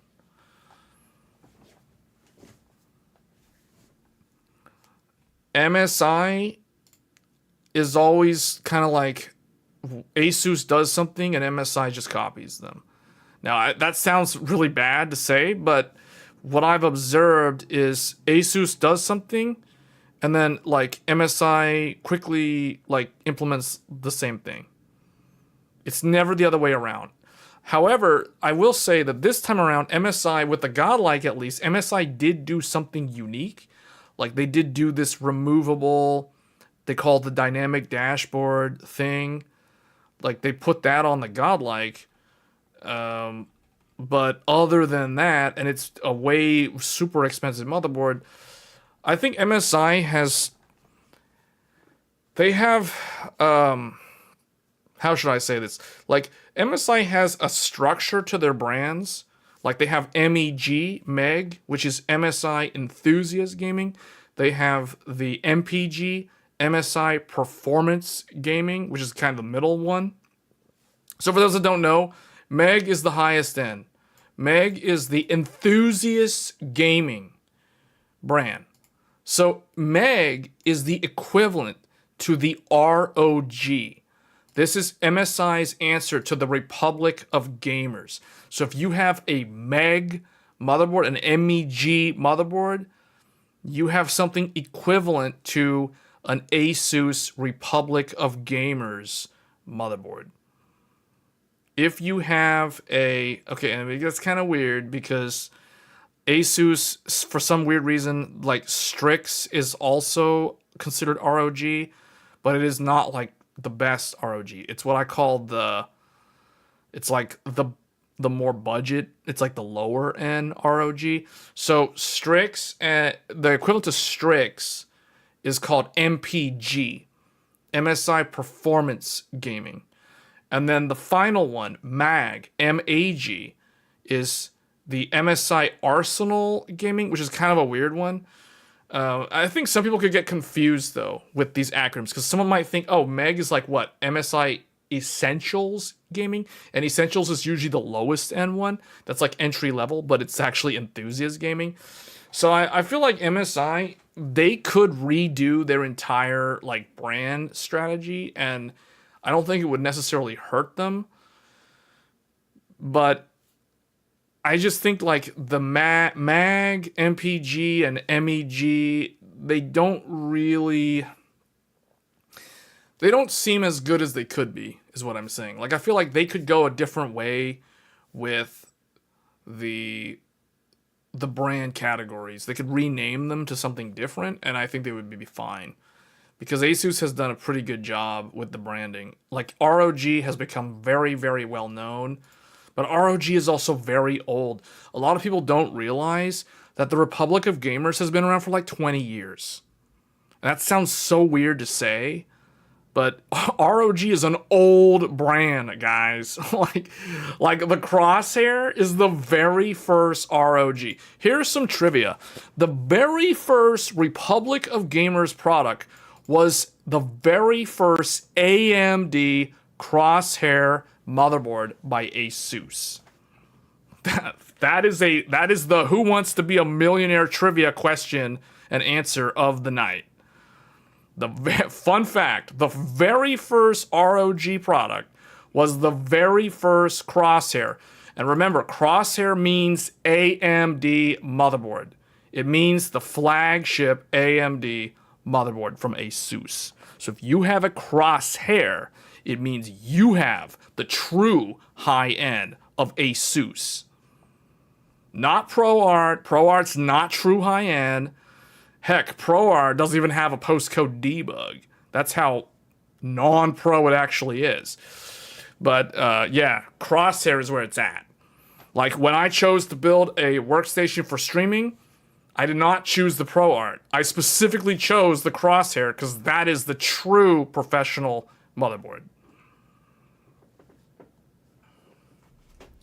Complete with things like Slim SAS and other enterprise things that most people will never use. And a backplate. So that is the true high end. See, once you know the name, once someone knows the name, they recognize the name, they understand if it's really high end. And Crosshair is really high end. That's the true high end from Asus. Not Strix, not ProArt, definitely not Tough, definitely not Prime.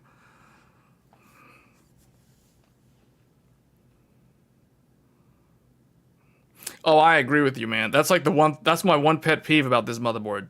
No 10 gig LAN on a $700 motherboard is like almost unacceptable.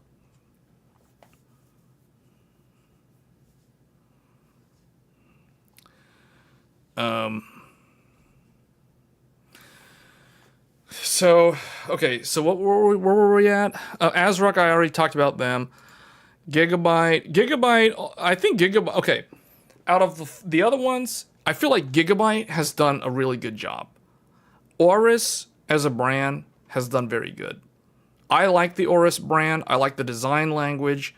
I think Gigabyte has a lot of really good stuff going here. Gigabyte is making a really big push with the AI top branding now. So they're taking it to another level. Like Gigabyte, everyone who knows Gigabyte has Aorus. Aorus is their equivalent to the ROG. So if you have an Aorus, you have an ROG equivalent product from Gigabyte. Now, within Aorus, you have to understand the hierarchy. So at the highest end, there is the Extreme. The Extreme, spelled with an X, is the true flagship board. This is the highest end AM5 motherboard from Gigabyte. The Extreme, it used to be called the Aorus Extreme, but now they have added an extra brand called AI Top. So this one is the Extreme AI Top. This is a $700 to $800, depending on the region, motherboard. So this motherboard is the equivalent to the Crosshair Hero. This is the price competitive equivalent to the ROG Crosshair Hero. The Extreme AI Top versus the Crosshair Hero. These are the rivals. These are the rivals. So you guys have to understand the brands. So maybe we do need to go into Paint and go over this. We've talked about this before, but I think people, every time I do a live stream, there's always new viewers that don't know the terminology. They don't understand the vocabulary because no one ever taught them this. So here are the brands from ASUS. From the top to the lowest. The highest end is ROG Crosshair. Then ROG Strix, then ProArt, then okay. I want to preface this a bit because the Strix is a strange category because Strix has different like price tiers. Some of them are equivalent to ProArt, most of them are lower than ProArt. So there's the Dash E. Then you have all the other Strix stuff. So you have Dash E, then you have ProArt, then you have others. The Dash E stands for Extreme. That is the highest end Strix. And that one is typically equal to the ProArt or better, depending on what you're looking for. But they're priced very similar. The Strix Dash E and the ProArt are both around $500 motherboards. And then you have all the other Strix, and then you have Tough, and then you have Prime at the very bottom. So that is the hierarchy. So Crosshair is the true upper echelon. That is above Strix. Then you have the Dash E, then you have ProArt, then you have all the other Strix. So Strix Dash A, Dash F, you know, whatever. Those are in there, and then Tough, and then Prime. Okay, then we have, so this is the ASUS. Now we have Gigabyte. We'll do Gigabyte next because they're the easiest one to compare to in terms of their brand, because they've got Aorus. They've got Aorus Extreme. They have Aorus Master. They have Aorus Elite. They have, now this is the one where I get kind of confused. I think Pro might be above Elite, but I always seem to forget. You guys might have to check, but it goes either way. I think it depends on which one's more expensive.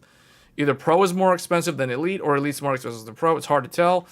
And then you've got the Gaming X. And then you have the Eagle at the very bottom. So those are the Gigabyte brands.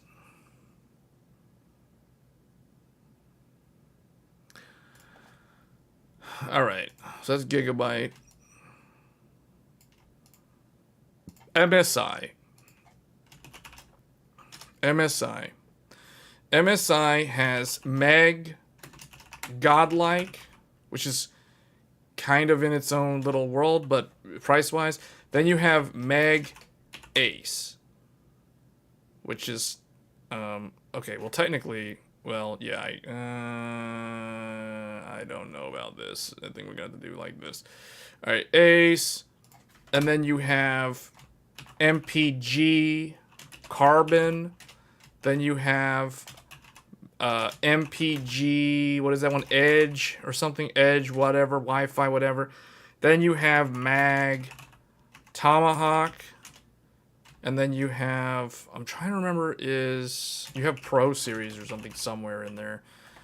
And then you have whatever the last one is. I always forget. But anyway, MSI's is structured kind of like this. The reason why I drew them up here is because Godlike is kind of like priced out of the market. It's like super stupidly expensive. It's not even the same price as these guys. Although ASUS does have an Extreme Crosshair, which is priced at $1,000. So there is that one. But the Godlike is still more expensive than that. And then we finally have ASRock. ASRock has the Taichi. I forget what the new one. They have like I think it's like Aqua or something, or it's like they have the liquid cooled VRM one sometimes, and then they have the OCF or I don't know. It's weird. It's like Taichi, OCF or OC Formula. Then they have the Phantom gaming stuff, and then they've got Steel, Legend, and then they've got the Pro RS or something. I think that's what it's called. Or maybe that's the MSI. I think MSI's one is Pro Series. Something like that. It's like Aqua or something. It may not even be Tai Chi. I don't know. Maybe it's just Aqua? I forget. It's something like that. But see that therein lies the problem for ASRock from a branding recognition standpoint. They need to do a better job with how they structure the brand, because if I can't understand it that well, then I'm pretty sure you guys are going to have trouble understanding it. Whereas these guys are very, very clearly defined. You guys can see the hierarchy. MSI Meg is the highest end. MPG is the middle tier. Mag is the entry. And Pro is kind of like Mag.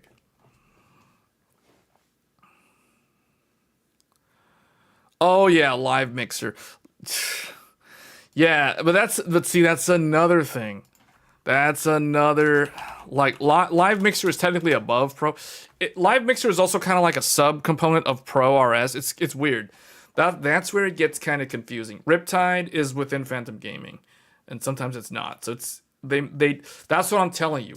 ASRock needs to really, I think they need to redo some of their branding somehow to make it more cohesive. Gigabyte has done the best job in recent years with the Aorus brand. They basically copied ROG. And then MSI has this 3-tier Meg, MPG, Mag. And then they randomly have Pro there, which is kind of random. But yeah, like MSI and Gigabyte have done a much better job. ASRock, I think, has some work cut out for them because they don't have like a well-known... I mean, Tai Chi is kind of well-known among the enthusiasts.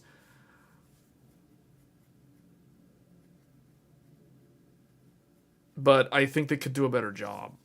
Like, yeah. But anyway, that's kind of the structure.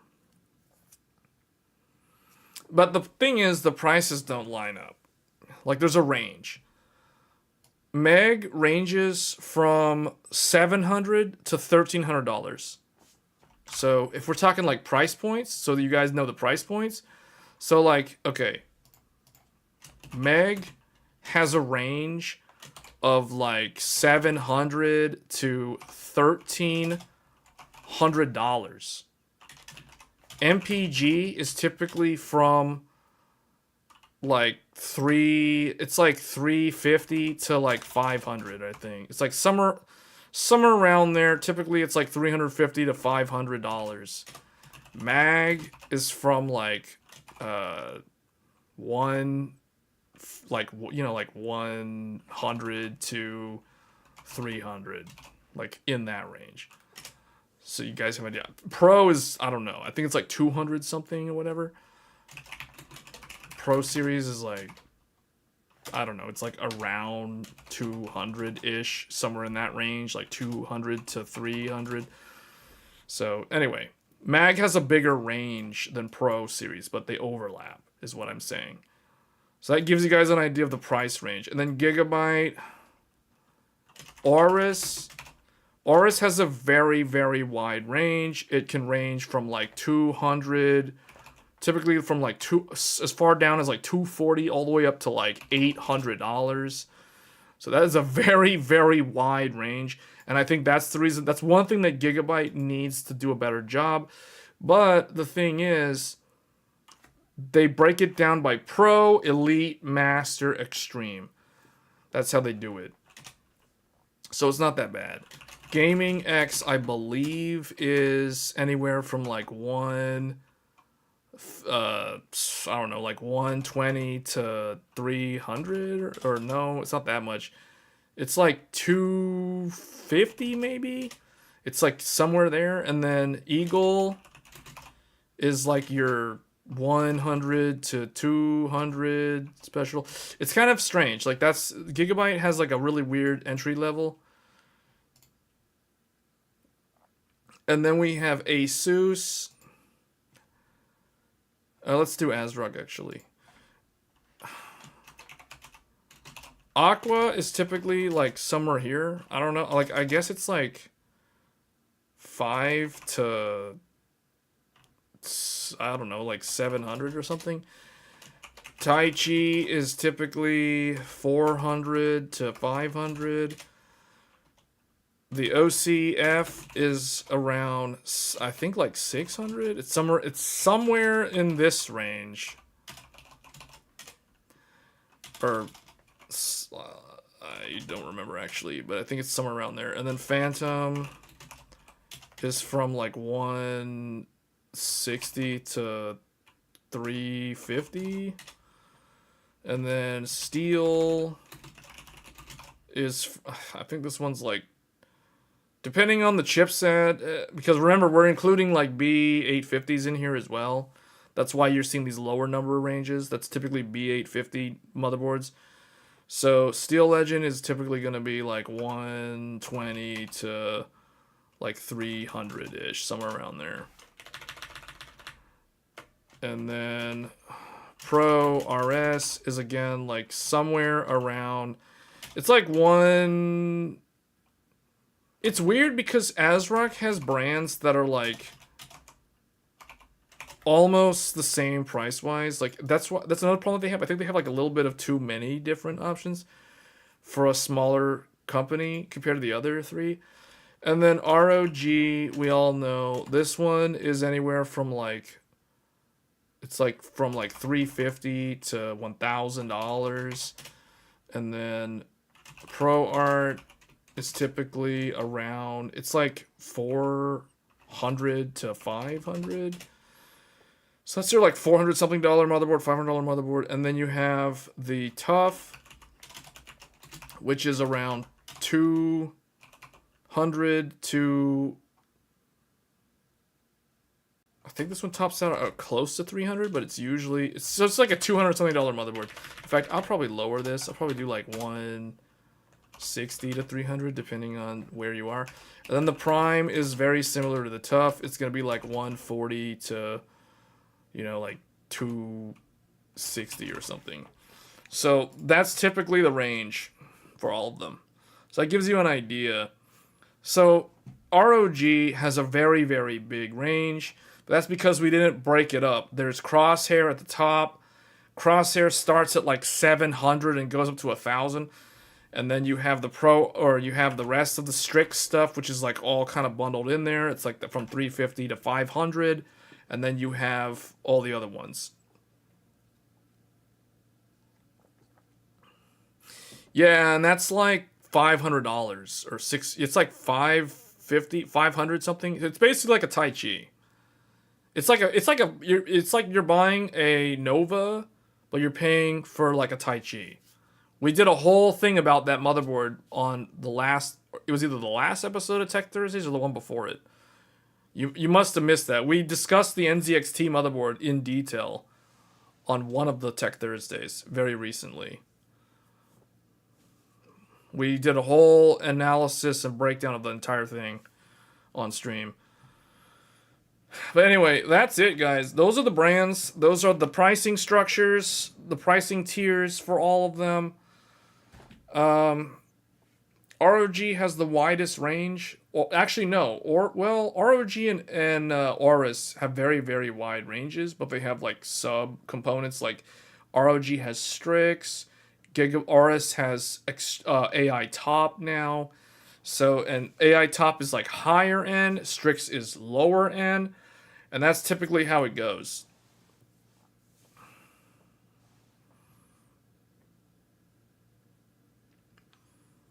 You guys are talking about the exact same motherboard. We talked about that on Tech Thursdays, I think, like 2 weeks ago, or was it last week? Let me look, actually. When did I talk about that? I know it was recent.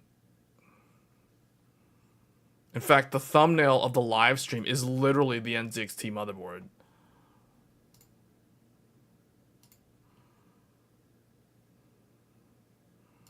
Let me see. We did... It was 2 weeks ago. 2 weeks ago. It was Tech Thursdays 2 weeks ago. We talked about the NZXT motherboard. I think that was like the first thing we talked about because that was the thumbnail. Yeah, you're talking about the exact same. It's a X870 motherboard made by ASRock. We went into the BIOS detail, everything. Everything's on the last live stream from 2 weeks back. But anyway, guys, that is all of the motherboards. I've done this before, where I've done this for viewers, but I never did the price range. So this is kind of new info.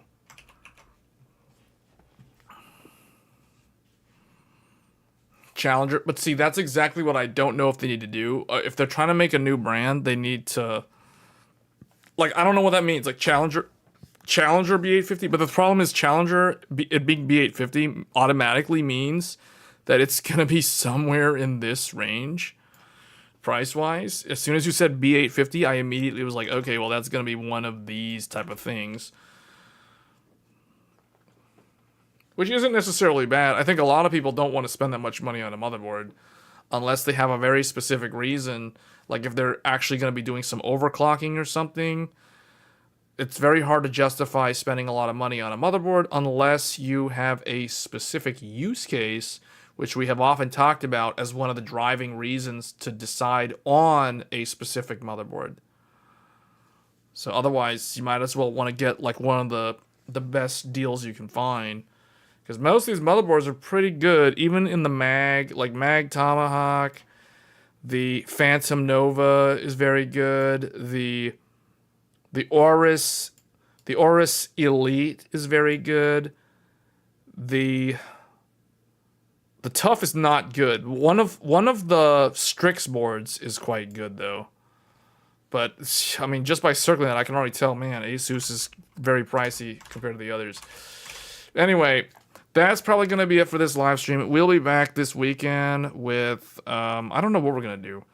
I don't feel like playing Wuchang. I know that. So we're probably not going to do that. We're probably going to do more Monster Hunter Wilds. Or Elden Ring Night Rain. But Dark Drift is no longer available. So I have very little reason to play Elden Ring Night Rain right now. So because of Dark Drift going away, I might actually consider playing Wuchang Fallen Feathers again.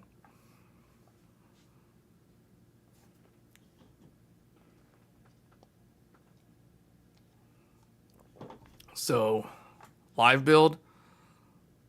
I want to do a live build. I just can't do it until my back is fully healed. So I'm like on this is week 4 post my back injury. So I'm supposed to not do anything. Like I'm not supposed to strain my lower back for at least 6 weeks is what I was told. I'm not supposed to lift more than 10 to 15 pounds is what they told me for like 6 weeks minimum. So because of that, I haven't really been able to do much with messing with computer hardware. So we may do a live build later on in the year. I'm trying to plan something for that, but it's like, I don't know. Right now, I just can't do it. As much as I want to, I just can't do it right now. So we'll see later on in the year. I mean, there's not a lot of stuff to do. Like the summer right now, computer hardware, unless you're someone who is like looking for professional grade computer hardware, like Threadripper Pro, Threadripper, that kind of stuff. That's all new right now, but most people are not going to spend that much money on a desktop platform these days. So it's kind of, there's not a lot there to talk about. And we've talked about Threadripper before. So that's why so much of the channel's content, the live streams, is all focused on gaming. Because there's just not a lot of, PC hardware news to talk about. So, yeah, well, for those of you playing Monster Hunter or were playing Monster Hunter and quit, just know that the Festival of Accord is available for the next 2 weeks. So there is some incentive to go back and play Monster Hunter. And, I don't know. The only other thing that I'm aware of, I mean, Wuchang came out. That game is kind of like whatever. Yeah, I don't know. Yeah, I mean, I might play more Donkey Kong Bonanza. Who knows? But I think we'll do another Monster Hunter Wild session just because it's a temporary thing, guys. Like, yes, I know it's FOMO, it's live service. People would rather play or do other things, but I need to get the Monster Hunter stuff out of the way while it's available. So we've got that.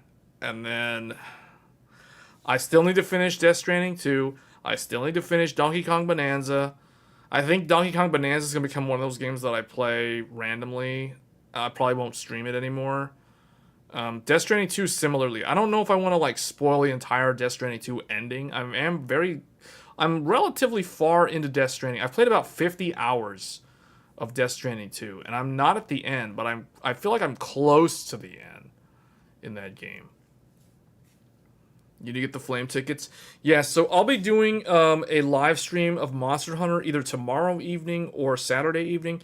So here's the thing, guys. For those of you that are watching this stream, if you want to tune in, if you want to do the hunts with me while I'm on stream, you can do that. We did a live stream yesterday, yesterday and the evening before. The last two live streams I did, Chief was in there. Yeah, so I'll host this. Well, I don't even need to host a session. I can just join a session, and then I will show you guys the lobby ID, because it's public knowledge, the lobby ID for everyone who wants to play with me and go on the hunts. We can do the entire festival on stream. Yes, you'll be on TV, whatever. And it sounds weird saying that, but you'll be on the stream. Yeah, you were there too. So if anyone else wants to join, I mean, we could add a fourth person, so we could have 4 people, or even more people can join, and you guys can form your own little groups. So yeah, we're gonna be doing that this weekend. So if you have Monster Hunter Wilds and you want to participate with the Game Tech Reviews community, I guess that's what it is, you can join us in game this weekend.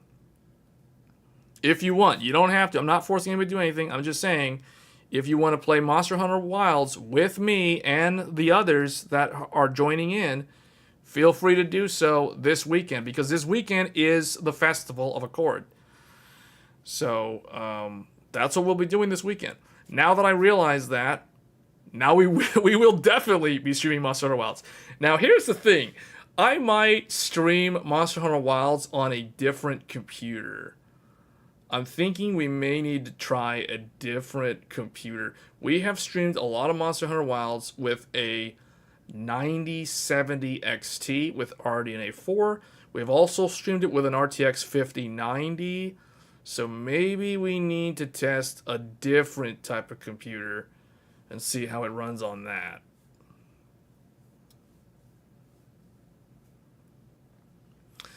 So yeah, we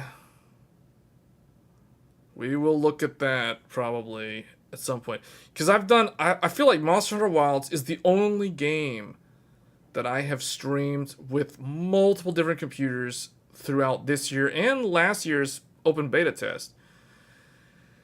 So we may test some other computers. I don't know. Well, I'll think about it. I can't really like lift the computers and move them around, so I may not be able to do that now I think about it. But we'll see. So, alright guys, well that's going to be it for this stream. It's going to be Monster Hunter Wilds this weekend. I mean, I guess it's been decided now. No Night Rain. No Night Rain.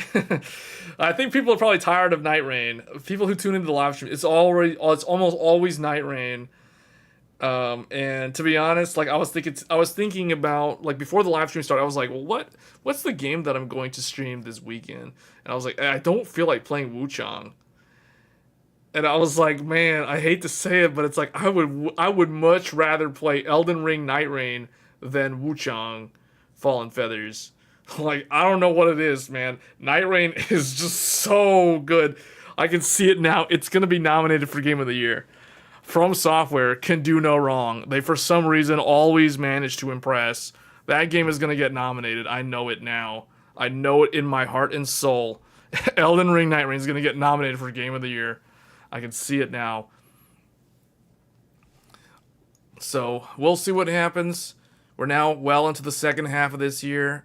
But that's going to be it for this live stream, Tech Thursdays. If you're new to the channel, you like these long-form discussions, these technical analysis type videos that go in-depth on the PC space, analyzing different aspects of the component market for building your own computer, then do get subscribed. We do this show every Thursdays, and we also do some kind of like casual gaming stream on the weekend, so you can tune into that and hit the bell icon so you get notified when I go live, because sometimes I do Friday, sometimes I do Saturday, sometimes I do both, and even other times I will rarely do Sunday evenings.